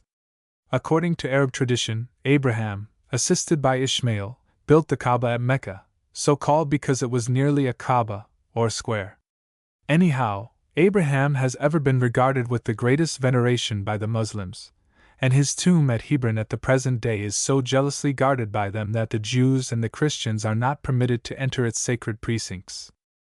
Abraham and his followers worshipped Eloah, or the Almighty God, as the one and only God, offering up to him at times various sacrifices. According to Renan, in his History of the People of Israel, the primitive religion of Israel was the worship of the Elohim, a collective name for the invisible forces that govern the world, and which are vaguely conceived as forming a supreme power at once single and manifold. This vague primitive monotheism got modified during the migrations of the children of Israel, and especially during their struggles for the conquest of Palestine, and at last gave place to the conception of Yahweh, a national god conceived after the fashion of the gods of polytheism, essentially anthropomorphic, the God of Israel in conflict with the gods of the surrounding nations. It was the task of the prophets to change this low and narrow conception of the deity for a nobler one, to bring back the Jews to the Elohistic idea in a spiritualized form, and to transform the Yahweh or Jehovah of the times of the judges into a God of all the earth, universal, one and absolute, that God in spirit and in truth of whom Jesus, the last of the prophets, completed the revelation. Certain events in the life of Joseph brought the family of Jacob to Egypt, separated it from the other tribes, and made the Israelites into a peculiar people. 5. As the 12 families of the sons of Jacob expanded into 12 tribes, they grew in number to such an extent that the Egyptian government of the day began to be alarmed, and commenced coercive proceedings, which led to the appearance of Moses, first as a liberator, and then as the organizer of the 12 tribes into a Jewish nationality. Footnote 5. The actual dates of these events and of the exodus from Egypt have not yet been historically fixed. How the Israelites first migrated to the land of Goshen, and how they eventually left Egypt, is still a question of considerable controversy. Further discoveries may yet throw further light on the subject. When Moses first took the children of Israel out of Egypt, it was probably his intention to lead them at once to the Promised Land. Finding, however, that their physical strength and courage was not equal to the conquest of Canaan, he kept them in the desert for 40 years, until the open-air life and the hardy fare had produced a new generation of men fit to cope with the warriors of the land they were about to attempt to conquer. Doubtless, during this residence in the desert Moses legislated both morally and socially for the Jews, as Muhammad did for the Arabs at Medina. But as the Quran was not put together during Muhammad's lifetime, so it is also highly probable that the Pentateuch, or 5 books of Moses, were not collected and collated till some time after his death, which last is described in the work itself. 6. Indeed, many things mentioned in them show a more advanced state of civilization than the children of Israel enjoyed during their wanderings in the desert. Footnote 6. This subject is treated at considerable length by Dr. A. Quenin in The Religion of Israel, translated by Alfred Heath May from the Dutch. Williams and Norgate, London, 1882. But still, to Moses the Jews owe their nationality, as the Arabs owed theirs to Muhammad. The former found a weak people, united to a certain extent, but quite unaccustomed to fighting and hardship, and he welded them sufficiently together to enable them, under his successors, to establish themselves in the Promised Land. The latter found Arabia inhabited by a quantity of tribes, more or less hostile to each other, but brave to a degree, fond of fighting and plundering, and always at it, full of local jealousies and internal enmities, which kept them separate. Muhammad not only induced them to believe in one God, but also brought them together to such an extent that his successors were able to launch them as united warriors and conquerors throughout the East, and to found an empire for the time being far greater, grander, and more important than Canaan, as divided among the 12 tribes, or the dominions of David and Solomon. As a military leader, Muhammad was not particularly celebrated. The military expeditions undertaken by him in person are variously stated to have been from 19 to 27 in number, whilst those in which he was not present are stated to have amounted to more than 50. With the exception of 1 or 2 to the Syrian frontier, they were chiefly directed against the Arabs and the Jews in Arabia, but none of them were of the magnitude of those undertaken by his successors, Abu Bakr and Omar, who, with the aid of the generals Khalid, son of Walid, Mathana, Amr bin al-Asi, and others, made great conquests, and finally established the Muslim faith on a firm and lasting basis. The details of these successes are admirably told in Muir's Annals of the Early Caliphate. There appears to be a great resemblance between many of the military and warlike expeditions undertaken by Muhammad in Arabia, and those of the Jews, as narrated in the historical works of the Old Testament, in Palestine. In both countries God was used as the authority, and individuals and tribes were attacked and slaughtered much in the same way. Indeed, if the numbers slain, as recorded by the Jewish historians, are to be depended upon, it can only be inferred that the God of the Jews was more vindictive and bloodthirsty than the God of the Arabs. At the present time, the Sudanese and their caliphs seem to be following very much in the steps of Muhammad, constantly sending forth military expeditions and issuing letters to foreign potentates. In conclusion, the dogmas and precepts of Islam, as embodied in the Quran, may be summed up as follows. 1. Belief in Allah or God, or, more correctly, the God, that is, the only God. The Ilah, a God. 2. Belief in the messengers or angels. 3. Belief in the books or scriptures, and in the prophets. 4. Belief in hell and paradise. 5. Belief in a general resurrection and final judgment. 6. Belief in the decrees of God, or of His having absolutely predestined both good and evil. The 5 cardinal ordinances of Islam are: 1. The pious recitation of the Kalima, or Creed, there is no God but the one God, and Muhammad is His apostle. 2. Prayer. 3. Fasting. 4. Legal and obligatory almsgiving. 5. Pilgrimage. There are several other points connected with the institutions of Islam, such as 1. Circumcision. 2. Marriage and polygamy. 3. Slavery. 4. The jihad, or holy war. 5. Food, drink and ablutions. But full details connected with the above will be found, if required, in Hugh's Dictionary of Islam, so that further reference to them here is unnecessary. It must, however, always be remembered that faith and prayer were the 2 points which Muhammad always insisted upon as absolutely essential. The Mohammedan religion may be regarded as creating in theory the purest democracy in existence. All men are supposed to be equal. There are no hereditary titles. Every man can rise, either by interest or talent, from the very lowest to the very highest position. There is a universal feeling of brotherhood among the Muslims. All this is excellent in theory, but in practice the ways of the world are different. A pasha holds his place and upholds his position, while a humble follower of the said pasha, or other person in an inferior position, knows his place also, and treats his superiors and his inferiors accordingly. In fact, both in the East and the West there appears to be a place for all men, and that place is established by the unwritten laws of the world or by the law of nature, in spite of the many theories propounded by religion, politics, or political economy. Still, Muhammad himself instilled equality among his followers, and in his parting address at Mina, at the time of the farewell pilgrimage, spoke as follows: Ye people! Hearken to my speech and comprehend the same. Know that every Muslim is the brother of every other Muslim. All of you are on the same equality. And as he pronounced these words, he raised his arms aloft and placed the forefinger of one hand on the forefinger of the other, intending thereby to signify that all were absolutely on the same level. Ye are one brotherhood. Know you what month this is? What territory is this? What day? To each question the people gave the appropriate answer, viz. The sacred month, the sacred territory, the great day of pilgrimage. After every one of these replies Muhammad added, Even thus sacred and inviolable hath God made the life and the property of each of you unto the other, until ye meet your Lord. Let him that is present tell it unto him that is absent. Haply, he that shall be told may remember better than he who hath heard it. Chapter 4. Tales and Stories. Of the 250 books of tales, the titles of which are given in the Fihriст, only 3 or 4 have attained European fame.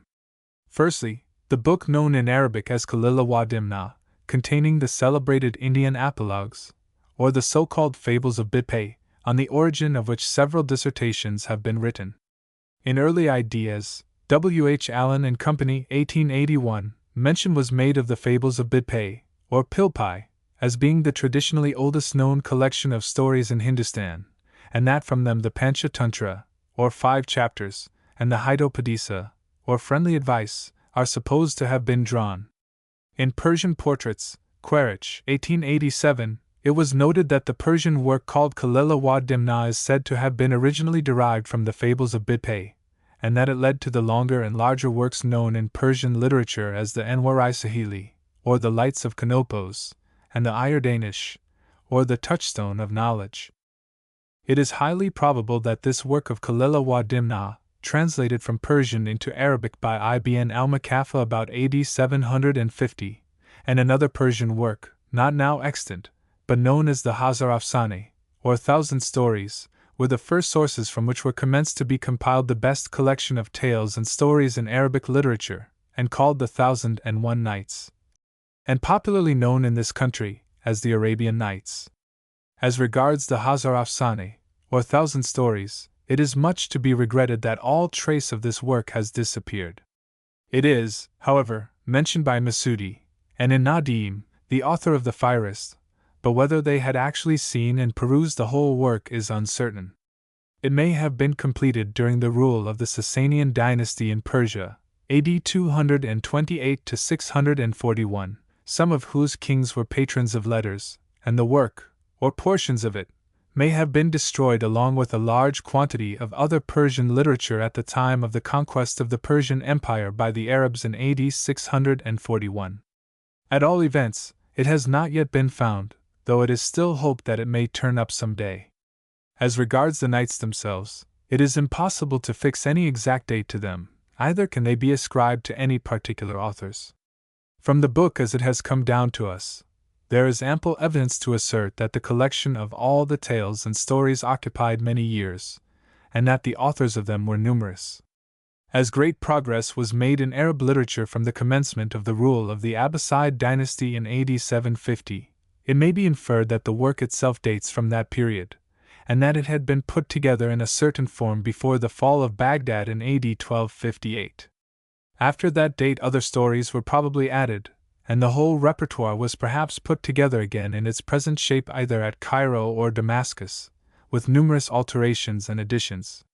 It is believed that the fables and apologues are the oldest part of the book. These bear on their face a decided impress of the farther east. Indeed, they are quite of the nature of the stories told in the Panchatantra, Katha Sarit Sagara, Hitopadisa, and Kalila Wadirna, many of them being either the same, or bearing a very great resemblance to them. Animal fables generally may have originated in India, where the doctrine of metempsychosis obtains currency to this day, but still, Egypt, Greece, and other countries have also produced stories of the same nature. From the time of the early Egyptians, the fable has ever been the means of conveyance of both instruction and amusement to mankind. And as years rolled by, the fable grew into the tale, or story, which later on expanded into the romance and the novel. After the fables, the oldest tales in the Nights are supposed to be the Sindbad, or the tale of the king, his son, his concubine, and the 7 Wazir, and that of King Jaliad of Hind, and his Wazir Shimas, followed by the history of King Werd Khan, son of King Jaliad, with his women and Wazirs. These tales have also an Indian flavor about them, both with regard to the animal stories in them and to the sapient remarks about the duties of kings and their ministers, often referred to in the Katha Sarit Sagara, of which more anon. The remaining tales and stories in the Nights may be of Persian, Arabian, Egyptian, and Syrian origin, some earlier and some later. The adventures of Kamar al-Zaman and the jeweler's wife, and of Ma'ruf, the cobbler, and his wife Fatima, are considered to be 2 of the very latest stories, having been assigned to the 16th century. The story of Abukir, the dyer, and Abusir, the barber, is quoted by Payne as the most modern of the whole collection. Certain stories of the Nights were first introduced to Europe, between 1704 to 1708, by Antoine Galland, a Frenchman, whose biography is given by Burton in his Terminal Essay, Volume 10, and most interesting it is. The work of the translation of Arabic and Persian stories was continued by Pétis de la Croix, 1710-12, Morel, 1765, Dow, 1768, Chavis and Kazat, 1787-89, Cossin de Perceval, 1806, Gaudier, 1822, Jonathan Scott, 1811, von Hammer-Purgstall, 1823, Zinzerling, 1823-24, Tribution, 1828, Habicht, 1825-39, Weil, 1838-42, Torrens, 1838, Lane, 1838-40, and the Nights themselves have now been completely finished by John Payne, 1882-84, and Richard Burton, 1885-88. A perusal of the productions of all the translators above mentioned will show that, as regards finality, both Payne and Burton have done their work completely, thoroughly, and exhaustively, and for all time, as far as an English translation is concerned. Too much credit cannot be given to these two gentlemen for their untiring labor and energy. The more the Knights are read, the more will people appreciate the amount of hard work and acumen, intelligence and ability, which has been thrown into the undertaking by these two accomplished litterateurs.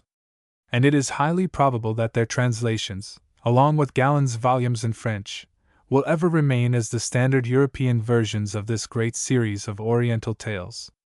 Space will not permit of a lengthy description of all that is contained in Payne's 13, and in Burton's 16 volumes. To be appreciated thoroughly, they must be read, like Balzac's works, from the very beginning to the very end. At the same time, a brief analysis of these two translations of the Knights may perhaps be interesting, and will serve the purposes of the present chapter. The first 9 of Payne's, and the first 10 of Burton's, volumes are devoted to the Knights proper, and follow the same lines. The translation has been made from what are commonly known as the Bulaq, Cairo, and the 2 Calcutta Arabic texts of the Knights, though references are made to the Breslau, Tunis, edition, from which also some extracts have been taken and some translations made. The contents of these volumes may be divided into 4 heads. 1. Fables and apologues. 2. Short stories and anecdotes, some biographical and historical. 3. Tales and stories. 4. Long stories, or romances. Excluding the 2 short stories in the introductory chapter, there are 10 principal and 6 subordinate fables under the first heading, 116 principal and 3 subordinate stories under the second, 38 principal and 75 subordinate under the third, and 6 principal and 12 subordinate under the fourth heading. This gives a total of 170 principal and 96 subordinate stories in Burton's edition, while Payne gives 1 principal story and 1 subordinate one less, his numbers being 169 and 95 respectively. By principal is meant the main or chief story, while by subordinate is meant another story forming part of the main story. In Oriental literature this custom is frequently introduced. A story is commenced, but owing to some allusion in it another story is interpolated, and when this is finished, the original tale is reverted to, only, perhaps, to be interpolated again by another story, and so on. Out of this mass of fable, tale and story, it is difficult to select any particular ones that may prove interesting to everybody. Some are very good, others good, some fairish, and others indifferent, but all are more or less interesting, as they deal with all sorts and conditions of men and women, and all sorts of events and situations. Personally, some 12 stories have struck me as particularly interesting or amusing, though it does not at all follow that what one person fancies another person cares about. A perusal of the work itself will enable its readers to find out what they like for themselves, while the following brief remarks on the 12 stories alluded to above will give a scanty outline of them. The tale of Aziz and Aziza is one of the best in the whole collection. It represents the care and fondness of a truly loving woman, who did her best to shield and protect her very stupid cousin. It is said that people marry for 3 reasons, viz., for love, for money, or for protection.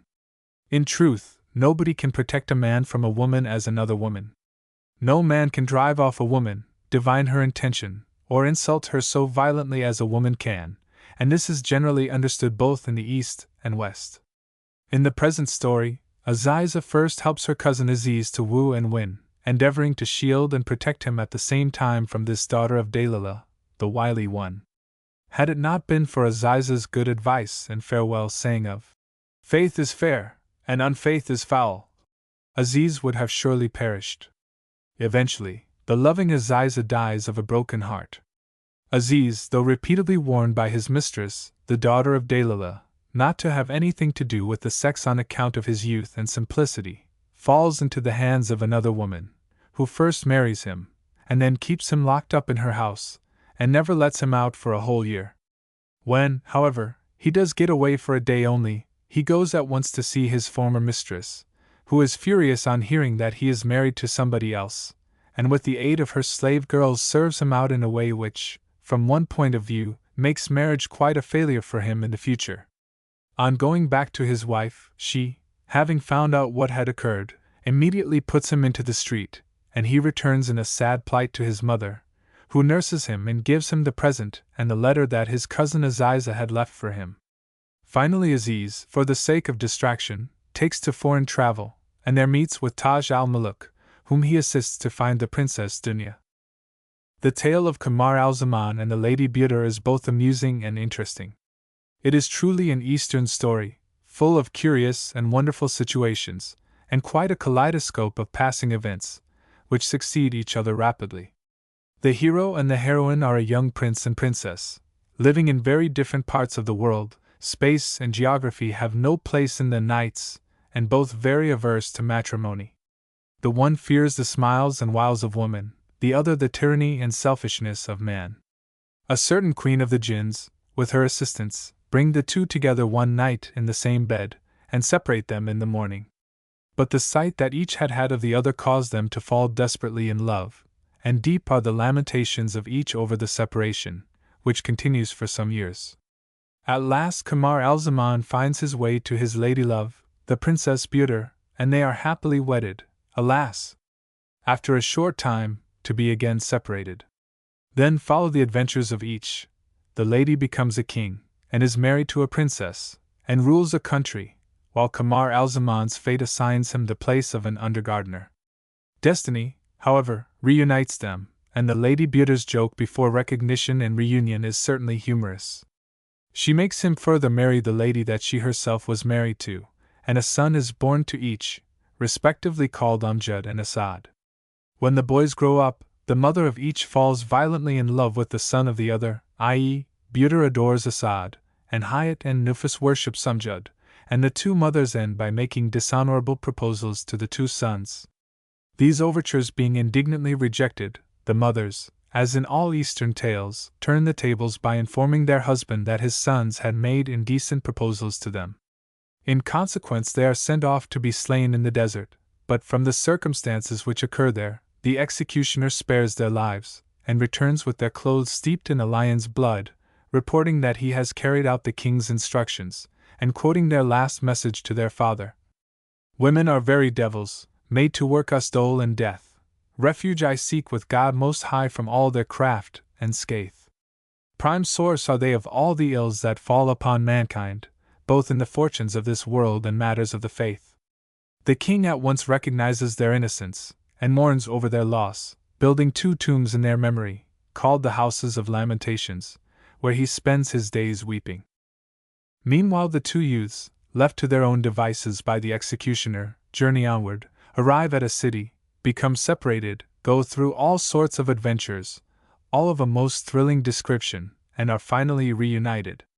The closing scene brings all the characters of the romance together at the same place, and the grandfathers, fathers, and sons all meet once more, but no further mention is made about the 2 mothers, who so deeply injured their own offspring. Ala al-Din Abu al-Shamat. This story is of considerable interest, for it begins with a recipe for an aphrodisiac, and contains many allusions to Eastern manners and customs. Born of wealthy parents at Cairo, details are given of Ala al-Din's youth and boyhood, and of how the wish to travel and to trade was instilled into his mind by his young companions, at the instigation of a crafty old sinner, Mahmud of Balkh. With some reluctance his father at last allows him to start, and going first to Damascus, then to Aleppo, he is robbed of all his property just before he reaches Baghdad, and very nearly loses his life into the bargain, but his good fortune saves him on 2 occasions. Arrived at Baghdad, his adventures begin, and they follow each other with considerable rapidity. He first is married to Zobayda the Ludist, on the understanding that it was for one night only, and that he was to divorce her the next morning, so that she might be remarried to her former husband. But when the time comes, Ala al-Din and the lady find each other such pleasant company that they absolutely decline to divorce, and elect to pay the fine. This money is provided for them by Harun al-Rashid, who visits them one night with 3 of his companions all disguised as dervishes, and they are charmed with Zobayda's performance on the lute, her singing, and her recitations. Ala al-Din then goes to the court, where he rises to high favor and receives various good appointments. To his great grief, he loses his wife, who dies, as he supposes, and is buried with the usual mourning, but in reality turns up again at the end of the tale, and is reunited to her husband. It appears that a servant of the jinn had carried her off to another country, leaving a jinnah to be buried in her place. To make up for the loss of Zobaydah, the Caliph gives Ala al-Din one of his own slave girls, Kut al-Kalub by name, and sends her, with all her belongings, to his house. Ala al-Din will not have anything to do with her, on the grounds what was the master's should not become the man's. But he lodges, boards, and treats her handsomely. Eventually Harun takes her back, and orders a slave girl to be bought at his expense in the market for 10,000 dinars for Ala al-Din. This is done, and a girl named Jessamine is purchased and given to him. He sets her at once free and marries her. But at the time of the purchase another man had been bidding for this same girl, and being much in love with her, his family determined to assist him in getting hold of her. A whole lot of fresh characters then appear on the scene, and, after much plotting and intrigue, Ala al-Din is arrested and sentenced to death. He, however, escapes to Alexandria, and there opens a shop. Further adventures follow, till he finds himself at Genoa, where he remains for some time as servant in a church. Meanwhile at Baghdad his wife Jessamine has borne him a son, named Aston, who grows up, and in time discovers the author and nature of the theft of which his father had been accused, and thus prepares the way for his return to the city of the Caliphs. This is brought about by the Princess Huzn Maryam at Genoa, with whom Ala al-Din finds his first wife Zobaydah, and they all set out on a wonderful couch and go first to Alexandria, then to Cairo to visit his parents, and finally to Baghdad, where he marries the princess and lives happy ever afterwards. Ali the Persian and the Kurd Sharper is a very short story, but quite Rabelaisian in its humor, and the manner in which the Persian and the Kurd describe the contents of the small bag that had been lost. All sorts of things are mentioned in a haphazard way, many of them, however, perhaps, being required to fulfill the exigencies of the rhymed prose in which the story is written in the original Arabic. The man of Al-Yaman and his 6 slave girls. The 6 girls in this story have all different qualities. One is white, another brown, the third fat, the fourth lean, the fifth yellow, and the 6th black. The happy owner gets them together, and in verse and recitation each praises her own peculiarity, and abuses that of her opposite by examples and quotations. There is an oriental twang about the story which makes it worthy of notice, and some of the verses are not bad. Abu al-Huzn and his slave girl Tawada. This story is not amusing, but it is very interesting, especially to persons studying the minute details of the Mohammedan faith, doctrine and practice, according to the Shafi'i school, and the exegesis of the Quran, all of which are wonderfully expounded by the slave girl. In the shape of questions and answers an enormous amount of information of all sorts is put into the mouth of this highly accomplished female. The writer deals not only with theology, but also with physiology in all its branches, or, at least, with as many as were known at the period of the tale. Further, medicine, astronomy, philosophy, and all kinds of knowledge are discussed. A series of conundrums are put to the girl and replied to by her, and she also displays her skill in chess, draughts, backgammon, and music.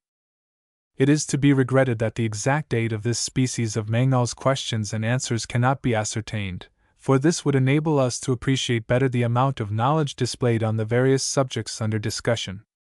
Anyhow, it is certain that it must have been written some time after the doctrines of the Imam Shafi'i, he died 8820, had been well defined and established. Owing to certain medical and surgical queries and replies, it is to be presumed that the whole must have been worked up after the Arab school of medicine and physiology had arrived at their highest stage of perfection. The whole story is a good specimen of the state of civilization reached by the Arabs, and as such is worth a reference. 3 other stories in the Nights bear some affinity to the above, but they are much more limited, both as regards the subject they deal with and the information they supply. One is King Jaliad and his Vizier Shimas, in Payne's 8th and Burton's 9th volume.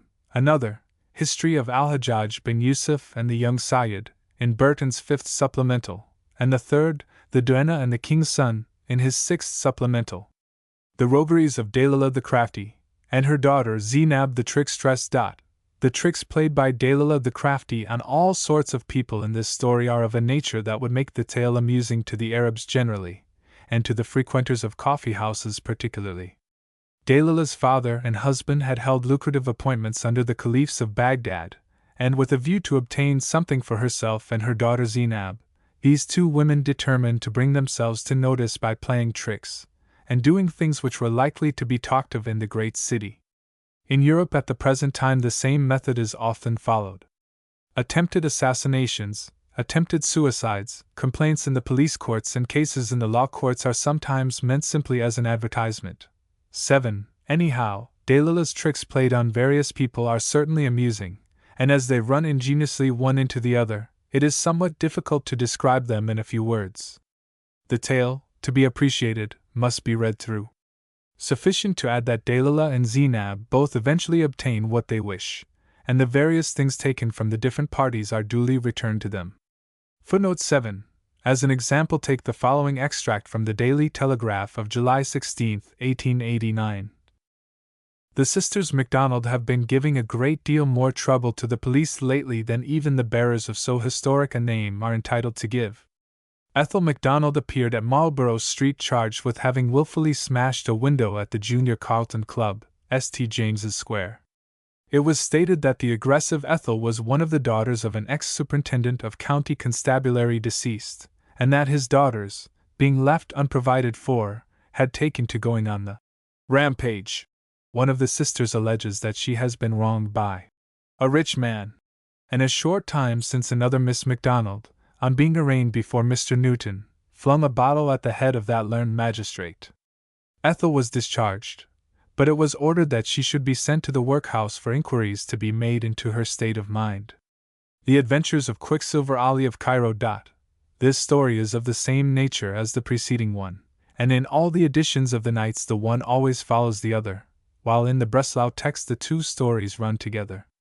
Ali begins life at Cairo, and ends at Baghdad, where his tricks and adventures follow each other in rapid succession, his object being to obtain in marriage the hand of Zainab, the daughter of Dalilah the Crafty. He is first tricked himself by Zainab, but continues his pursuit of her, and though at times he is transformed into the shapes of an ass, a bear, and a dog by the magic arts of Azariah the Jew, eventually he succeeds, with the aid of the Jew's daughter, in obtaining the property required, and finally marries Zainab, the Jewess, and two other women. Hassan of Basra and the king's daughter of the Jinn. This is a good specimen of a real Oriental romance, with the wonderful and marvelous adventures of the hero interlaced with magic, alchemy, the jinns, and other fabulous varieties, so that the highest ideals of the imagination are almost arrived at. Bahram the magician, who first beguiles Hassan with alchemy and then carries him off and endeavors to destroy him, is himself destroyed in the early part of the story. The kindness of the 7 princesses to Hassan during his stay with them, and his visits to them later on, are described at length, as also is the way in which the hero falls desperately in love with the king's daughter of the Jinn, and secures her as his bride. The happy pair start for Basra, and rejoin his mother, and then settle down in Baghdad, where 2 sons are born and happiness reigns supreme. But during Hassan's absence on a visit to his former friends the 7 princesses, some domestic scenes between his wife, his mother, and Zobayda, the spouse of the Caliph Harun ar-Rashid, are introduced, which end by the wife repossessing herself of her original feather garment, and flying off with her 2 children to the islands of Wak, where her father and family resided. On his return Hassan is broken-hearted to find her gone, and determines to set out and try and recover her. Then follows the description of his journeys, which fill pages describing the White Country, and the Black Mountain, the land of camphor, and the castle of crystal. The islands of Wak were 7 in number, peopled by Satans and Marids, and warlocks and tribesmen of the Jinn. To reach them Hassan has to traverse the island of birds, the land of beasts, and the valley of Jinn. Without the aid of the princesses, their uncle Abdul Qaddus, Abu Rawaish, Dinesh ben Fektish, Hassan, king of the land of camphor, and the old woman Shawahi, he never would have reached his destination.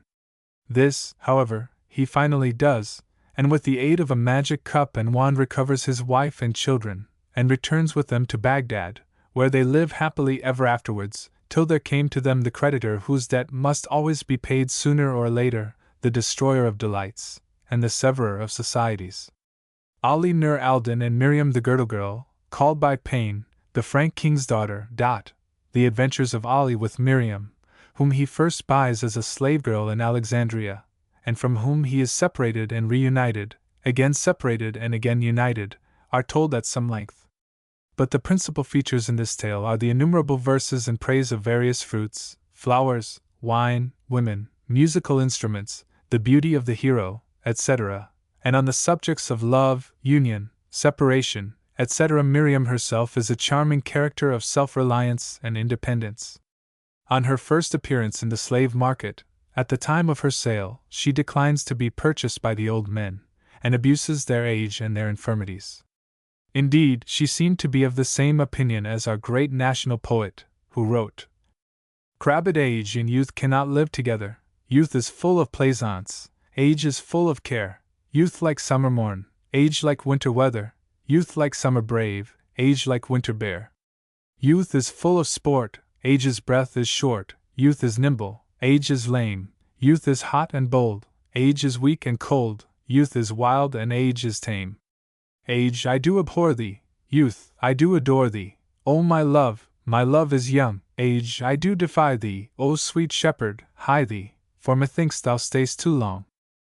However, she finally consents to be bought by the young and good-looking Ali, who spends his last 1,000 dinars in her purchase, and then has nothing to live upon. Miriam remedies this by making every night a beautiful girdle, which Ali sells for a good price in the bazaar next day. This goes on for upwards of a year, when the first separation is brought about by the crafty old wazir of her father, the King of France, who had sent him especially to look for his daughter.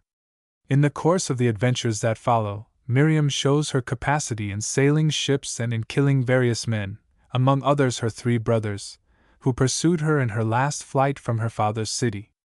Eventually she and Ali get to Baghdad, where the Caliph makes things smooth for them, and they are married, and finally return to Cairo to rejoin Ali's parents, from whom he had run away in his youth. Kamar al-Zaman and the Jeweler's Wife is one of the modern tales of the Knights, and a very good one, containing a good plot and plenty of interesting incidents. The Jeweler's Wife, Halima by name, is one of the wickedest and craftiest of women in Basra, and her plots and intrigues are well described. Some of them are to be found in Persian storybooks. After playing all sorts of tricks, she leaves her husband, and elopes with the youth Kamar to Cairo, where his parents reside. There his father will not let him marry her, but confines her and her slave girl in a room, and arranges a marriage for his son with another woman. After a time Halima's husband, Abaid, the jeweler, turns up in Cairo in the most beggarly plight, having been plundered by Bedouins en route. After explanations, Abaid ends by killing his wife and her slave girl, who had assisted her in all her devilries, and Kanar's father marries him to his daughter, who turns out the most virtuous of women. The moral of the tale is pointed out at the end, that there are both bad women and good women in the world, and is closed with the remark, "So he who deemeth all women to be alike, there is no remedy for the disease of his insanity." Ma'ruf the cobbler and his wife Fatima commences with a domestic scene between the two, from which it appears that the poor husband had been shamefully sat upon from the day of his marriage, and that his wife was a dreadful woman.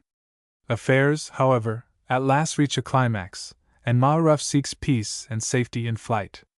Balzac, in his clever novel of Le Contrat de Mariage, makes his hero Manerville fly from the machinations of his wife and mother-in-law, but Henri de Marcy, writing to his friend Pages on the subject, contends that he is wrong, and points out to him the course that he should have followed.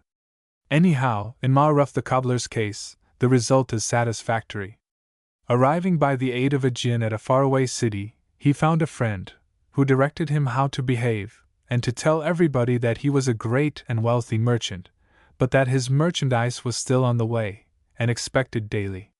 Pending the arrival of his baggage train, Ma'ruf borrowed from everybody, gave it all away in largesse to the poor, and behaved generally as if he were very well-to-do. By these means he made such an impression on the king of the place that the latter married him to his daughter, and made large advances from the treasury in anticipation of the arrival of the merchandise. Time goes on, but still the baggage does not turn up. The king, instigated by his wazir, becomes suspicious, and persuades his daughter to worm out the real story from her husband. This she does in a clever way, and Ma'ruf tells her his true history. The woman behaves admirably, refuses to expose his vagaries, and giving him 50,000 dinars, advises him to fly to a foreign country, to begin to trade there, and to keep her informed of his whereabouts and the turn of his fortunes. The cobbler departs during the night, while his wife the next morning tells the king and the wazir a long rigmarole story of how her husband had been summoned by his servants, who had informed him that his baggage train and merchandise had been attacked by the Arabs, and that he had gone himself to look after his affairs. Meanwhile Ma'ruf departs sore at heart, weeping bitterly, and like all Arabian Nights heroes in adversity, repeating countless verses. After various adventures he falls in with a vast treasure, and a casket containing a seal ring of gold, which, when rubbed, causes the slave of the seal ring, naturally a jinn, to appear and carry out every wish and order that Ma'ruf might give him. With the aid, then, of the jinn, Abu al-Sadat by name, the cobbler returns to his wife laden with treasure and merchandise, and thus proves to all the doubters that he is a true man. He pays all his debts, gives a great deal to the poor, and bestows presents of an enormous value on his wife, her attendants, and all the people of the court. As a matter of course, all this prosperity is followed by adversity. The king and his wazir combine together, and ask Ma'ruf to a garden party, make him drunk, and get him to relate the story of his success. Recklessly he shows the ring to the wazir, who gets hold of it, rubs it, and on the appearance of the slave of the ring, orders him to carry off the cobbler and cast him down in the desert. The wazir then orders the king to be treated in the same way, while he himself seizes the sultanate, and aspires to marry Ma'ruf's wife, the king's daughter. With much interesting detail the story relates how the princess Dunya gets the ring into her possession, sends the wazir to prison, and rescues her father and her husband from the desert. The wazir is then put to death, and the ring is kept by the lady, as she thinks it would be safer in her keeping than in that of her relations. After this a son is born, the king dies, Ma'ruf succeeds to the throne, and shortly after loses his wife, who before her death gives him back the ring, and urges him to take good care of it for his own sake and for the sake of his boy. Time goes on, and the cobbler's first wife, Fatima, turns up in town, brought there also by a jinn, and tells the story of the want and suffering she had undergone since his departure from Cairo. Ma'ruf treats her generously, and sets her up in a palace with a separate establishment, but the wickedness of the woman reappears, and she tries to get hold of the ring for her own purposes.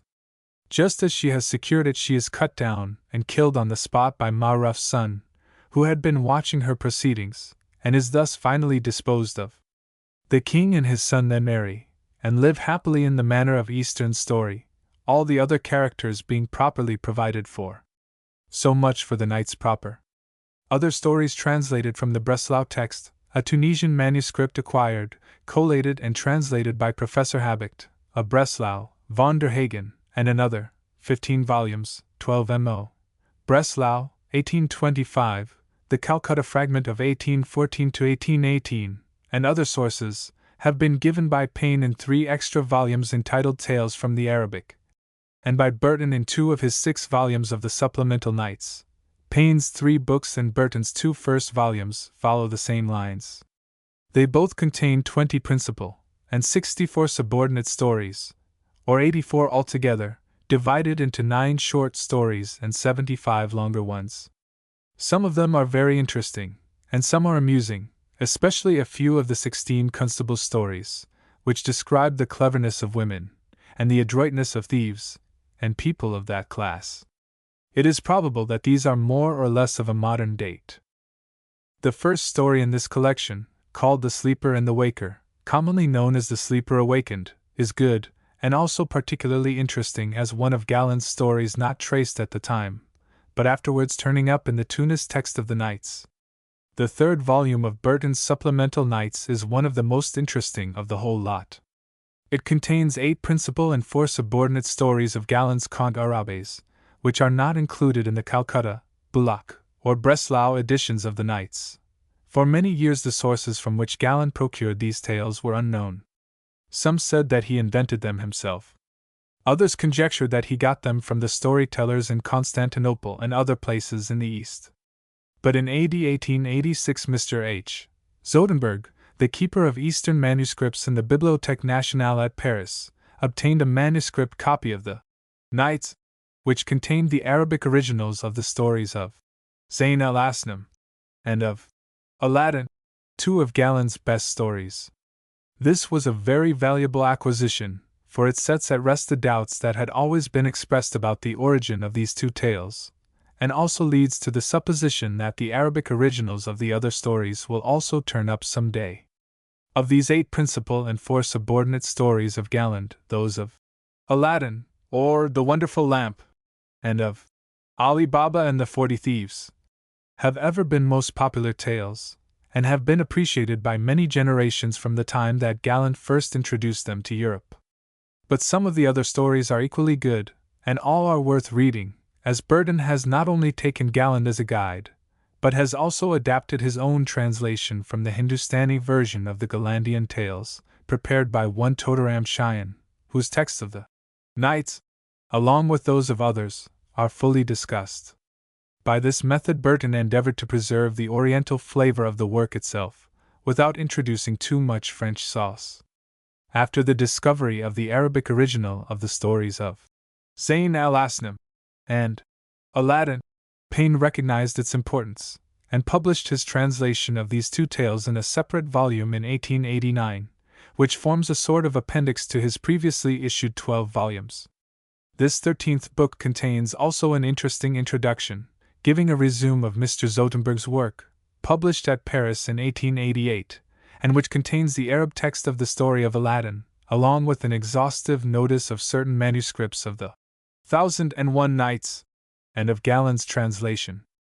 The 4th and 5th volumes of Burton's Supplemental Nights contain certain new stories from an Arabic manuscript of the Nights, in 7 volumes, brought to Europe by Edward Wortley Montagu, Esq., and bought at the sale of his library by Dr. Joseph White, professor of Hebrew and Arabic at Oxford, from whom it passed into the hands of Dr. Jonathan Scott, who sold it to the Bodleian Library at Oxford for £50. Wortley Montagu's manuscript contains many additional tales not included in the Calcutta, Bulak, or Breslau editions, and these additional stories Burton has now translated. It is uncertain how or where Wortley Montagu obtained his copy of the 1001 Nights. Dr. White had at one time intended to translate the whole lot, but this was never accomplished.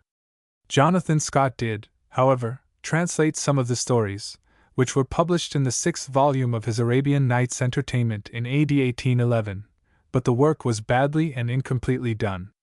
It has now been thoroughly revised and put into better form by Burton in these 2 volumes. In Appendix I, to Volume V, there is a catalogue of the contents of the Wortley Montagu MS, which is very interesting, as it contains not only a description of the manuscript itself, but also a complete list of the tales making up the 1001 Nights, many of which are, of course, to be found in the Nights proper. These 2 supplemental volumes contain 25 principal and 31 subordinate stories, or 56 in all. Some of them are very amusing, especially the tales of the Larrikins, while the whole add to our knowledge of this vast repertoire of tales from the East, which has been gradually brought to the notice of Europe during the last 185 years. Burton's 6th supplemental volume contains certain stories taken from a book of Arabian tales, a continuation of the Arabian Nights Entertainment, brought out by Dom Chavis, a Syrian priest, and eventually teacher of Arabic at the University of Paris, and Mr. Jacques Cazot, a well-known French literature, unfortunately and unjustly guillotined in Paris on the September 25, 1792, at the time of the Revolution. This work, sometimes called the New Arabian Nights, is an imitation of Galland's marvelous production, and may be considered a sort of continuation of it. Dom Chavis brought the manuscripts to France, and agreed with Mr. Cazot to collaborate, the former translating the Arabic into French, and the latter metamorphosing the manner and matter to the style and taste of the day. The work first appeared in 1788–89 and was translated into English in 1792. Burton, in his foreword to this volume, gives a full account of these stories, as translated and edited by Chavis and Cazot. He himself gives a translation of 8 of them, one of which, The Linguist, the Duenna, and the King's Son, is interesting, as it contains a series of conundrums, questions and answers, which may remind the reader of the story of Abu al-Hazan and his slave girl Tawadud, and the Knights proper, and of the history of al-Hajjaj bin Yusuf and the young Sayyid, from the Wortley Montague MS. In addition to the 8 translated stories, the 6th volume contains a great deal of matter in the shape of appendices such as notes on Zotenberg's work on Aladdin and on various manuscripts of the Knights, biography of the work and its reviewers reviewed, opinions of the press, etc. But though well worthy of perusal by the curious, space does not allow of further allusions to them here. To sum up, then, shortly, Payne's 13 volumes contain 193 principal and 159 subordinate stories, or 352 in all, while Burton's 16 volumes contain 231 principal and 195 subordinate stories, or 426 altogether. These numerous stories, translated from the Calcutta, 1814–18, Calcutta Macnaghten, 1839–42, Bulaq, Cairo, 1835–36, Breslau, Tunis, Wortley Montague, Galland and Chavis texts may be considered to form what is commonly called the Arabian Nights Entertainment. They date from AD 750, which may be considered as the year of their commencement, and that of the Abbasid dynasty, and go on, continually added to, up to AD 1600, or even later. Many authors have had a hand in the work, the stories themselves having been derived from Indian, Persian, Arabian, Egyptian, Syrian and Grecian sources, and adapted, more or less, for Arab readers and hearers. And as the manuscripts in some of these stories in different countries do not in any way tally, it must be supposed that no such work as an original copy of the 1001 Nights has ever been in existence. The repertoire, consisting of a few stories at first, has gradually grown to such a size that now it may almost be considered to contain the largest and best collection of stories that the world has, as yet seen. Mention has been already made in a previous page of the Katha Sarit Sagara, or Ocean of the Streams of Story, and a brief description of this work was given in the 3rd chapter of Early Ideas, AD 1881. Since then a complete translation of the Katha has been made by Professor C.H. Tawney, of the Calcutta College, and it has been published in 14 fasciculi, in the Bibliotheca Indica, by the Asiatic Society of Bengal, 1880–1887. It is to be regretted, for the sake of the student and the anthropologist, that the translation is presented in an expurgated form. Still, the professor has done his work, and a long and tedious work it must have been, excessively well, while many of his notes, corrigenda and addenda are most interesting. The Arabian Nights and the Katha Sarit Sagara occupy respectively the same position in Arabic and Hindu literature. They are both collections of tales adapted to the people of the country for which they have been written. A perusal of both the works will show how much they differ. The characters and ideas of the heroes and heroines, their thoughts, reflections, speeches, surroundings, and situations are worth studying in the 2 books as an exposition of the manners and customs, ideas and habits of 2 distinct peoples. The Hindu characters, as depicted in their storybook, will be found to be duller, heavier, more reverential, and more superstitious than the characters in the Knights. There are 2 things, however, common to the 2 books: the power of destiny, and the power of love, against which it is apparently useless to struggle. While there are 426 stories in Burton's Knights, there are 330 tales of sorts in Tawney's Katha. Both works are rather formidable as regards size and quantity of matter. Still, after a start has been fairly made, the interest goes on increasing in a wonderful way, until at last one becomes absorbed and interested to a degree that can scarcely be imagined. The stories in the Katha Sarit Sagara are supposed to have been originally composed by one Ganadia, in the Paisacha language, and made known in Sanskrit under the title of Vrihat Katha, or Great Tale. From this work one Bhatta Somadeva, in the 11th century AD, prepared the work now known as the Katha Sarit Sagara, but probably stories have been added to it since. At present it consists of 18 books, divided into 124 chapters, and containing 330 stories, along with other matter. Of Ganadia, the supposed original author, not much is known, but Vatsyayana, in his Kama Sutra, printed privately for the Kama Shastra Society, mentions the name of Ganadia as a writer whose works he had consulted, and gives frequent quotations from them in his chapter on the duties of a wife. The exact date of Vatsyayana's life is also uncertain, sometime not earlier than the 1st century BC, and not later than the 6th century AD, is considered to be the approximate period of his existence. Like the Arabian Nights, it is highly probable that the Katha grew by degrees to its present size. Ganadia's original work is apparently not now extant. Between the time it was written and the time that Somadeva produced his edition of it, many stories may have been added, and the same process may have continued afterwards. Somadeva, however, says, "I composed this collection, which contains the pith of the Vrihat Katha." Again he writes, "This book is precisely on the model of that from which it is taken. There is not the slightest deviation. Only such language is selected as tends to abridge the prolixity of the work, the observance of propriety and natural connection, and the joining together of the portions of the poems so as not to interfere with the spirit of the stories, are as far as possible kept in view. I have not made this attempt through desire of a reputation for ingenuity, but in order to facilitate the recollection of a multitude of various tales. The Katha Saritsagra contains many stories now existing in the Panchatantra, or 5 chapters, in the Hitopadesa, or Friendly Advice, in the Bait al-Pachizi, or 25 stories of a demon, and other Indian storybooks. Owing to the total absence of dates, it is difficult to determine from what sources all these stories were collected. But as some of the same fables and animal stories are to be found in the Buddhist birth stories, or Jataka tales, in the Arabian Nights, and in the Katha, it may fairly be conjectured that stories of this nature were in early years in considerable circulation, and used as a means of conveying wisdom and advice both to the classes and to the masses in those prehistoric times. To return to Arab storybooks.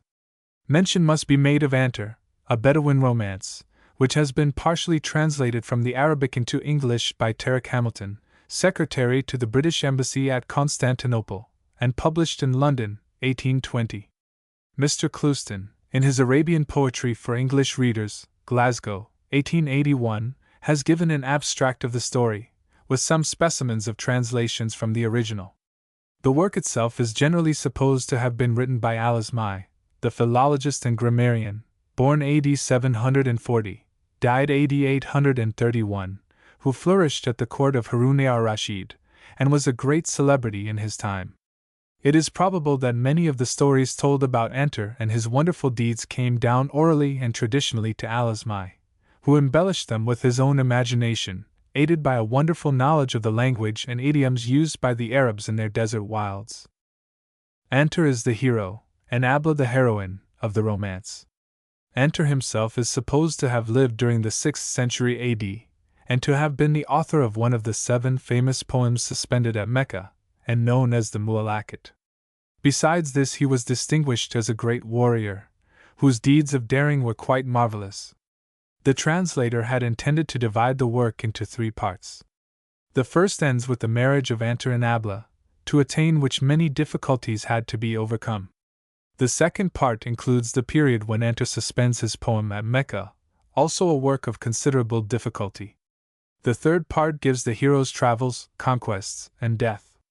Mr. Hamilton only translated and published the first part of the 3, and the 2 others have not yet been done into English. The romance of Antar, though tedious, is interesting, as it gives full details of the life of the Arabs before Muhammad's time, and even after, for the Arab life of today is apparently much the same as it was 3,000 years ago. It appears to be an existence made up of continual wanderings, constant feud and faction, and perpetual struggles for food, independence, and plunder. But in the deserts on the frontiers of Syria, Palestine, Mesopotamia, and Baghdad, it is said that the various tribes are now kept much more in subjection by the Turks, owing to the introduction of the breech-loader, against which the Arab and his matchlock and his peculiar mode of warfare is somewhat powerless. While the Arabian Nights are supposed to treat more of the inhabitants of the towns, the romance of Antar deals more with the inhabitants of the desert.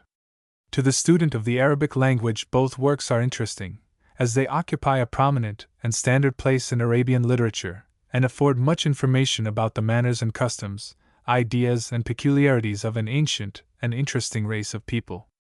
It must be admitted that both Antar and the Arabian Nights are so long that they rather try the patience of readers not particularly interested in them. Nowadays in England the daily press supplies such a mass of information of all sorts in connection with every branch of society, that a constant and persistent reader of our daily and weekly newspapers can find in them quite an Arabian Nights entertainment without going further afield. Indeed, the stories concerning the cures effected by certain patent medicines are as wonderful as anything one ever reads in the Nights themselves. And in addition to the realities and actualities of life, as daily told in our newspapers and law reports, many of which do certainly prove that fact is stranger than fiction, there are numerous writers who keep the public supplied with tales and stories of every kind and description. And from the great demand for such productions, whether issued as the penny dreadful, the thrilling story, or the regulation romance in 3 volumes, one conclusion can only be drawn, which is, that the human mind, everywhere in the East, West, North and South, is always anxious to be fed or amused with something startling or romantic, dreadful or improbable, exciting or depressing. It is to be presumed, then, that the Nights filled the vacuum in the minds of the people of that day in the East, much the same as the books and newspapers of our time satisfied the cravings of the humanities of the West, who still seem to be ever in search of something new, even if not true, something original, even if not trustworthy. Human nature appears to be much the same in all ages and at all times, and the scandals connected with high persons, the memoirs and reminiscences of celebrated ones, and the good sayings of witty ones, have always found much favor with the public generally, whether told as stories, published as books, or printed in the papers. Arabic literature abounds with biographical details and stories about celebrated and distinguished men. It was always the custom and fashion to fill their works with much information of the kind. The same fashion appears to exist in England at the present time, with this advantage, however, that we now get all the details and stories direct from the heroes themselves, and during their lifetime. Chapter 5. Anecdotes and Ana. In Persian literature there are 3 celebrated works: Asadi's Gulistan, or Rose Garden, AD 1258, Jawini's Nigaristan, or Portrait Gallery, AD 1334, and Jamie's Beharistan, or Abode of Spring, AD 1487, all translated by the Kama Shastra Society, containing an entertaining collection of stories, verses, and moral maxims. In Arabic literature there are many books of the same sort, and in this chapter it is proposed to give a few specimens of stories and philosophic reflections culled from various authors. This will perhaps be more interesting than a lengthened analysis of the works themselves. The following anecdotes have been taken from the Nafatul Yaman, Breeze or Breath of Yaman, a collection of stories and poetical extracts of various Arabic authors, edited by Ahmad Ashurwani. Al-Jais said, I never was put so much to shame as when a woman met me on the road and said, I have some business with you. And I followed her till we reached the shop of a goldsmith, when she said, Like this man, and walked away. I stood amazed, and asked the goldsmith to explain the matter. He replied, This woman wanted me to make her a figure of Satan, and I told her that I did not know his physiognomy, whereon she brought you. 2. A voracious man paid a visit to a hermit, who brought him 4 loaves, and then went to fetch a dish of beans, but when he had come with it, he found that his guest had consumed the bread. Accordingly he departed to bring some more bread, but when he returned with it he saw that the man had devoured the beans. This proceeding was repeated 10 times, whereon the host asked his guest to what place he was traveling. He replied, to Ray. Wherefore? I heard of a celebrated physician in that town, and I mean to consult him about my stomach, because I have but little appetite for eating. I have a request to make of you. What is it? When you return, after having recovered your appetite, please do not pay me a visit again. 3.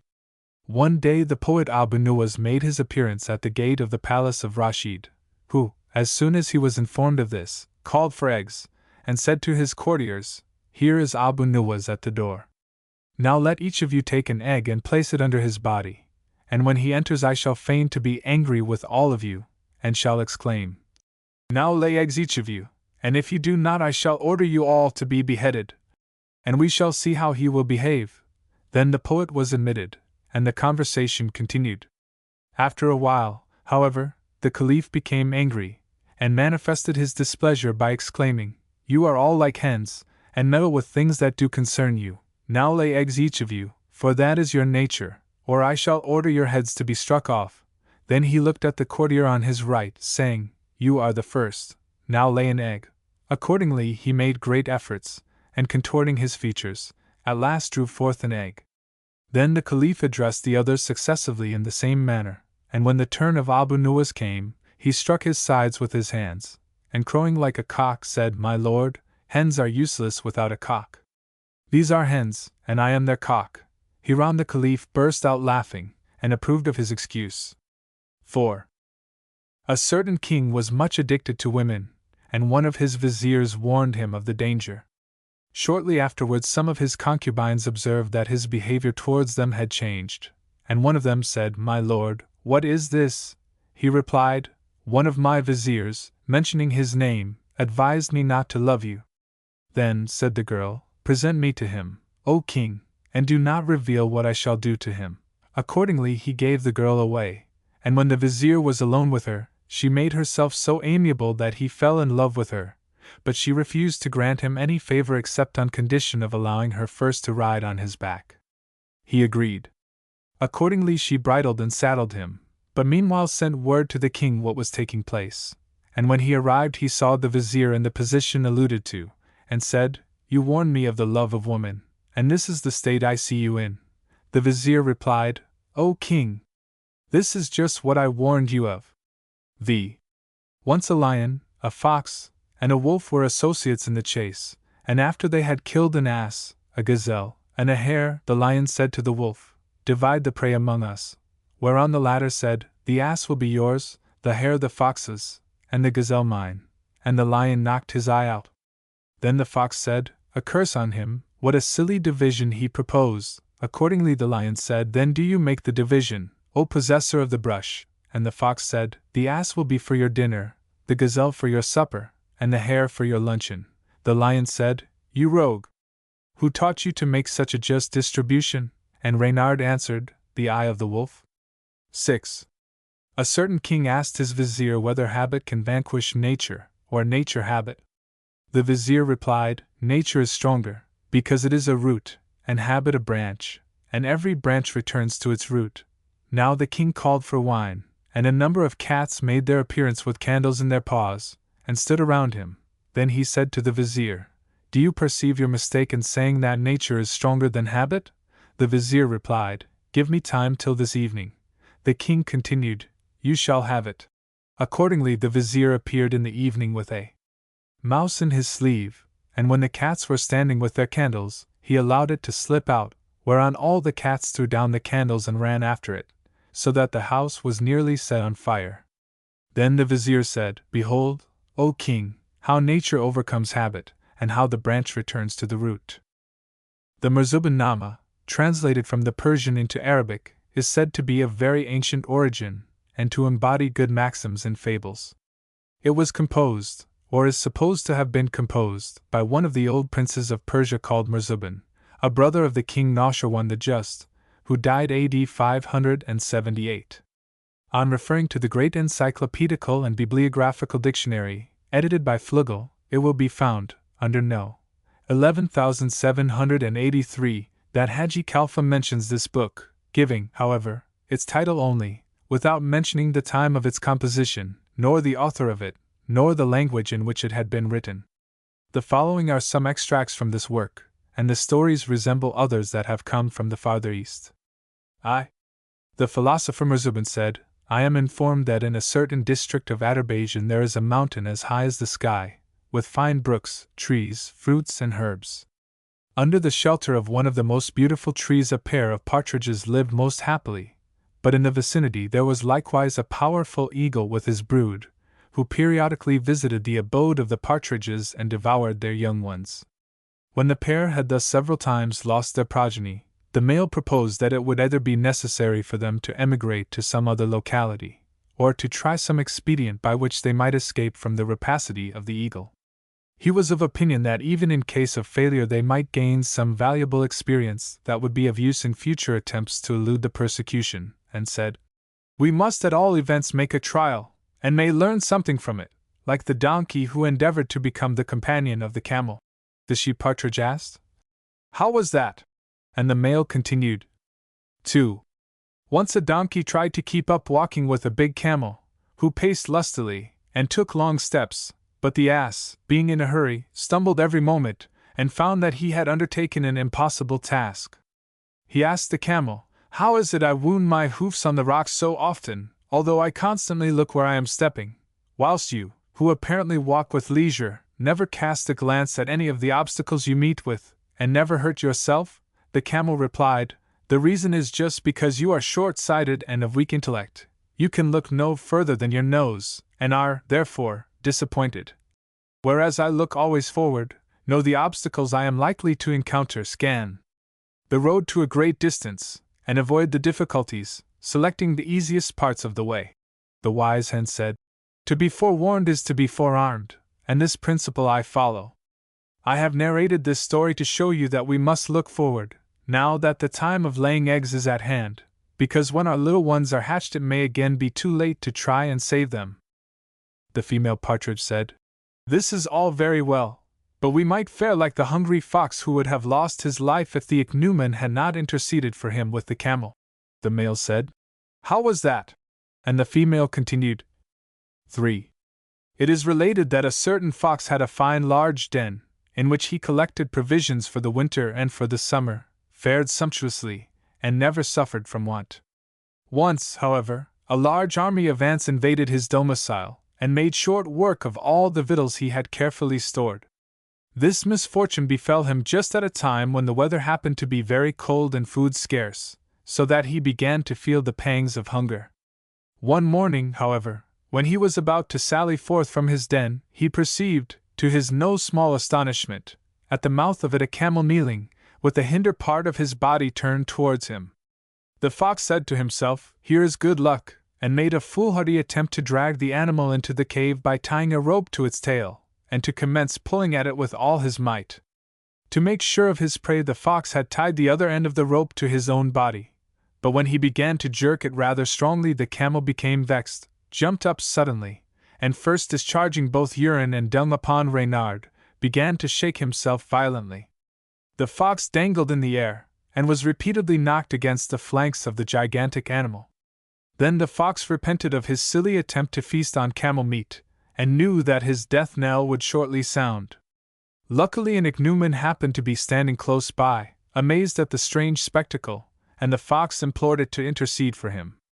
Accordingly, the ichneumon addressed the camel in the following strain: "Friend giant, it is meet that the strong, hoping for an eternal reward, should have mercy upon the weak. Here is a poor stranger who has accidentally become entangled with your tail. He will be strangled. You may save his life and become his deliverer by letting him go." The camel then released the fox, who would assuredly have lost his life if the ichneumon had not interceded for him.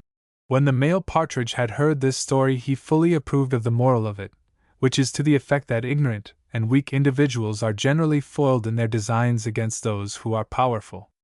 He therefore considered that it would be best to throw themselves upon the mercy of the eagle, and said, "We must pay a visit to His Majesty the Eagle, explain our case to him, implore his mercy, and enroll ourselves among the number of his servants. We may succeed by gaining his favor.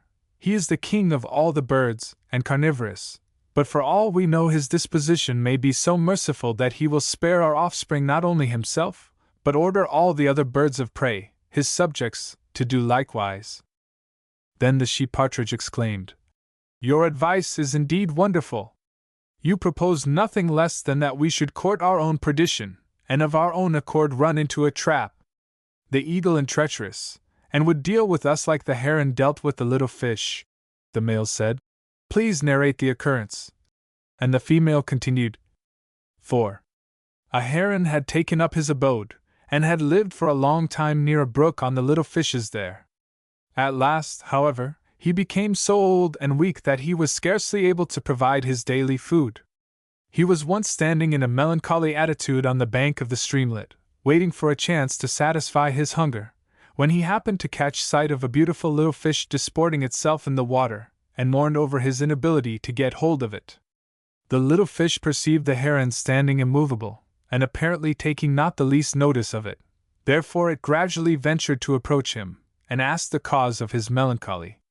The heron replied, "I am reflecting upon the time of my youth which has passed away, the life I enjoyed, the pleasures I felt, all of which are irretrievably lost, and have left behind nothing but repentance for my sins, a weak body, and tottering limbs. I can now only regret the depredations I have committed, and wash away with my tears the stains of my transgressions. How often have I given occasion, both to little fishes and to eels, to deplore the loss of members of their families, which I had greedily devoured, but I have now repented, and shall henceforth do so no more." When the little fish had heard this wonderful confession and asked, "What can I do for you?" the heron replied, "I want you only to convey this declaration of mine, with my salutations, to all your acquaintances, with the information that they may henceforth live in perfect safety, and need not apprehend any depredations on my part. There must, however, be covenants and pledges of security between us." The little fish asked, "How can I trust you, since I am the food on which you subsist, and you cannot be inclined to dispense with that?" He said, "Take this grass and tie it round my neck for a sign that I shall not injure you." Accordingly, the little fish took hold of a blade of grass, which was to serve for the heron's collar, who then placed his beak near the surface of the water to receive it, but as soon as the little fish had come within reach, the heron gobbled it up, and this was the end of the promised pledge. My dear husband, I have narrated this occurrence only to show that we would, by trusting to any promises of magnanimity that the eagle might make to us, only court our own perdition.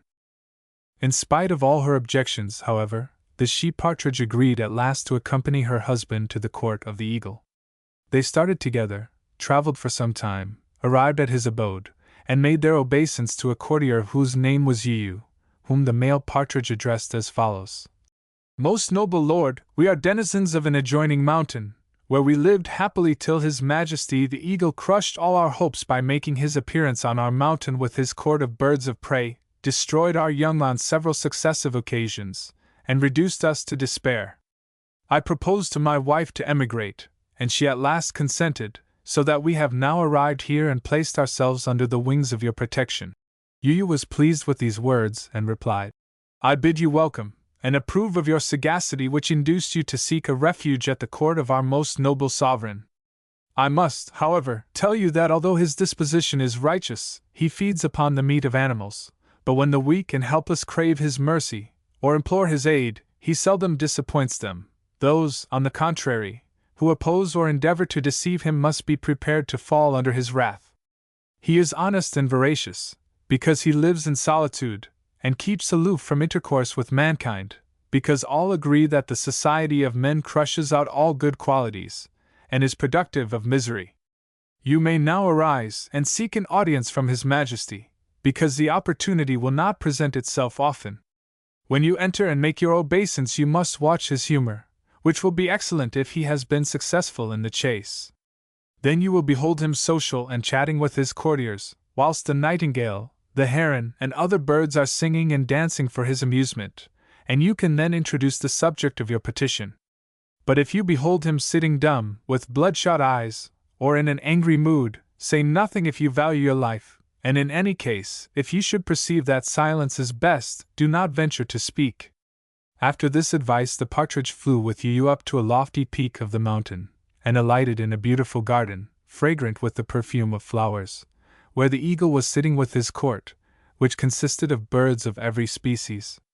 Then Yu presented himself before His Majesty, and craved an audience for the partridge, which, having been granted, he was admitted and spoke as follows: "Praise be to Allah, who has healed our wound and restored us to life. We lived in trouble and distress, but the justice of your Majesty's government is the theme of every tongue. All our apprehensions have vanished, and we hope for security under the wings of your protection, because it is said that a noble sultan is to his subjects like a kind father to his children, and protects them against all evils. The king replied, "You are welcome in this region. Here you may live in safety among the best of neighbors, and I grant you protection." Accordingly, the partridge returned to his spouse, whom he informed of the condescension of his majesty, whose service both accordingly entered, and whose favor they afterwards gained, so that they lived happily to the end of their days. The Marzuban Nama contains also several stories about Kesra Nashirwan the Just, and his minister Buzurjumur, but they are not very interesting. The extracts given above sufficiently show the nature of this work, which puts into the mouths of animals how men and women ought to act under various circumstances, and it bears a strong resemblance in many ways to the Kalila wa Dimna. 2 stories have been selected from the celebrated Arabic work entitled Al-Mustatraf, or the Gleaner, or the Collector. The full title of this work is Al-Mustatraf min Kelfin al-Mustazraf, which may be translated thus: Gleanings from every kind of elegant, or pleasing, composition. The similarity of the first and last word of the title is attributable to the fondness of the Arabs for alliterative, or rhyming titles. As there are several meanings attached to the word mustatraf in the dictionaries, it might also be interpreted as the Book of Pleasing Novelties. It contains an anthology of anecdotes, stories, proverbs, and elegant extracts by Sheikh Muhammad bin Ahmad al-Bashihi. The work is mentioned by Flugel in his edition of Haji Khalfa's great work. Abbas, the chief of the police of the Caliph Mamun, said, "One day I was present in an assembly of the Prince of the Faithful, before whom a man was standing heavily fettered with chains of iron. As soon as the Caliph perceived me, he said, 'Abbas, take good care of this man, and produce him again tomorrow.' Accordingly I called for some of my people, and they carried him away, because he was so heavily shackled that he could scarcely move.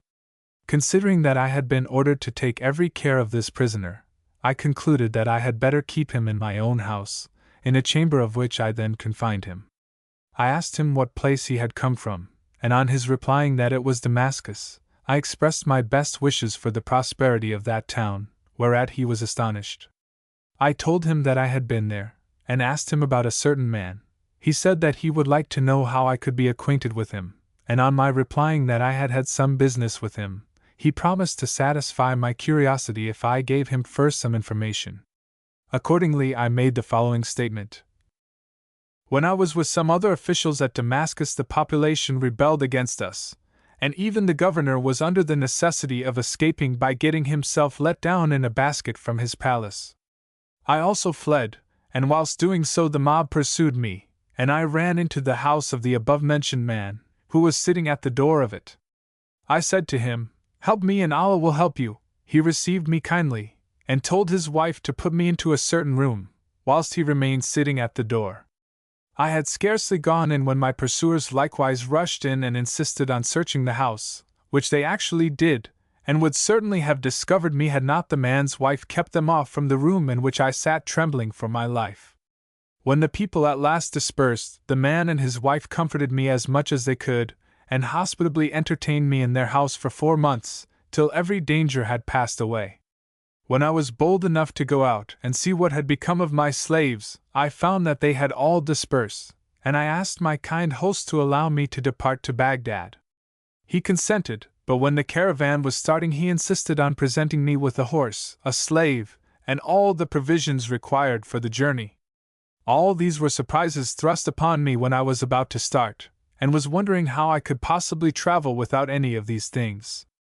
Moreover, during my whole sojourn this kind man had never asked me my name for fear that I might thereby be compromised. After I had safely arrived in Baghdad I desired many a time to show my gratitude to this man, but could obtain no information about him. I still desire to requite his services, and this is the reason why I was so anxious to learn something about him from you." After the man had listened to the above statement, he said, "Verily, Allah has enabled you to requite the kindness of that man." I asked, "How can that be?" And he replied, "I am that man, but the trouble in which you see me has hindered you from recognizing me." Then he reminded me of various circumstances, and so established his identity that I was perfectly convinced of it, and could not restrain myself from embracing him most fervently. To my inquiries how he had fallen into the calamity which had overtaken him, he replied. A disturbance arose in Damascus similar to the rebellion which had broken out when you were there. The prince of the believers sent troops and suppressed it, but I, having been suspected as one of the ringleaders thereof, was captured by his command, brought as a prisoner to Baghdad, and considered to have forfeited my life, which I shall certainly lose. I left my family without taking leave, but a slave of mine has followed me here, and will carry back information about me. He is to be found at such and such a place, and if you will send for him I will give him the necessary instructions. I shall consider it a high favor, and as a reward for all the obligations under which you were to me. I told him to put his trust in Allah, and got a smith to relieve him first of his irons. Then I made him enter the bath, provided him with good clothes, and sent for his slave, to whom he gave, with tears in his eyes, the message for his family. I then ordered my people to get ready several horses and mules, which I loaded with baggage and provisions, gave the man a bag of 10,000 dirhams, with another of 5,000 dinars, and ordered my lieutenant to escort him on his journey to Damascus as far as Anbar. But the man replied, "The prince of the believers considers that I have committed high treason, and will send troops to pursue me. I shall be recaptured and executed, and by allowing me to escape you will endanger your own life." I said, "Never mind what will become of me, but save your life, and I shall afterwards endeavor to save mine." He rejoined, "That shall not be, and I cannot leave Baghdad without knowing what has become of you." Seeing him determined in his purpose, I ordered my lieutenant to take him to a certain place in the town where he could remain in concealment till the next day, when he might be informed as to whether I had extricated myself from the difficulty, or had lost my life, in which latter case I should only have repaid him for having risked his in Damascus to save mine, and after that he could depart. The lieutenant had taken the man away, and I made preparations for my death, getting ready my winding sheet in which my corpse was to be shrouded, when an official on the part of Mamun arrived with this message: "The Prince of the Faithful orders you to bring the man with you." Accordingly I hastened to the palace, where I found the Caliph sitting and expecting me. The first words he said to me were these: "I want to see the man." I remained silent, and on his uttering them more emphatically, replied, "Will you please listen to me, O commander of the believers?" He continued, "I am determined to strike your head off if the man has fled."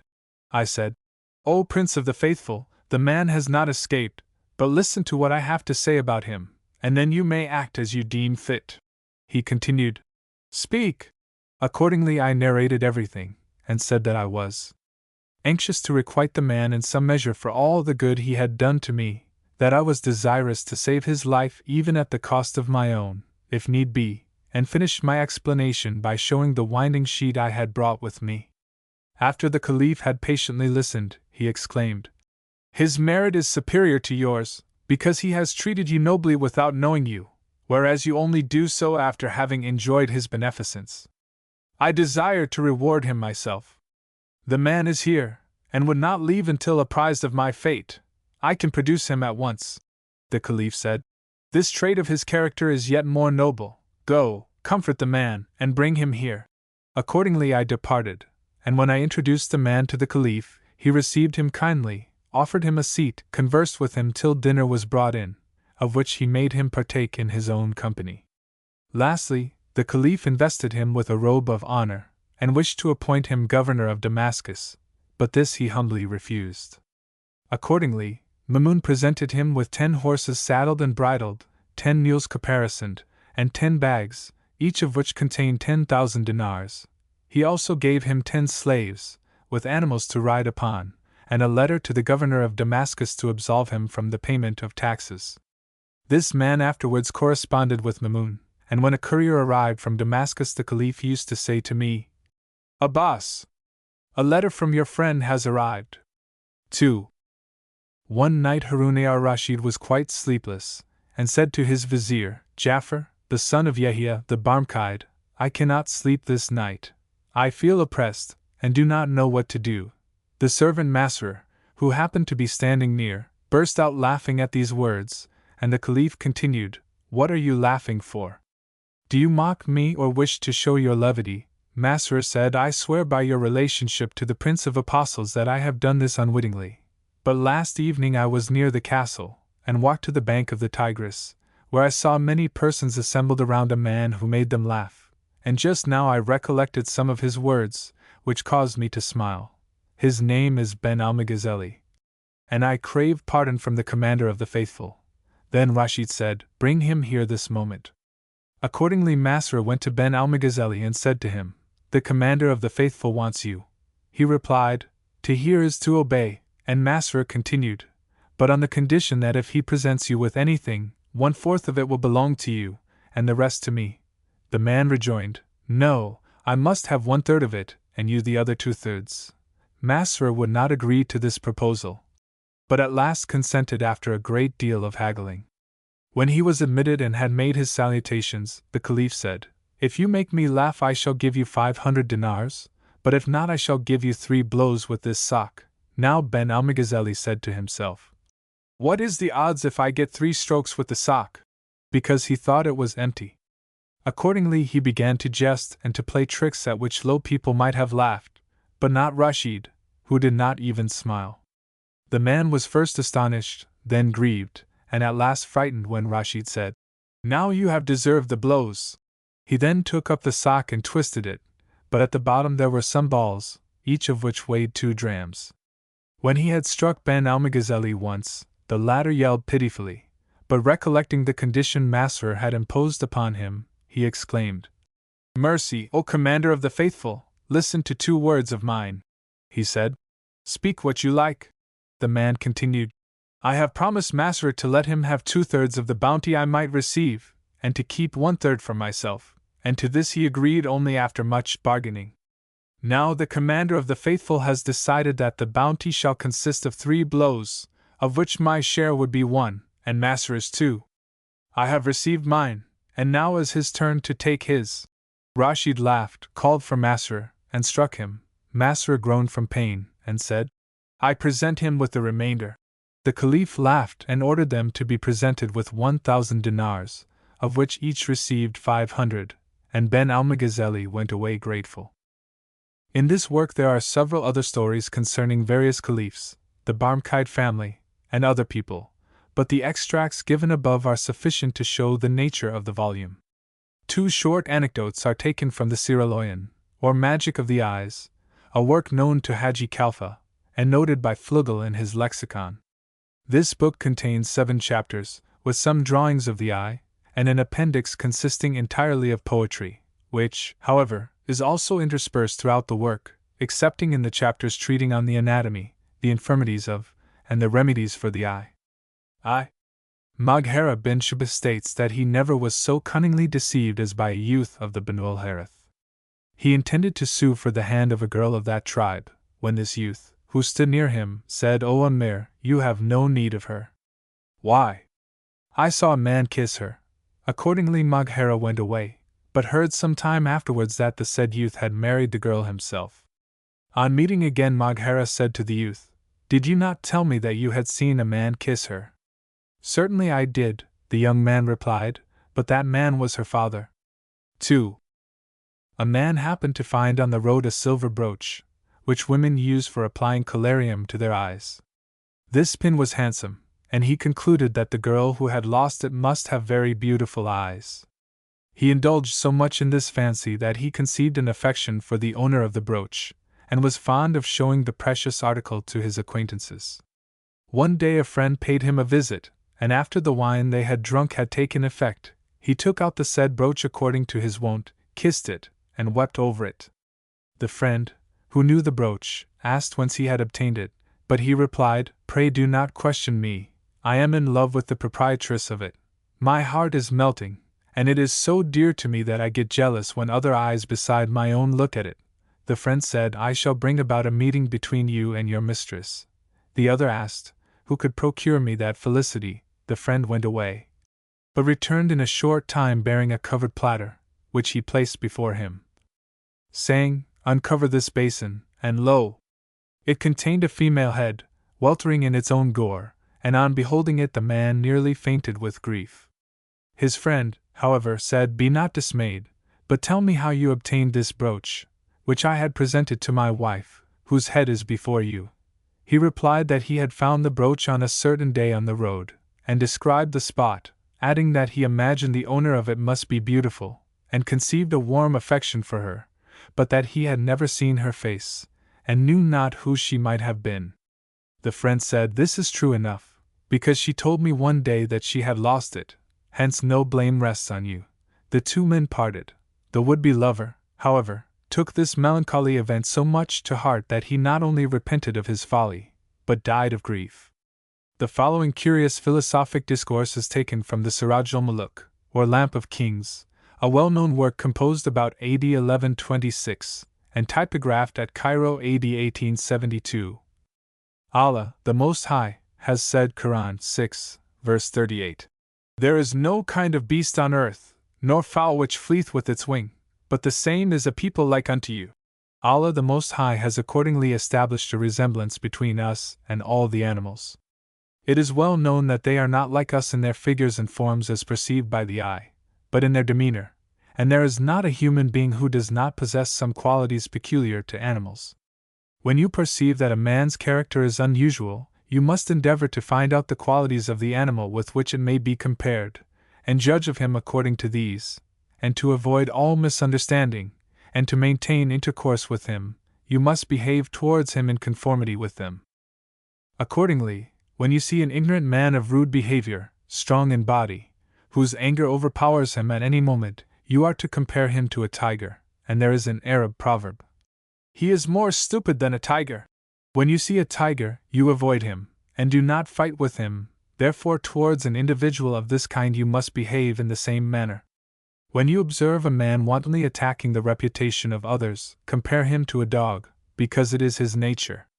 When a dog barks at you it does not trouble you much, and you go your own way. You must deal in this manner with such men, because they are like dogs who assault others without any provocation. When you perceive that a man's nature is to say yes when you say no, and no if you say yes, compare him to an ass, because when you approach him he recedes, and when you move away he will move towards you. You must put up with your donkey, and neither separate from him nor insult him. Deal in the same way with such a person.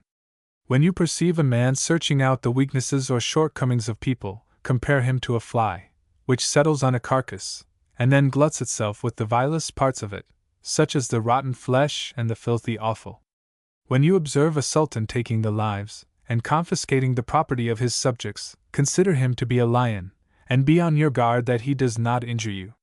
When you see a wicked man full of tricks and boastings, compare him to a fox.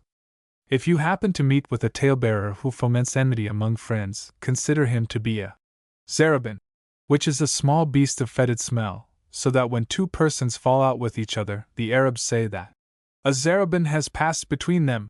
It is, indeed, the peculiarity of this animal that an assembly disperses when it enters, accordingly it is driven off as soon as perceived, and a talebearer ought to be dealt with similarly. When you observe that a man loathes to listen to intelligent conversation, and hates meetings of learned men, but is fond of gossip, all kinds of nonsense, and scandals of society, compare him to the maybug, which delights in impure exhalations, and loves dunghills, but hates the perfumes of musk or of roses, which actually kill it when sprinkled upon it. If you meet an individual displaying a great deal of piety outwardly, but always intriguing to acquire property, to enrich himself by unrighteous means, and to cheat widows and orphans, consider him to be a wolf.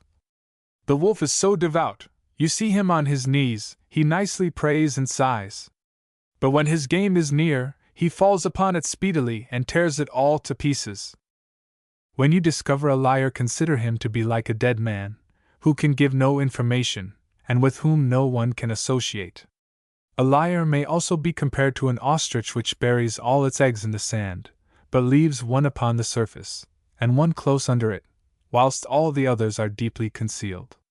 When an inexperienced man perceives that egg he takes it, and perhaps also the one close below it, and after scraping up the sand a little, and finding nothing more goes away, whilst a person who knows this habit of the ostrich does not stop searching until he has got possession of all the eggs. You must deal in the same manner with a liar, and not believe him till you get to the bottom of his story, i.e., until you elicit the actual truth. When you observe that a man's whole attention is absorbed in endeavors to make a good appearance by keeping his clothes nice, and apprehensive lest they should be dirted in any way, always picking any little straws that might adhere to them, and constantly adjusting his turban, consider him to be a peacock, whose nature is always to admire his own person, to stalk about majestically, to display the plumage of his tail, and to solicit praise of his beauty. If you become acquainted with a rancorous person who never forgets the slightest insult, but avenges himself for it even after a considerable lapse of time, compare him to a camel, for the Arabs truly say of such a man that he is more rancorous than a camel. Avoid such a man as you would an ill-natured camel. When you meet a hypocrite, who is different from what he appears to be, compare him to the yarbu, i.e. the mouse of the desert, which has two apertures to its lair, the one for an entrance, and the other for an exit, so that it always cheats the hunter who digs for it. Yet another storybook may be quoted, viz. The Ilam Nnas, or Warnings for Men, containing historical tales and anecdotes of the time of the early caliphates. Some of these were translated by Mrs. Godfrey Clerk in 1873, King and Company, and her little volume also contains a very good genealogical table of the families of the Prophet, and of the Rashidun, or rightly directed, i.e. Abu Bakr, Omar, Othman, and Ali, the Umayyad, and the Abbasid caliphs. Among the many works of Arabic literature, one of the most interesting and the most amusing is Ibn Khaldun's celebrated biographical dictionary. The author must have been a very intelligent and a very industrious man, for his volumes contain an enormous amount of information about many hundred Arabs. This work is rendered all the more readable and all the more amusing by the many anecdotes related in connection with their lives, and a few of these stories are now given below. Ibn Abbas, son of Abbas, uncle of Muhammad, was one of the ablest interpreters of the Quran. It was owing to his efforts that the study of the poems, composed before the introduction of Islamism, became of such importance to the Muslims, for he frequently quoted verses of the ancient poets in proof of the explanation he gave of different passages of the Quran, and he used to say, "When you meet with a difficulty in the Quran, look for its solution in the poems of the Arabs. For these are the registers of the Arabic nation." On being asked how he had acquired his extensive knowledge, he replied, "By means of an inquiring tongue and an intelligent heart." It may here perhaps be stated that the Quran, composed avowedly in the purest Arabic, offered many difficulties to those who were not acquainted with the idiom of the desert Arabs, a race who alone spoke the language in its perfection. The study of the ancient poets was therefore considered as necessary for the intelligence of the Quran, and their poems, often obscure from the intricacy of their construction and their obsolete terms, required the assistance of grammatical analysis and philology to render them comprehensible. 2. Ibn Faris Ar-Razi, the philologist, is the author of these verses. Well, some things succeed and some fail. When my heart is filled with cares, I say, one day perhaps they may be dispelled. A cat is my companion, books the friends of my heart, and a lamp my beloved consort.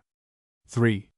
Badi Zaman al-Hamadani, the author of some beautiful epistles and excellent essays, which last Hariri took as a model in the composition of his, wrote as follows about death: "Death is awful till it comes, and then it is found light. Its touch seems grating till felt, and then it is smooth.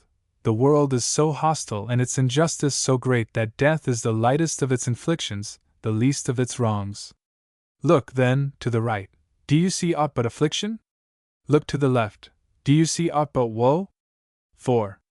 Abu Wathila Is al-Qadi was renowned for his excessive acuteness of mind, observation, and penetration. Many stories are told about him in connection with these qualities, which are really astonishing. It is related of him that he said, "I was never worsted in penetration but by one man. I had taken my seat in the court of judgment at Basra, when a person came before me and gave testimony that a certain garden, of which he mentioned the boundaries, belonged to a man whom he named. As I had some doubts of his veracity, I asked him how many trees were in that garden, and he said to me, after a short silence, 'How long is it since our Lord the Qadi has been giving judgment in this hall?' I told him the time. 'How many beams,' said he, 'are there in the roof?' On which I acknowledged that he was in the right, and I received his testimony. The It is a curious circumstance that Homer the Greek poet, Ridaki the Persian poet, and Bashar bin Burd the Arabian poet, were all blind. Here is a specimen of one of the verses of the last named. Yes, my friends. My ear is charmed by a person in that tribe, for the ear is sometimes enamored sooner than the eye. You say that I am led by one whom I never saw. Know that the ear as well as the eye can inform the mind of facts. He composed also the following verse, which is the most gallant of any made by the poets of that epoch. Yes, by Allah! I love the magic of your eyes, and yet I dread the weapons by which so many lovers fell. 6. Several sayings of Al-Hasan bin Sahl, the vizier to the Caliph Al-Mamun, have been preserved.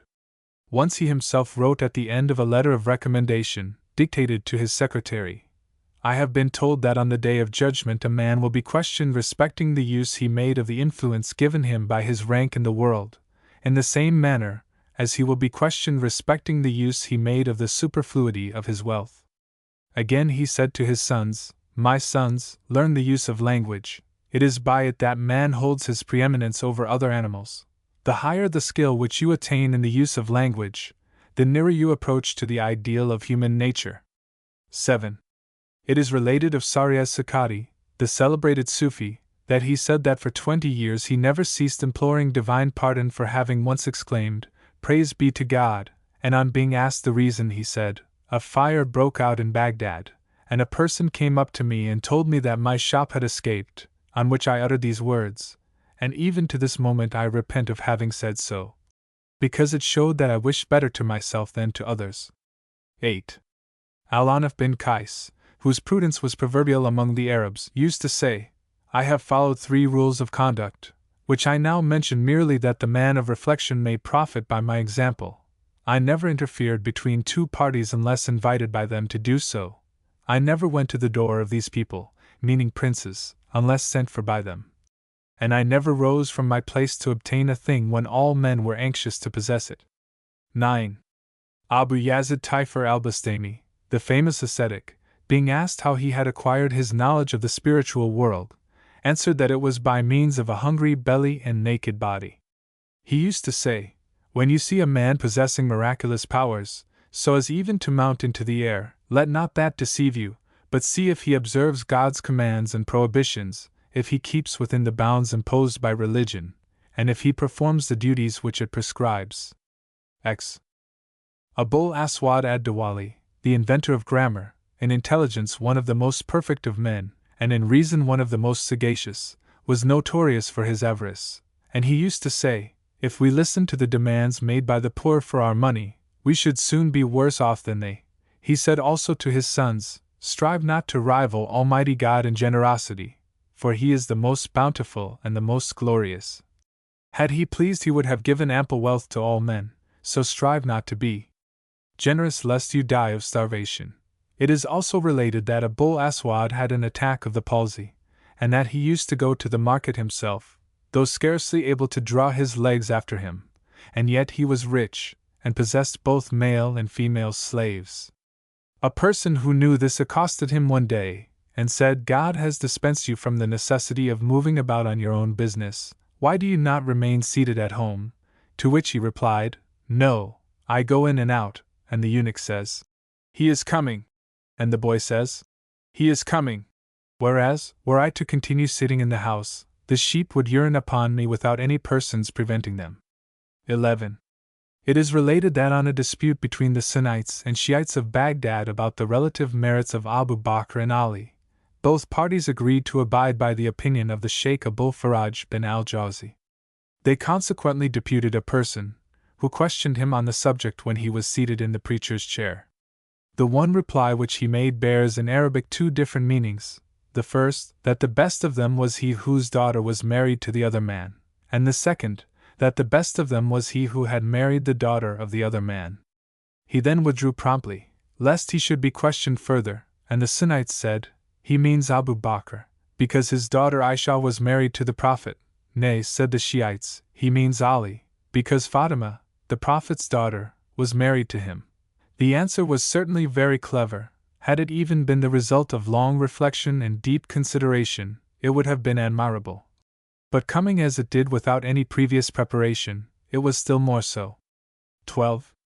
Sherbab ad-Din, Flambeau of the Faith, Ashurawardi was a pious and holy sheikh, most assiduous in his spiritual exercises and the practice of devotion, and successfully guided a great number of Sufis in their efforts to obtain perfection. Many persons wrote to him for his opinion on circumstances which concerned themselves, and one wrote as follows: "My lord, if I cease to work I shall remain in idleness, and if I work I am filled with self-satisfaction. Which is best?" To this the sheikh replied, "Work, and ask Almighty God to pardon thy self-satisfaction." The following is one of his verses: "If I contemplate you, I am all eyes, and if I think of you I am all heart." 13. Abu Ali al-Jabai was an able master in the science of dogmatic theology, and had at one time a pupil named Abul Hasan al-Ash'ari. It is related that one day the two had the following discussion. Al-Ash'ari propounded to his master the case of three brothers, one of whom was a true believer, virtuous and pious, the second an infidel, a debauchee, and a reprobate, and the third an infant. They all died, and al-Ash'ari wished to know what had become of them. To this al-Jabai answered, "The virtuous brother holds a high position in paradise, the infidel is in the depths of hell, and the child is among those who have obtained salvation." "Suppose now," said al-Ash'ari, "that the child should wish to ascend to the place occupied by his virtuous brother, would he be allowed to do so?" "No," replied al-Jabai, "it would be said to him, 'Thy brother arrived at this place through his numerous works of obedience towards God, and thou hast no such works to set forward.'" "Suppose, then," said al-Ash'ari, "that the child say, 'That is not my fault. You did not let me live long enough, either did you give me the means of proving my obedience.'" "In that case," answered al-Jabai, "the Almighty would say, 'I knew that if I allowed thee to live thou wouldst have been disobedient, and incurred the severe punishment of hell. I therefore acted for thy advantage.'" "Well," said al-Ash'ari, "and suppose the infidel brother were here to say, 'O God of the universe! Since you knew what awaited him, you must have known what awaited me. Why, then, did you act for his advantage and not for mine?'" Al-Jabai had not a word to offer in reply. This discussion proves that the Almighty elects some for mercy, and others for punishment, and that his acts are not the results of any motive whatsoever. 14. It is related that, as Shafi said, there are 5 men on whom people must rely for the nourishment of their minds. He who wishes to become learned in jurisprudence must have recourse to Abu Hanifa. He who desires to become skilled in poetry must apply to Zohair bin Ali Sulma, the author of one of the Mu'allaqas, or suspended poems at Mecca. He who would like to become well acquainted with the history of the Muslim conquests must obtain his information from Muhammad bin Ishaq. He who wishes to become deeply learned in grammar must have recourse to Al-Kisai, and he who seeks to be acquainted with the interpretations of the Quran must apply to Muqatil bin Sulayman. 15. There are several stories current as to how the Caliph Omar bin al-Khattab took upon himself the title of Commander of the Faithful. One is that Omar was one day holding a public sitting, when he said, "By Allah, I do not know what we must say. Abu Bakr was the successor of the Apostle of God, and I am the successor of the successor of God's Apostle. Is there any title that can answer?" Those who were present said, "Commander, Amir, will do." "Nay," said Omar, "you are all commanders." On this Al-Mughira said, "We are the faithful, and you are our commander." "Then," said Omar, "I am the commander of the faithful." 16. Abu Ali Yahya, the vizier of Harun ar-Rashid, was the son of Khalid, and the grandson of Barmak. Yahya was highly distinguished for wisdom, nobleness of mind, and elegance of language. One of his sayings was, "3 things indicate the degree of intelligence possessed by him who does them: the bestowing of gifts, the drawing up of letters, and the acting as ambassador." He used to say to his sons, "Write down the best things which you hear, learn by heart the best things which you write down, and in speaking utter the best things which you have learned by heart." 17.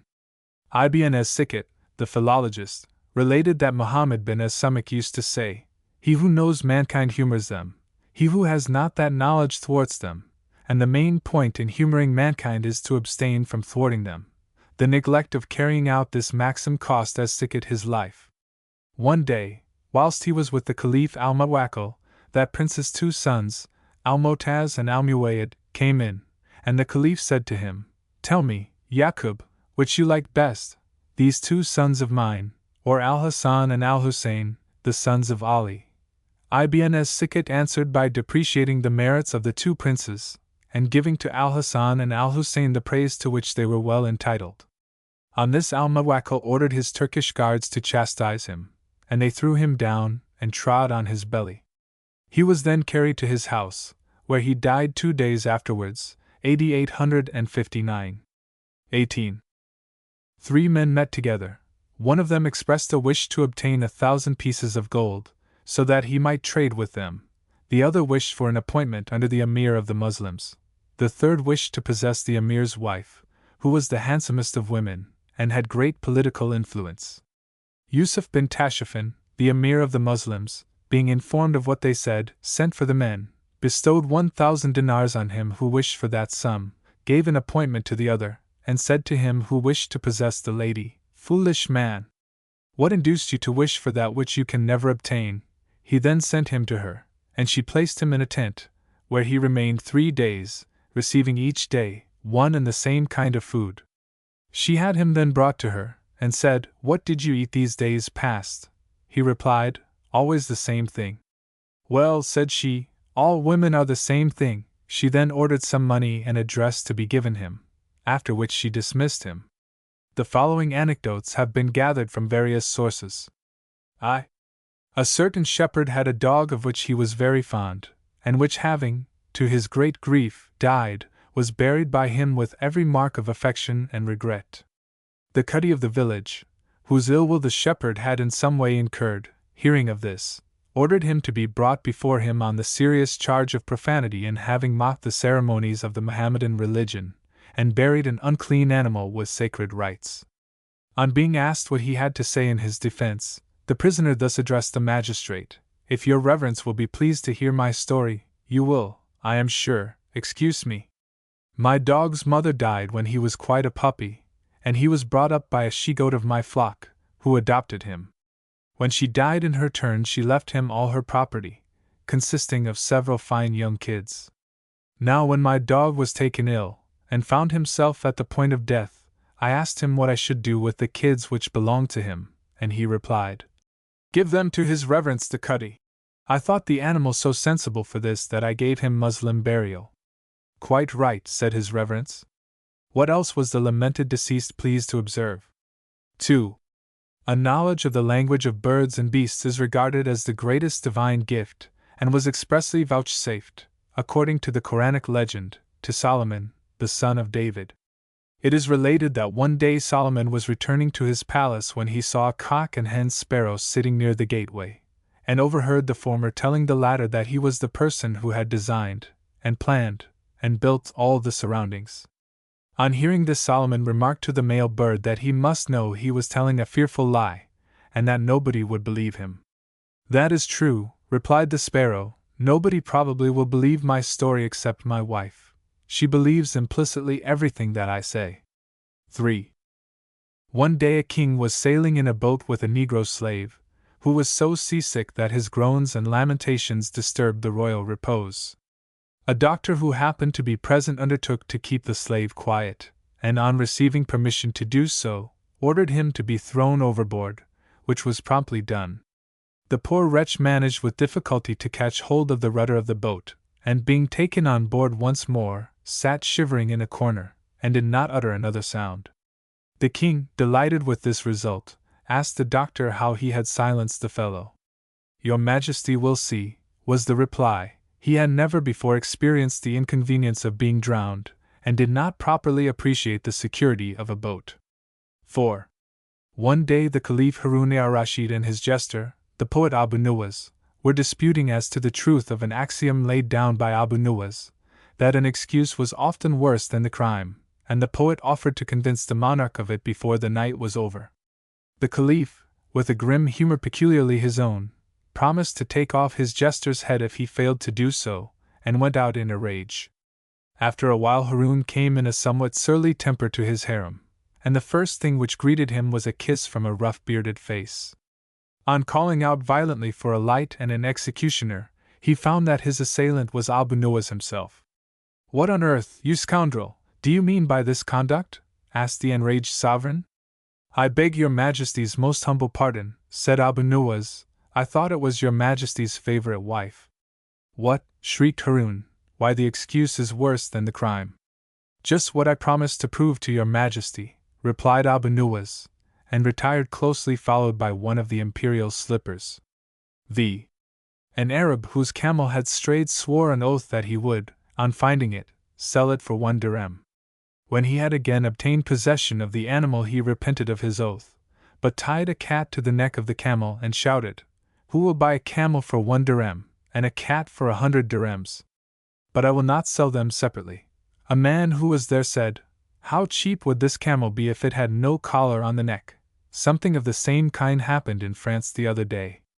A peasant died, leaving his property to be sold by his wife.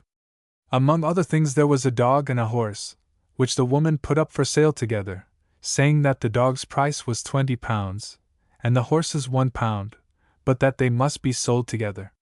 It turned out that the deceased husband had left the dog to his wife, and the horse to another relation, the monies realized by the sale of each to be paid to the respective parties. 6.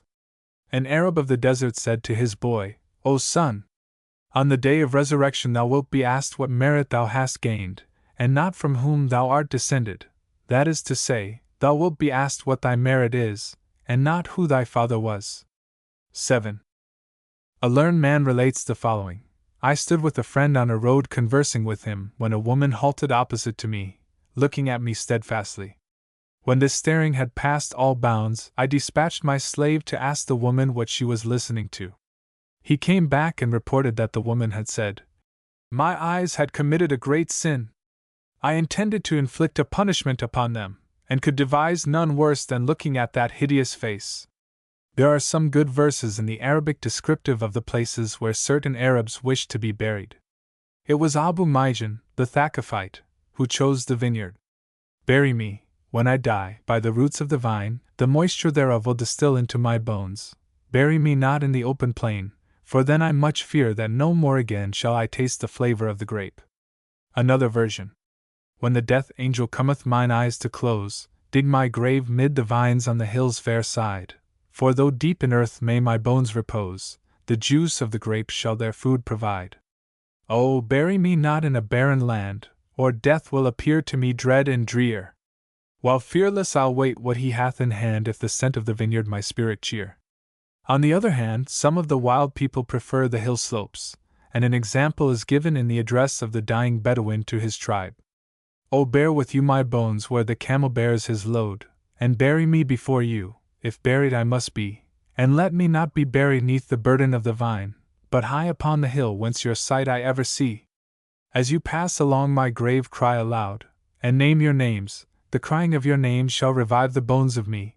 I have fasted through my life with my friends, and in my death I will feast when we meet on that day of joy and glee." The French poet, Alfred de Musset's, gentle verses in his elegy to Lucy, and which have been engraved on his tomb in Paris, at Père Lachaise, run as follows. "When I shall die, dear friends, aslant my silent grave a willow plant. I love its foliage weeping near, to me its colors sweet and dear. Its shadow grey will lightly fall upon my tomb, a morning pall, and will likewise do the keeping of the ground where I am sleeping." List of translations. Published under the patronage of the Old Oriental Translation Fund. From the Persian. 1. Memoirs of the Emperor Jahangir. 2. History of the Afghans. 3. The Adventures of Hatem Tai. 4. The Life of Sheikh Muhammad Ali Hazan. 5. Autobiographical Memoirs of the Mughal Emperor Timur. 6. The Life of Hafiz ul-Mulk Hafiz Rahmat Khan. 7. The Geographical Works of Sadiq Isfahani. 8. Firdusi's Shah Naini. 9. Private Memoirs of the Mughal Emperor Humayun. 10. History of the Mohammedan power in India during the last century. 11. Customs and Manners of the Women of Persia. 12. Murkhan's History of the Early Kings of Persia. 13. The Political and Statistical History of Gujarat. 14. Chronique d'Abu Jafar Muhammad Tabari. 15. Laili and Majnun. 16. Practical Philosophy of the Mohammedan People. 17. Specimens of the Popular Poetry of Persia. 18. History of Hyder Naik, otherwise called Nawab Hyder Ali. 19. The Dabistan, or School of Manners. 20. History of the Reign of Tipu Sultan. 21. Historical Memoirs of Early Conquerors of Hindustan, and Founders of the Ghaznavide Dynasty. Equals from the Arabic equals. 1. The Travels of Ibn Battuta. 2. Travels of Macarius, Patriarch of Antioch. 3. The Algebra of Muhammad ben Musa. 4. History of the first settlement of the Mohammedans in Malabar. 5. Alfiya ou la quintessence de la grammaire arabe. 6.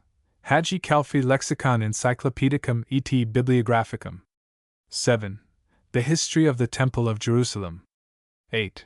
Histoire de Sultans Mamelukes de l'Egypte. 9. The History of the Mohammedan Dynasties in Spain. 10. El Masudi's Historical Encyclopedia, entitled Meadows of Gold and Mines of Gems. 11. Ibn Khaldun's Biographical Dictionary. 12. Makamat, or Rhetorical Anecdotes of Abul Qasim al-Hariri of Basra. 13. The Chronology of Ancient Nations, by al-Biruni. Equals from the Sanskrit equals. 1. Kalidasi Raghavansa Carmen. 2. Harivansa, ou Histoire de Famille Dahari. 3. The Sankhya Karika, or Memorial Verses on the Sankhya Philosophy. 4. Rigyeda Sanhita. 5. Kamara Sambhava. 6. The Vishnu Purana, a system of Hindu mythology and tradition. 7. Samaveda. 8. Kalidasa, the birth of the war god. Equals from the Chinese equals. 1. Han Kung Tzu, or the Sorrows of Hen, a tragedy. 2. The Fortunate Union, a romance. 3. Ho Lan Ki, a drama. 4. Le Livre de Récompenses et de Peines. 5. Memoirs sur les Contres Occidentales. Equals from the Japanese Chinois equals. 1. San Kok Tsao Bantasets, ou Aperçu Général de Trois Realms. 2. Annals des Empereurs du Japon. Equals from the Turkish equals. 1. History of the War in Bosnia during 1837-38-39. 2. History of the Maritime Wars of the Turks. 3. Annals of the Turkish Empire, AD 1591-1659. 4. Narratives of travels in Europe, Asia, and Africa. Equals from the Armenian equals. 1. The History of Vartan, and of the Battle of the Armenians. 2. Chronique de Mathudides. Equals from the Sinhalese equals. 1. Yakin Natanawa and Kolan Natanawa, 2 Sinhalese poems. Equals from the Coptic equals. 1. The Apostolic Constitutions, or Canons of the Apostles.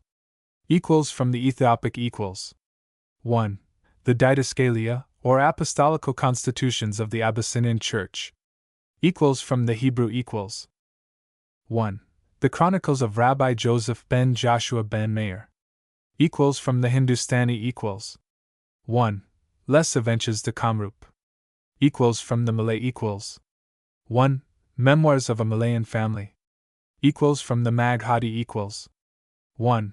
The Kalpa Sutra and Navatattva. 2 works illustrative of the Jain religion and philosophy. Equals from the Syriac equals. 1. Spicilegium Syriacum, containing remains of Bartizan, Melitene, Ambrose, and Mara bar Serapion. Equals miscellaneous equals. 1. Miscellaneous Translations, 2 volumes, 1831-34. 2. Translations from the Chinese and Armenian. 3. A description of the Burmese Empire. 4. Essay on the architecture of the Hindus. 5. Histoire de la littérature Hindui et Hindustani. 6. Biographical notices of Persian poets. 7. The poems of the Huzalis, edited in Arabic. A. Asha, al, the poet, 30, 77-82. Abbas, uncle of Muhammad, 3-7. Abbasids, the 7-12. Abbasid caliphs, the most celebrated, 1296. Abbasid Caliphs, list of 19. Abd al-Hamid, the secretary, 95. Abd Allah bin Hilal, the translator, 90. Abd Allah bin Riwaha, the poet, 34. Abd Allah bin Zobair, the politician, 34. Abd ar-Rahman I, of Spain, 8. Abd ar-Rahman II, of Spain, 9. Abd ar-Rahman III, of Spain, 9, 11, 102. Abdul Muttalib, grandfather of Muhammad, 120, 121. Abdul Wahhab, the reformer, 16. Abode of Wisdom, 106. Abraham, the father of three religions, 144. Abu Awana, the traditionist, 38. Abu Bakr, the Khalifa, 418, 123, 137, 147. Abu Bakr as-Sawli, the editor of poems, 77, 83, 84, 101. Abu Hatim es-Sejistani, the philologist, editor of poems and author, 76. Abu Nuwas, the poet, 77, 79 to 82. Abu Ubaidah, the general, 4. Abu Ubaidah, the philologist, 60, 61. Abu Uthman, the philologist, 62, 76.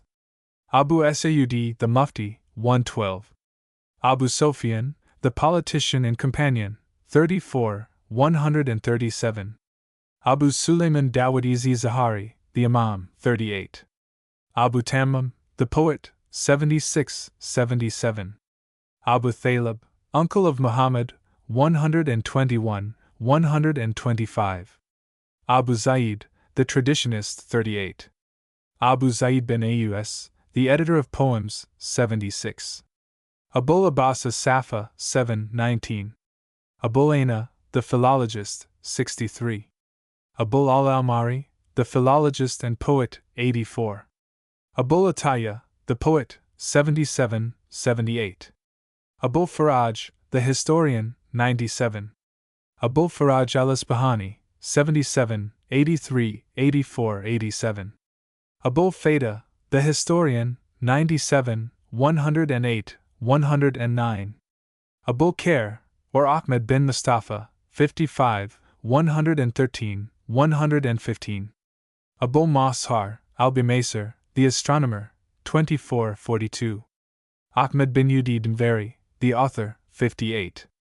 Akfash, al, the grammarian, 49.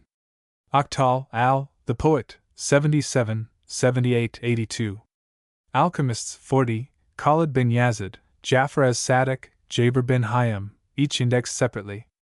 Ali bin Abu Thalib, the Khalifa, 5, 6, 19, 123, 127. Ali bin Ridwan, the philosopher, 65, 69, 70. Ali bin Yunus, the astronomer, 43. Amina, mother of Muhammad, 121. Amr bin al-Asi, the general, 4, 129, 147. Amr al-Qais, the poet, 28, 79, 80. Amru, the poet, 29. Analysis of 12 stories from the Arabian Nights, 157 to 174. Ambari, al, the grammarian, 49. Anecdotes, 18 from Ibn Khalkin's Biographical Dictionary, 217 to 228. Anecdotes from various sources, 228. Animal Fables and Stories, 153, 156. Ansari, al, the philologist, 62. Antar, a Bedouin Romance, 184, 185. Anthara, the poet, 28. Arab Verses about Burial Places, 233. Arabia, Description of 1, 2, History of 2, Detached from the Abbasids, 15, Semi-Independent, 16, Turkish Dealings with, 16, Wahhabi Movement in 16, Egyptian Dealings with, 17, Wahhabism in 17, Present Government of, 17, Future Prospects of 18. Arabian Learning, 10, 24. Arabian Nights, the date of their commencement 152, 153, the oldest part of the work, 153, the oldest tales and stories, 154, the remaining ones, 154, the sources from which they sprang, 152, 180, many authors composed the work, 153 to 180. Compared with the Kathasarit Sagara, 181, Remarks on the Knights and Anter, 186, Gallen's translation of 154, 175, 176, Payne's 155, and Burton's 155, stories from 157 to 174. Arabic language 23, 24. Arabic literature, decline of 117, 118 its former position, 117, its present state, 118. Arabic literature, translation of 7. Arabic story books, 151, 152, 184, 188, 192, 201, 210, 212, 216. Asmai al, the philologist 60, 61, 62. Asmai al, supposed author of Anter, 184. Astronomers 41, Fezari al, Abul Mashar, Farghani, al, Batani, al, Ali bin Yunus, Yesticle, each indexed separately. Aisha, third wife of Muhammad, 438, 125, 126, 128, 137, 138. Azizara, mistress or wife of Abd Rahman III. Of Spain 12. B. Badger, Rev. Gp. on Muhammad, 120. Badger, Rev. Gp. about the Quran, 140. Badr, Battle of 127. Baghdad, founding of 12. Description of 96. Fall and conquest of 12. Bait al-Pachizi, 183. Baladori, al, the translator and chronicler, 91. Barmkides, the 12, 98 to 101. Bashar bin Bird, the poet, 77, 78. Batani al, or Albatinius, the astronomer, 25, 43. Bekri al, the traveler and geographer, 49, 50, 52. Benjamin's, Mr. Persia and the Persians, 6. Biruni al, the traveler and geographer, 49, 50, 51. Biblis, or Book, or Bible, 139. The work of many men, 139. Its increased interest after visiting Egypt, Palestine and Syria, 139. Can be read in various ways, 139. Its description by I.L. Sekelo, 140 as a scientific work of little value, 140. Burghley, or Berkeley, the dogmatist and grammarian, 112. Botori, al, the poet, 76, 77, 84. Bullock, Cairo, Text of the Nights, 156, 180. Breslau, Tunis, Text of the Nights, 156, 174, 175, 180. Buddha, 119. Buddha compared with Jesus, 142, 143. Buddhism and Christianity, 142. Buddhist birth stories, or Jataka tales, 184. Bijr bin Zohair, the poet, 32. Bukhari al, the traditionist, 38, 39. Burton, Richard F. Description of his Nights translation in 16 volumes, 155, 156, 175 to 180. Biziri al, as Poem of the Mantle, 21, note. C. Calcutta Texts of the Nights 156, 175, 180. Calligraphers 113, Ibn Mukla, Ibn al-Bawab, Yaqut al-Mawzili, Ibn Hilal, Hamdallah, Mir Muhammad Hussein Tabrizi, each indexed separately. Kasirai, the bibliographer, 11. Cossin de Perceval, 26, 78, 155. Chavis and Kazat, The Translators, 155, 178, 179. Chinese Language, 23. Christianity and Buddhism, 142. Clerk, Mrs. Godfrey, 216. Clouston, W.A., 29, 184. Companions of the Prophet, 39.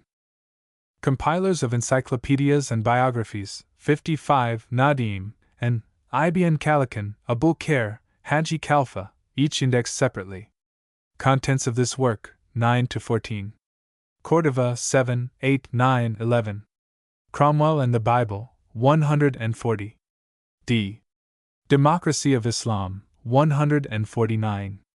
Dow, a Translator, 154. Diwali ad. The Grammarian, 45-46. E. Early Ideas, a Group of Hindu Stories, 151,181. Egypt, the Fatimites established in, 13. Invasion of, by Jawhar, 13. Conquest of, by Saladin, 13. Other dynasties in, 13. Conquest of, by Selim I, 14. Incorporated with Turkey, 14. English Newspapers, 186. English Tales and Stories, 186. Epistolography, 95. Arpenius, a Translator, 26, 97. Essays and Discourses by Hariri, 87, 88. Eesticle, or Arzikel, the Astronomer, 44, 45. F. Fadl bin Yahya, the Barmkide, 99, 100. Farabi, or Alpharabius, the Philosopher, 24, 25, 65, 66, 67. Farazdak, the Poet, 77, 78. Farghani or Alfraganius, the Astronomer, 24, 25, 42. Farah the Grammarian, 48. Fatimites, the 13. Fazari the Astronomer, 41. Firuzabadi, the Lexicographer, 110. Flugel, the Translator, 115, 193, 202, 210. France, Invasion of, by the Arabs, 7. Freitag, the Translator, 27. G. Gabriel bin Georgios, the Physician, 73, 74. Galland, his translation of the Fables of Lochman and Bitpay, 26, and of the Knights, 154, 175, 176, his biography, by Burton, 154, his texts, 180. Gaudier, a Translator, 155. Gayangos Pasqualda, the Translator, 10, 11, 22, 117. Geographers and Travelers, 49, Muslim Homer, Mervizi, Ibn Fazlan, Ibn Cordoba, Jehani, Istakri, Ibn Hawkal, Baruni, Bekri, Idrisi, Ibn Batyuta, each indexed separately. Georgios bin Bakhtishan, the Physician, 72, 73, 98. Ghazali, the Mystic and Philosopher, 65, 70. God of the Arabs, 148. God of the Jews, 148. Golius, 41, 42. Grammarians, the 45, Diwali ad Khalil, Sibawayh, Jais Kisai, Mubarad, the Lab, Farah, Akfash, Shaibani as Anbari each indexed separately. Granada, Kingdom of, established, 9, fall of, 9, 112, taken by Ferdinand and Isabella, 9, Alhambra at, 11, 112. Ganadia, the Hindu author, 182, 183. H. Habicht, a Translator, 155, 175. Hajjaj bin Yusuf bin Matta, the Translator, 90, 98. Haji Khalfa, the Bibliographer, 55, 113, 115. Hakim II. Of Spain, his Education, 103, his Diwan of Poems, 103, his library, 104, and Catalogue of Books, 104, 105. Halakha Khan, 13, 107. Hamdallah, the penman, 113. Hamilton, Tarek, the translator of Antar, 184, 185. Hanbal, the Imam, 37. Hanifa, the Imam, 37. Hanifs, the 133. Harith, the poet, 29. Hariri al, the author of the Maqamat, 87, 88. Harun ar-Rashid, the Caliph, 12, 19, 73, 96 to 100. Hassan bin Ali, the Fatimite, 5. Hassan bin Sel, the translator, 91. Hassan bin Thabit, the poet, 34. Hazar Afsane, or Thousand Stories, 152. Hizim al, the traditionist, 38. Herbalat d, the translator and orientalist, 97. Herdoma, the hostile poetess, 31. Hijra, or emigration, 25. Historians, the 52, Ibn Ishaq, Ibn Hisham, Waqidi, al, Muhammad bin Sa'd, Madaini, al, Tabari, Masudi, Ibn Athir, Bahauddin, Imaduddin, Kamaluddin, Abul Fayda, Ibn Khaldun, Ibn Hajar, Ibn Khizr, Taqiyuddin of Fez, Ibn Arab Shah, Makrisi, al, Sayudi, Makari, al, each indexed separately. Hitopadisa, a Hindu storybook, 151, 153, 183. Hobera, the hostile poet, 31. Honian, Battle of, 130. Honian bin Ishaq, the physician and translator, 75, 91. Hughes's Dictionary of Islam, 120, 149. Hussein bin Ali, the Fatimite, 5. Ibn al-Arabi, the mystic, 95. Ibn al-Athir, the historian, 54, 55. Ibn al-Bawwab, the penman, 113, 114. Ibn al-Makaffa, the translator and author, 89, 91 to 94, 152. Ibn Arab Shah, the historian, 110. Ibn as-Sikhat, the editor of poems, 76. Ibn Baja, Avampace, the philosopher, 24, 25, 65, 70. Ibn Badlan, the physician and philosopher, 70. Ibn Battuta, the geographer and traveler, 108, 109. Ibn Demash, the editor of poems, 76. Ibn Duraid, the philologist and writer on natural history, 64. Ibn Fazlan, the geographer and traveler, 49. Ibn Hajar, the historian and biographer, 109. Ibn Hawkal, the geographer and traveler, 49, 50. Ibn Hillel, the penman, 113.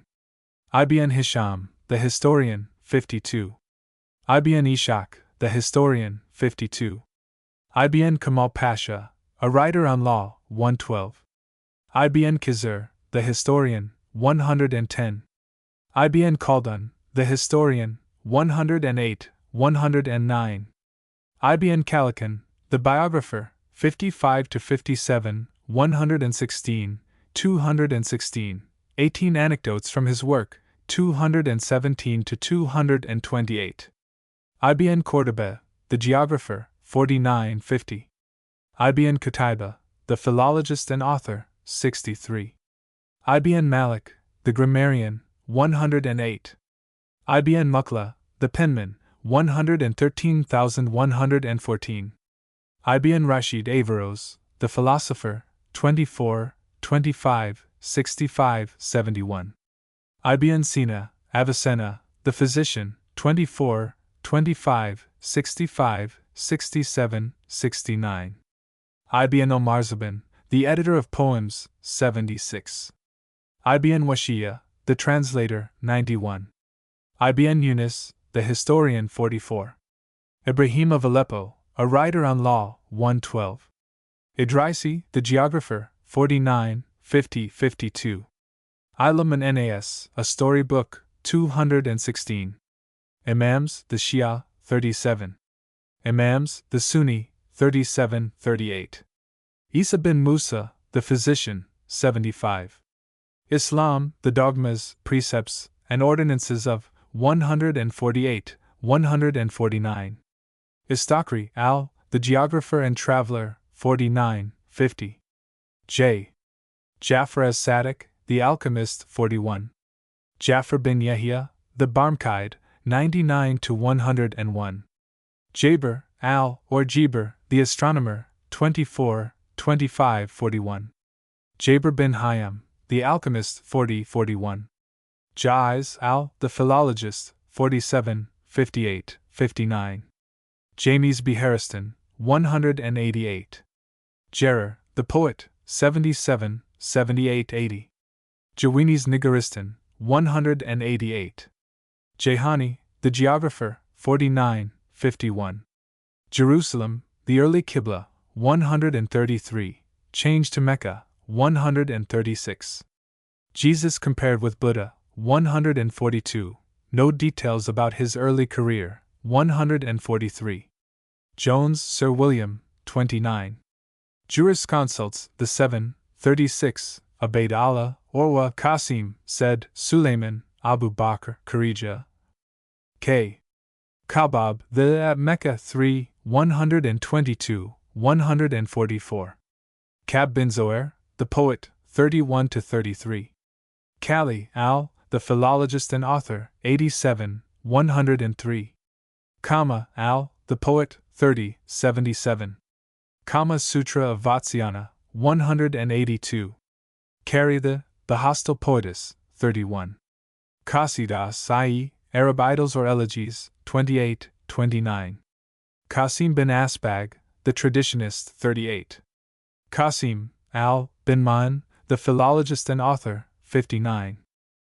Katha Sarit Sagara, the 153, 154, 181-184, translated by Professor Tawney, 181, compared with the Arabian Nights, 181, divided into 124 chapters, containing 330 stories, 182, their nature, 181-183. Kafaji, the poet, 117. Khalef el-Amr, the author, 58. Khalid bin Barmek, 99. Khalid bin Walid, the general, 129, 137, 147. Khalid bin Yazid, the alchemist, 40. Khal al, the grammarian, 46-47. Khalila wa Dimna, a storybook, 151-153. Qibla, the change to Mecca, 136. Kindi al, or Al-Kindius, the philosopher, 24, 25, 65, 66. Kisai al, the grammarian, 47, 225. Quraysh, tribe of 124, 125, 128, 134. Quran, the 3, 23, 24, 138, quotation from the 26th chapter, 31, as defined by the Muslims, 138, its division into chapters, 138, how it represents Muhammad, 138, not arranged until after his death, 138, as compared with our Bible, 132. As described by Mr. Badger, 140, 141, as a literary composition, 142. Costa bin Luca, the philosopher and physician, 65, 75, 91. Quenin, Dr. A. On the Religion of Israel, 146, note. Katrub, the grammarian and philologist, 60. L. Labid, the poet, 29, his conversion, 34. Lane, a translator of the Nights, 155. Lachman, the sage, 26, 27. Madaini, al, the historian, 53. Mahdi al, the caliph, 19, 96, 98, 99. Majridi al, the philosopher, 65, 106. Makamat Hariri, 87, 88. Macon, Al., The Chronicler, 97. Macquarie, Al., The Historian, 10, 22, 96, 117. Macreasy, Al., The Historian and Geographer, 110. Malik, The Imam, 37. Mamun, Al., The Caliph, 12, 19, 74, 90, 96, 101. Mansur, Al., The Caliph, 12, 19, 73, 90, 96, 98, 99. Marwan II, The Caliph, 7, 19. Maswaib, The Physician and Translator, 75, 91. Masudi, Al., The Historian, 53, 54.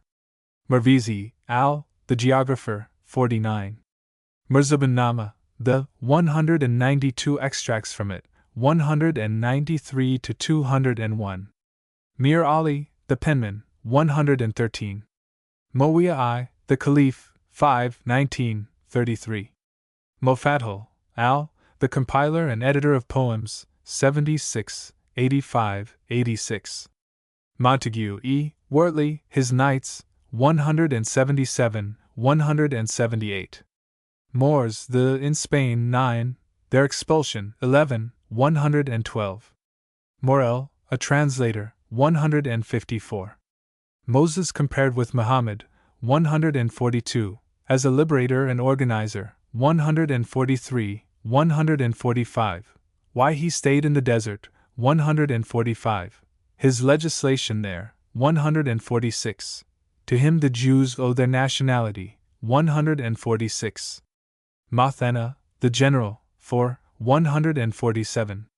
Mu'allaqat, the or Suspended Poems, 24, 28, 30.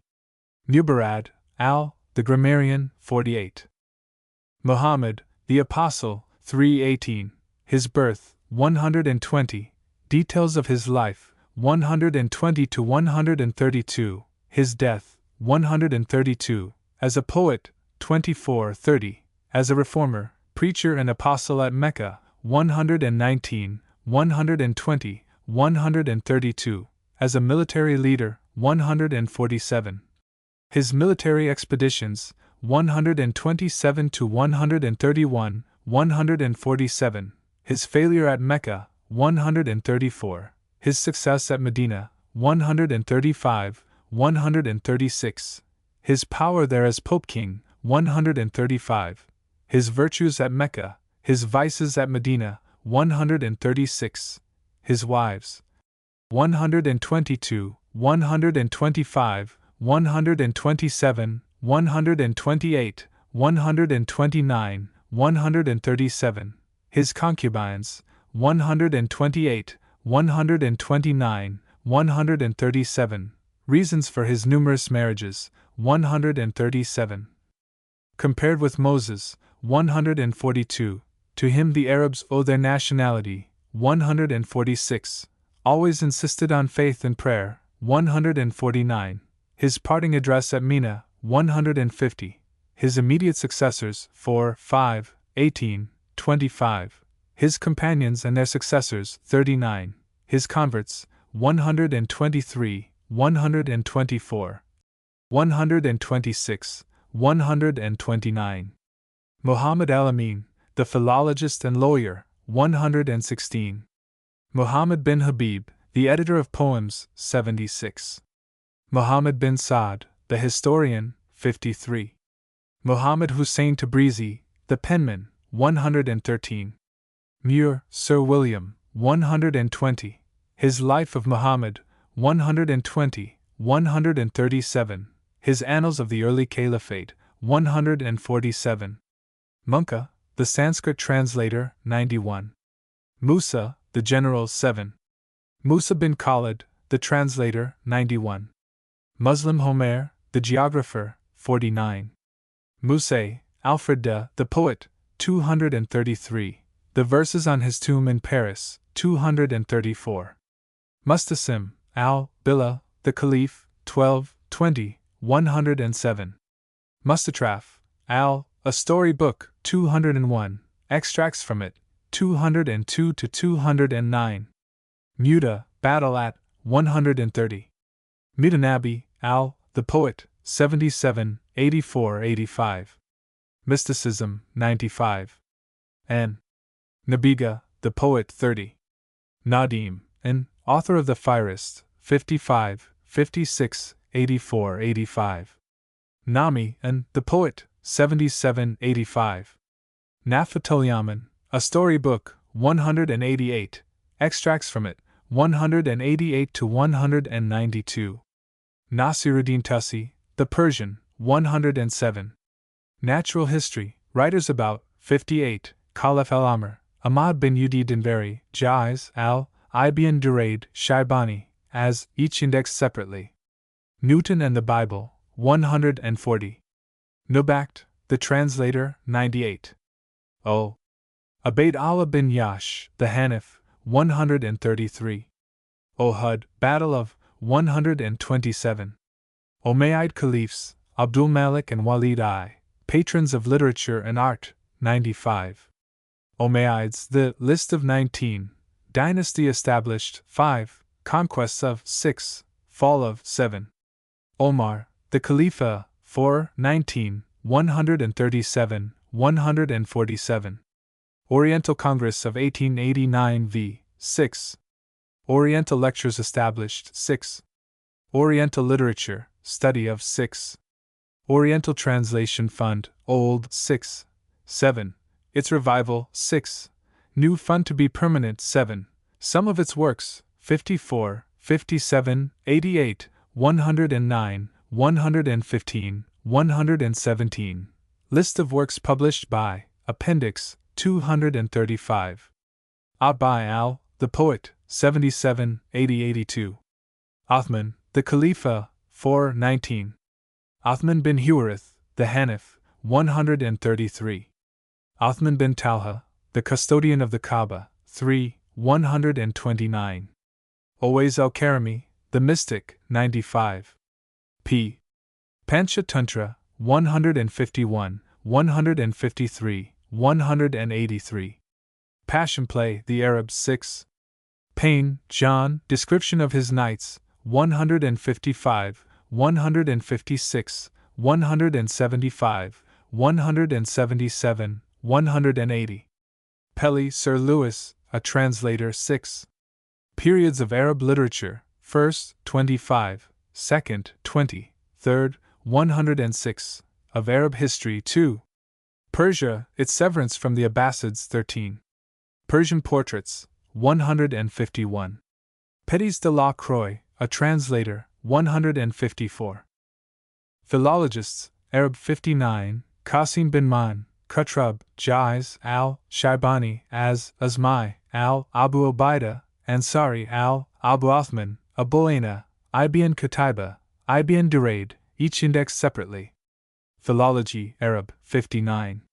Philosophers, Arab, 65, Khalid bin Yazid Kindi, Farabi, Ibn Sina, Ali bin Ridwan, Gaza, Ibn Baja, Ibn Rashid, Costa bin Luca, Thalib bin Qura, Tavidi, Majridi, each indexed separately.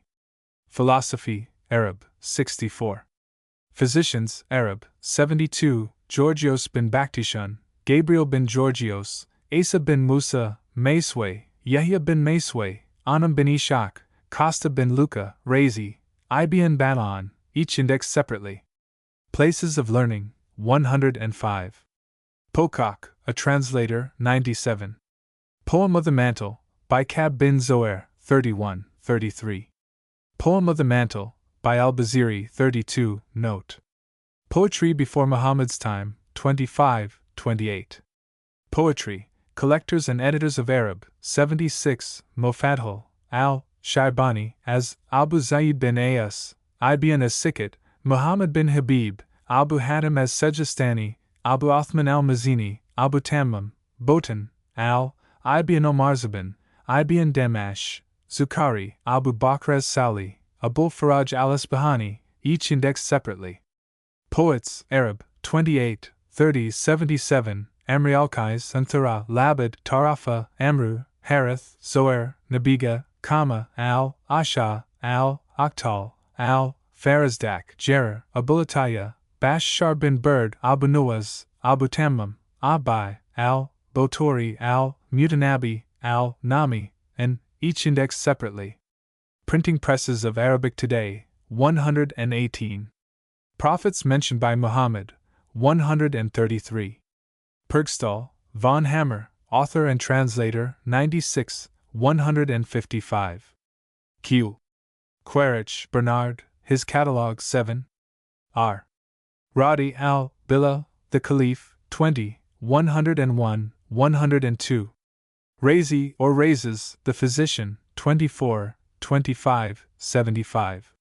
Redhouse, J.W., the translator, 32. Rehatsek E., the translator, 8, 30, 53. Reisk, a translator, 97. Remarks, introductory v. Rena, extracts from, 144, 145. Radiger, a translator, 27. Ruckert, a translator, 89. S. Sacida, Baron Silvestre, 26, 89, 108. Sad bin Malik, the general, 4.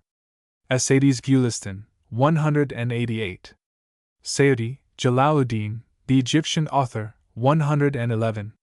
Scott, Jonathan, a translator, 155, 177, 178. Selbin Nabacht, 90. Seville, 9. Shafai the Imam, 37. Shaibani Abu Amrs, the grammarian, philologist, writer on natural history and editor of poems, 49, 60, 76. Shia's description of the 5. Sibawayh, the grammarian, 46, 47. Siraloyan, a book on the eye, 210 extracts from it, 210 to 212. Siraj al-Muluk, an interesting work, 212, extracts from it, 212 to 216. Society of the Brethren of Purity, 105. Sophian Athiri in Imam, 38. Somadiva Bhatta, an Indian author, 182, 183. Sudanese, the 148. Spain, Umayyad rulers in, 21, other rulers, 8, the Almoravides, 9, the Almohades, 9. Spanish Umayyad caliphs, 8, 21, the two greatest, Abd ar-Rahman 3 and Hakim 2, 102. Sprenger Dr. A translator, 54. Stories from Ibn Khaldun, 217 to 228. Stories from the Arabian Nights, 157 to 174. Stories from the Marzuban Nama, 193 to 201. Stories from the Mustatraf, 202 to 209. Stories from the Nafatul Yaman, 188 to 192. Stories from the Siraloyan, 210 to 212. Stories from the Siraj al-Muluk, 212 to 216. Stories from various sources, 228 to 233. Sulayman, the lawgiver, 112 to 116. Sunni's description of the 5. Syria and Palestine, 14. Conquest of, by the Fatimites, 14. By the Seljuks, 14. By Saladin, 15. By Salim I, 15. T. Tabari, the historian, 53. Taqiyuddin of Fez, the historian, 110. Tarafa, the poet, 29. Tariq, the general, 7. Tavidi the philosopher, 65, 106. Tawni, ch, the translator, 181. Testaments, are old and new, 133, 139. The Lab, the grammarian, 48. The Lab bin Korah, the philosopher, 65. Theophilus of Edessa, the translator, 98. 1001 Nights. 152, 154 to 156, 174 to 176. Torrens, a translator of the Nights. 155. Tradition, the six fathers of 38, al-Bukhari, Muslim, at-Tirmidhi, Abu Dawud, and Nasai, Ibn Majah. Traditionists, early 38. Traditionists, minor 38. Translations, how carried on, 90, 91, 98. Translators, 89, 90, Ibn al-Makaifa, Abdallah bin Hilal, Sel bin Nabakt, Musa bin Khalid, Yusuf bin Khalid, Hassan bin Sel, Baladori, Munka, the Indian, Ibn Washiab, Honian bin Ishaq, Masway and his son Yahya, Costa bin Luca, Theophilus of Edessa, each indexed separately. Travelers see geographers. Tribution, a translator, 155. Ulama, establishment of the 116. V. Vatsyana, the Hindu author of the Kama Sutra, 182. Voltaire and the Bible, 140. Vrihat Katha, or Great Tale, 182, 183. W. Wakati, al, the historian, 53. Walid I, the sixth Umayyad Caliph, 719. Waraka, the Hanif, 123, 132. Weil Doctor, the translator, 53, 155. White Dr. Joseph, 177. World, End of the Prophesied, 111. Wassenfeld Dr., the editor and author, 5276. Y. Yahya bin Khalid, the Barmkide, 99, 100. Yahya bin Masway, the physician and translator, 74, 75, 91, 98. Yakut, the penman, 113, 114. Yazid I, the second Umayyad Caliph, 5, 6, 19.